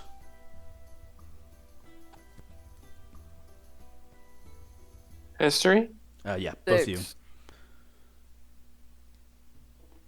Or I'd say 18. one of you. Or I'd say one of you can give advantage, but since you already rolled, that's fine. 6 and 18. Can I have guidance then? This is beyond the roll already. They've already rolled. Before next time, whenever I ask for the roll though, for just the future purpose, you can be like guidance and just like send it out before they roll. That's fine with me. Just you can't know the result beforehand. Okay. Yeah, no worries. But good call for doing that on the next try. For the 6, no clue. Lore is probably has nothing to do with what any of your interests, Carnelian. Like you are a fighter, doesn't matter to you. Velu, on the other hand, you are an information savant. You love new information. Lore is the information broker of the city. Like they're the ones that know everything and are paid to learn things. Like their whole job is to go out and uncover mysteries. Like they are the investigators, while the enforcers are the augurs. So Bennett Sai seems to be the one that was on the case for this thing. So another name to maybe go and research with about Xenophane expertise. What was his name again? Bennett Sai. So Bennett Tsai. An Aarakocra. Those two names pop out to you, and realistically, none of the rest of these names matter. They're just criminal names, but none of them are like leads of the criminal organization. It's just like people who fell out. The biggest one, though, is Hannah, which was like an insurgent within the Augurs. That's just with your high group roll. So yeah, you guys uncover all this information within like an hour. This is like an hour of researching over to this stuff. It's starting to get to late to the night. I would say with you guys closing that research, all the papers laid out, your food brought back out to you, Velu. Vistra comes back out and says, I'm taking care of you now, dearie. I'm just going to make sure that you're not really sick. You want me to check in there for you? And just kind of like looks at your lips. Velu looks at her and smiles and says, no, not today. Maybe another day, if you know what I mean. You're always playing hard to get with me, Velu. I'm going to get you. We'll see about that. Ymir You're knows. Young love. You don't have to talk about me. Yeah. It's getting pretty late, guys. Do you have a place to stay? You guys are new to the town. Would you like to? We have me and Velu, and I'll sort of like make it loud in apparent. We have ourselves a place. If you would like to accompany us back and rest there while we still try and figure this out. And I could also make very good food for all of you guys. That's so kind of you. Jacob, I'm not. It's not as good as my You even drink have enough making. space. Carnelian? It should have enough is space. there? I have a place in the guild I can sleep, right? Yeah, you've been basically staying with the guild, with the guild master's place. Like, as long as you're working here, they have a place for you to stay. Do I have like guest spots or no? Not really. I mean, and also not to be like blunt with you, the room's not necessarily accommodating for like multiple night stays. Like this, usually you're only here for the jobs. So, Okay. and a lot of times you'll be sent outside of the city nearby to the local towns to help too. So it's really not even worth the thought of even going back to your own place because it's kind of crappy. So it sounds enticing to actually go to like an actual rooms at some point. Like your bed is a cot. If you have enough room, you may. I guess. I can I would totally love make to go. accommodations for you guys. Oh, If Velu, are you okay with this? you're too kind. Okay. If yeah. Velu smiles and side eyes you, Ymir. Okay. Ymir, like, Yeah, kinda- yeah, we can do that. We'll accommodate and we'll You can make, stay in my sleeping room. beds. No, we don't want to impose. If you're not sure. I mean, No, if there's not no, it's enough all room, good. I'm happy to find somewhere else to stay. No, No, no. Y'all can sleep in my room, and I'll just sleep in the living room, and it'll be fine. Okay. I'm gonna usher over to Bongo. Steal a little bit of food from the kitchen before you leave. Yeah. I'm gonna be like, okay, guys, let's get a move on. He like rushes in, and all you hear is clanking, and just like what the. You hear like pots and pans like rattling. I swear to God, you're gonna get out of here. And Ymir, you're like the time's ticking. All right, let's go. As we're walking back, Velu's gonna like power walk back to his like. You see Bongo rush out the door with like bread rolls and like different like carrots. God. It's like Yeah, don't worry about that. there's like crumbs like crawling across the floor. Dred looks down and like Oh, It just keeps me around for cosmetic at this point. can't afford to lose you. Velu? Velu's gonna power walk back to his like apartment to get there first to Okay. clean his room. Okay. You arrive first. You spend some time kind of alone, like looking around and checking out some of these different instances of like all your mess. You know, you have some of your like weapons adorned and like garnished out being like who you are. So literally like you cleaning up is like picking a pile up and moving it to the side a little bit. It's not full cleaning. It's like, okay, available space, and then you move on to the next area. I would say as well, the rest of you kind of joining in and eventually arriving to where Velu is. Is there anything you wanted to do in your privacy, Velu? I almost said something. That's great. Yo. I only need 5 minutes, all right? All I need is 5 minutes, guys. 5 minutes. Bro, I need 2. I'm not gonna mention He's the gonna, like, rolls. He's gonna hide some books away and just organize like the weapons on his walls. Okay. That's it. All right, yeah, not hard to do. It takes you like a minute or two, roughly. And then at that point, you have like the door opening with Ymir escorting 4 other individuals into a We're here. duplex. Yeah. We This- made it. You guys technically live in a quad, but you guys own 2 of the rooms. There's 2 other people that exist like within this other space, but like you rarely ever talk to them. Huh. I don't know. How Or big is or at this least house? Ymir, you haven't run into them yet, I think is the Yeah, issue. if I would have You just don't know. So is it big enough to like fit? There's a people living in there? space, and then there's your rooms. How tall? Yeah. So technically, yes. Being in the living space, everybody has like bedrolls and stuff like that they can use, right? So like it's not an issue. However, the rooms themselves would probably only fit 2 each. And it's big enough for these. It's tall enough for. Yeah, like they're accommodating to like all like medium-sized creatures. There are some large creatures that get their own special like rooms and stuff like that, but and even small ones. Okay. Yeah.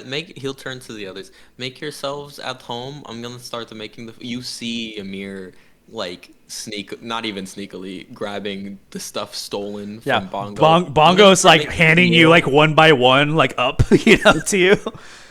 To be clear, I am good at cooking. I'm not good at making drinks, so it's not. Don't like worry about anything. It's actually going to be pretty okay, like very good. My mom taught. Where? Oh, your mother taught you. I was about to ask you how you learned to cook, because I love Yeah. to cook too. You really? You want to help me? Yes, I would love to help you. Oh my god. You I love your energy. And Idris, you see Hopian floats off of you and lands on Carnelian, like kind of like familiarizing themselves again with Carnelian, and also not wanting to be near Bongo. So you approach over to there and start helping Ymir, Carnelian. You reacquaint yourself with a familiar. Velu, you've organized your room a bit and made it presentable. Mimosa and Father Cruz, you two feel a little out there doing this, but then again, this is not the strangest of places you've stayed. Do you have lights that stay on all night Do we have lights in one that of the rooms? Yeah. You guys have at the front of your like door, you guys have like an arcane rune, and when you wave your hand across it, the lights up above like ignite like the light spell. So it's like a motion detection light. Most is gonna Mimosa. be waving his hand over it. Okay, what's up with that? I was about to ask the same thing. Mimosa, do you need a nightlight at night? Yeah, so what? I was just curious. I wasn't sure. Are you afraid of the dark? What does it matter to you? He's still messing with the light. Well, I was just curious. I used to be afraid of the dark too. Huh? Really? When you're like a kid? Well, maybe I hear it old. Well, actually, when I was more of a teenager, I used to camp a lot. And there wasn't a whole lot of lights around, so it would really spook me out. But, you know, I was just curious, is all. He's gonna stop waving his hand over the light and just keep it on. Okay. The light gets. Velu's gonna smile and look at Mimosa. What is? Well, are you okay? What's I'm with the fine. attitude? I have no attitude. She was literally trying to help you out, and you said, "And so what?" I'm just. Hey guys. Hi. Hey. We just met each other, so obviously there's gonna be some weird tension. Is there light in my room, Jacob? That I would imagine you have a light source in there. You can describe your room. Like Ymir's room's at. Yeah. Okay. Ymir's gonna direct his attention over to Mimosa. If you want to go into my room, it has light in there for you. You can sleep there tonight. I'll sleep outside. Okay. But yeah, and he'll continue to cooking. If you go into his room, it's not like dirty. There is a bit of clutter, but it's mostly like notes, papers. There's a chem set in the corner, and there is a few stains of blood. Just a bit in weird places. Yeah, I'd say with the door open that anybody can maybe look in there and like even perceive that from just a passing by, but Ymir, I'd like to ask you something. You have a notion to yourself that you gained a little bit of money today, more than you typically do. Your pay just came through, like basically the gold you have earned, like from when we started with that gold. That's your earnings for the week, and this is more than you typically make. So you do want to put that away for your fund. That's just an FYI. Getting the 50 gold stolen from you, however, horrible. But you do want to continue putting away that piggy bank. He will do that after he finishes the meal. Okay. Yeah, you're currently cooking. Everything's going fine. I actually will say both of you make one of you can make a performance check. Whoever's leading, so Ymir, you can do it with advantage. And I'll also say Idris, if you want to make your advantage like roll just on your own using your bangles, you can also do that as well. I don't know if that's what you want to do, but you can do it. Performance 19 plus 23. 23 performance. And then Would you like me to roll too? Up to you. What do you want to do? I'm okay. Okay. You're just assisting with Ymir. You can roll with advantage if you like, Ymir. If you want to see if you can No, roll I higher. did. Oh, you did. Okay, cool. Yeah. Yeah. Total. Alcohol was never your specialty.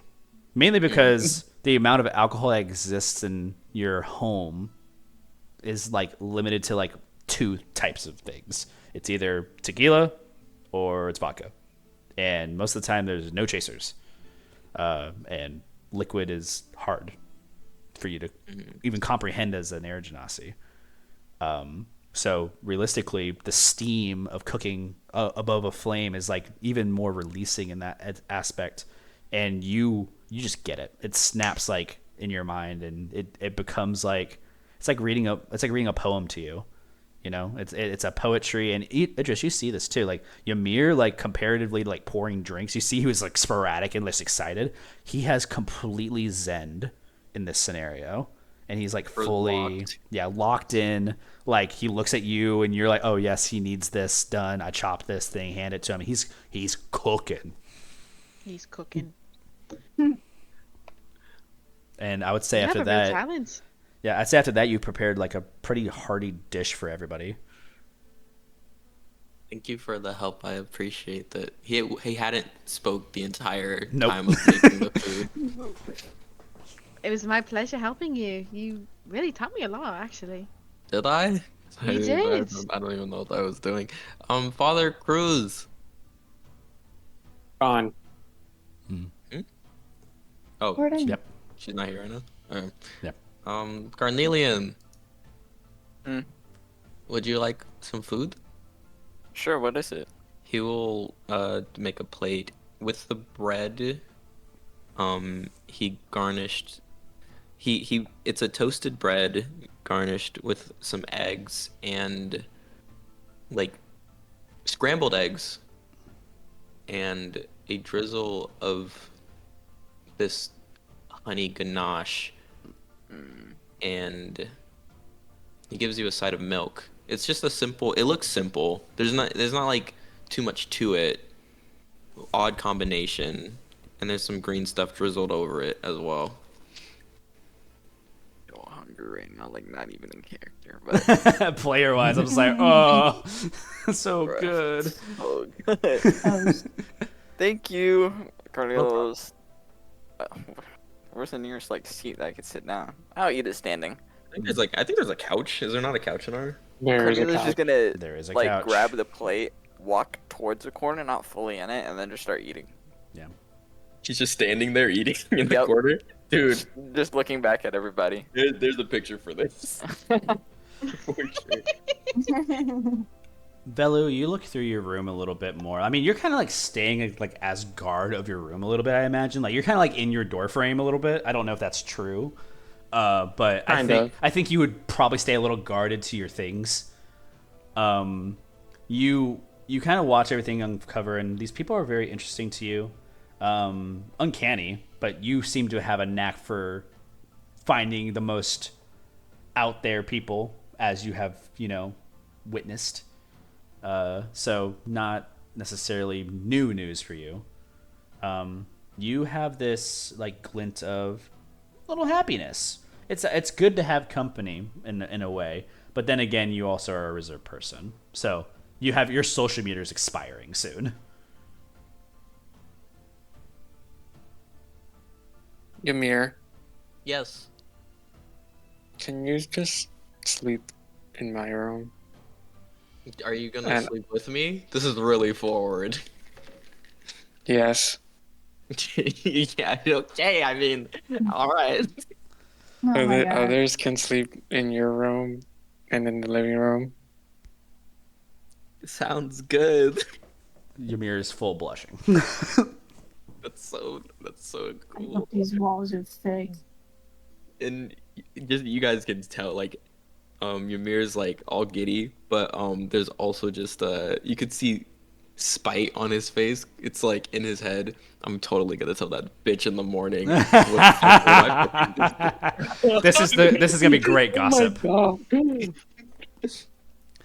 This But yeah, no, this it's is like, the okay, ideal yeah, I'll- situation to happen right after that moment. I'll definitely head to bed in Okay. a little bit. I wanted to mingle with these people, and Well, I'm gonna head to bed now because I feel Okay. very tired. So, good night, guys. Good Hope y'all night. enjoy Good the night, meal. Velu. Thank you so much. Yes, of course. Don't be scared of the dark, Mimosa. And if you want a drink, let me know. Yeah. Tomorrow. And Okay. you close the I door. close the door. Yeah. Is there anything else you wish to do in the privacy before you go to bed? No, not really. Okay. Velu finds sleep. The rest of you. And this is where I dip. Thank you for Good night, being here, I Zap. need to, Bye, Zap. I need to do stuff. Okay. Thank you, guys. Thank you for Bye this. bye. Bye bye. Bye. All right. With the rest of you. so do you guys like know each other? Bye. I know Idris. Just. I know other Carnelian.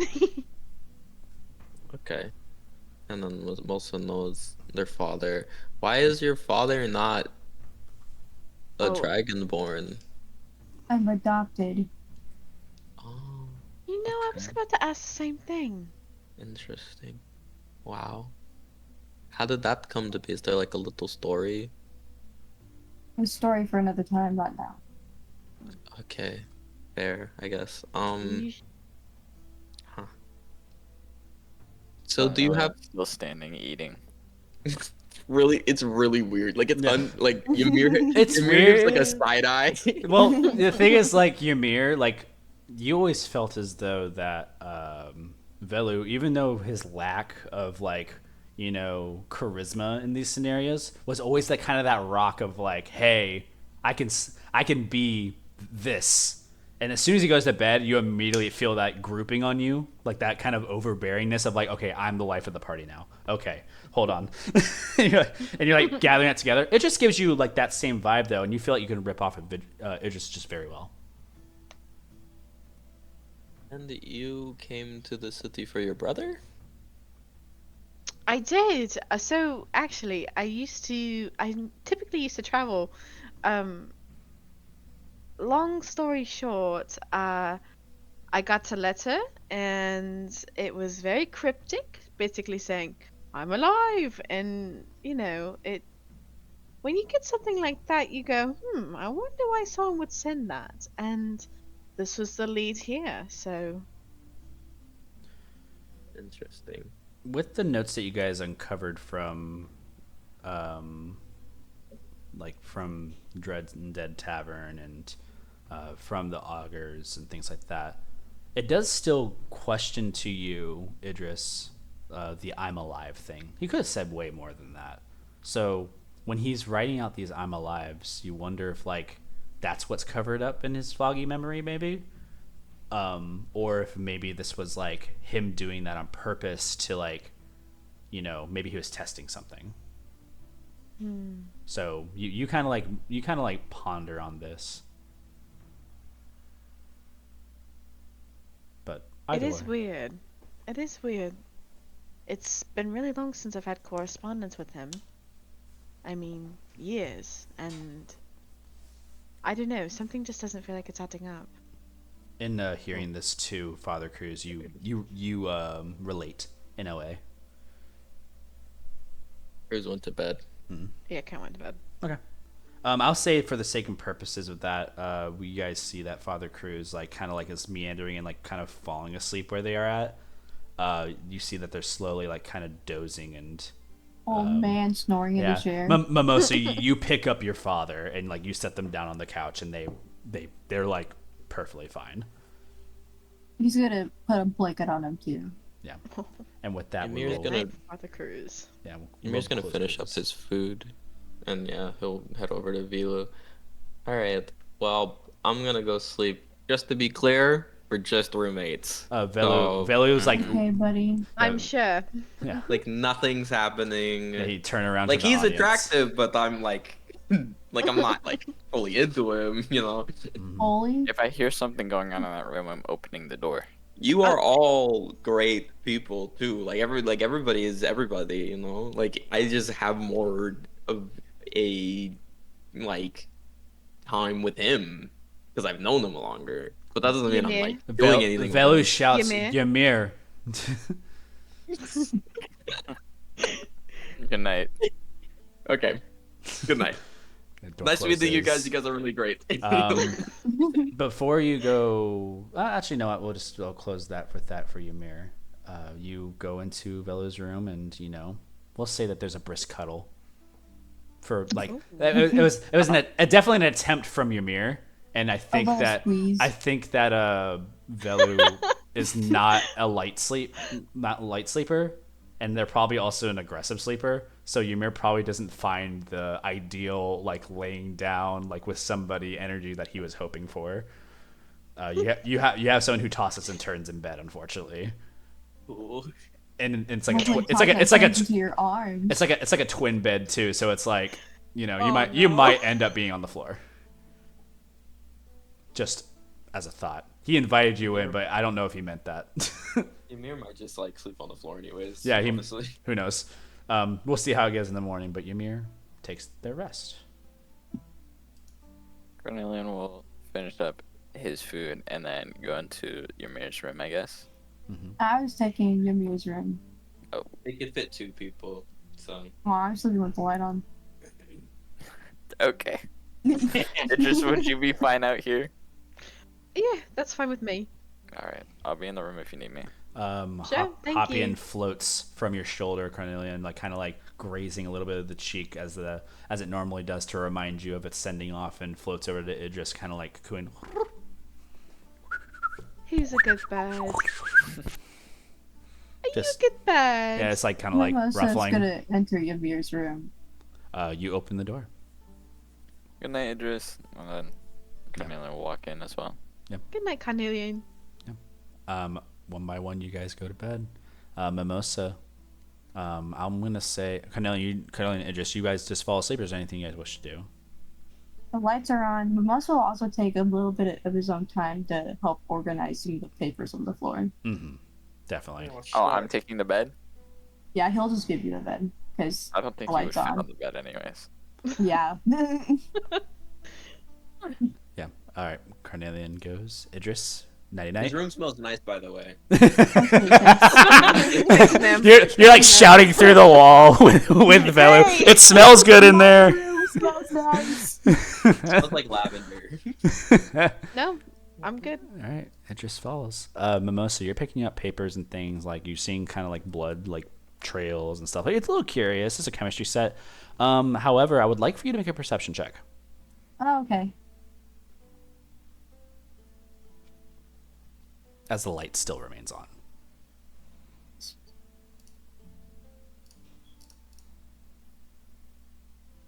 $19. 19. You see something kind of interesting, and you're a curious person. I investigate. Yeah. On where the chemistry set is, you see kind of like tucked away into the side, there's a scroll. The scroll has a seal on it.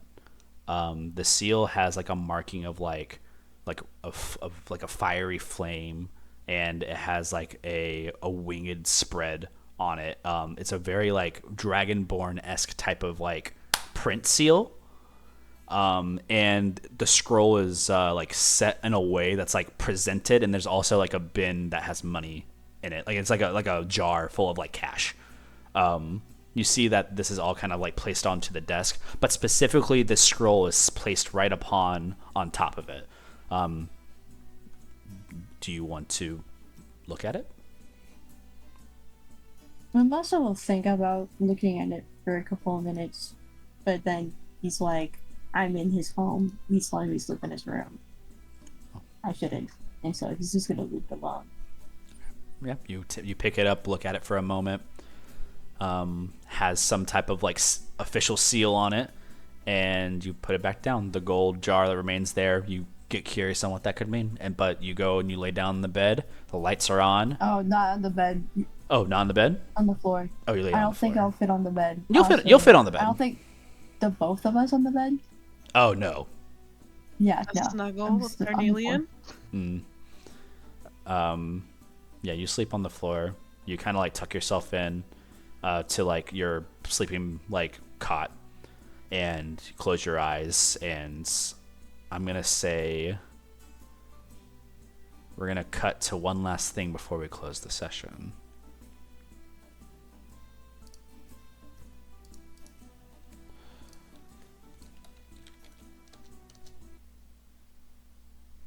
Where did they go? Wait, who I'm left? here. We're here. Who left? I was by. The music stops. Mimosa. Hi. Your eyes close. You begin to fall asleep.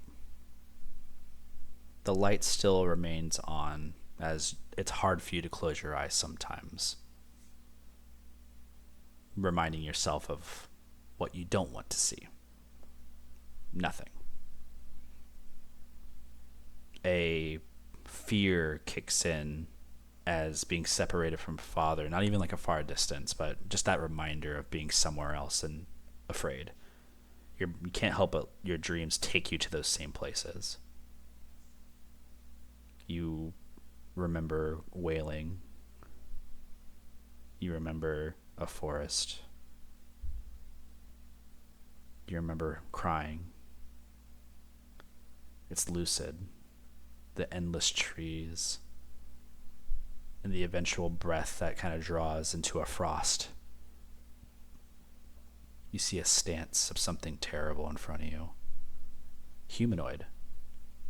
But it carries with it this demeaning presence of a red dragonborn. What do you do?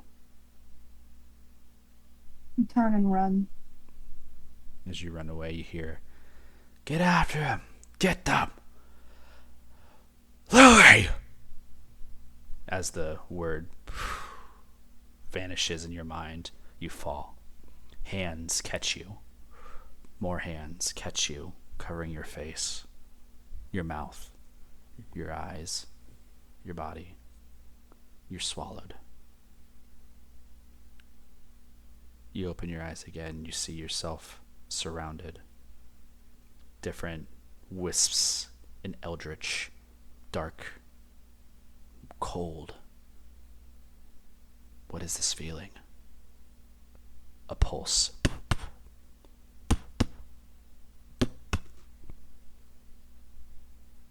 It gets louder. Has hands over his eyes.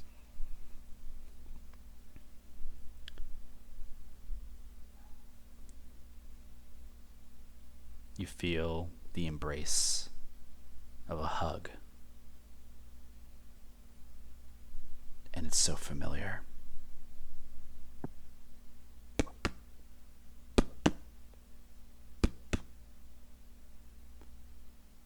He's gonna uncover her eyes and look over. A golden dragonborn, yellow of nature. You can almost see it fade at the same time you open your eyes.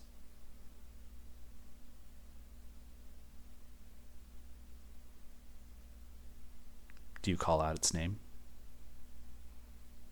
No. the hands take you once more. The pulse.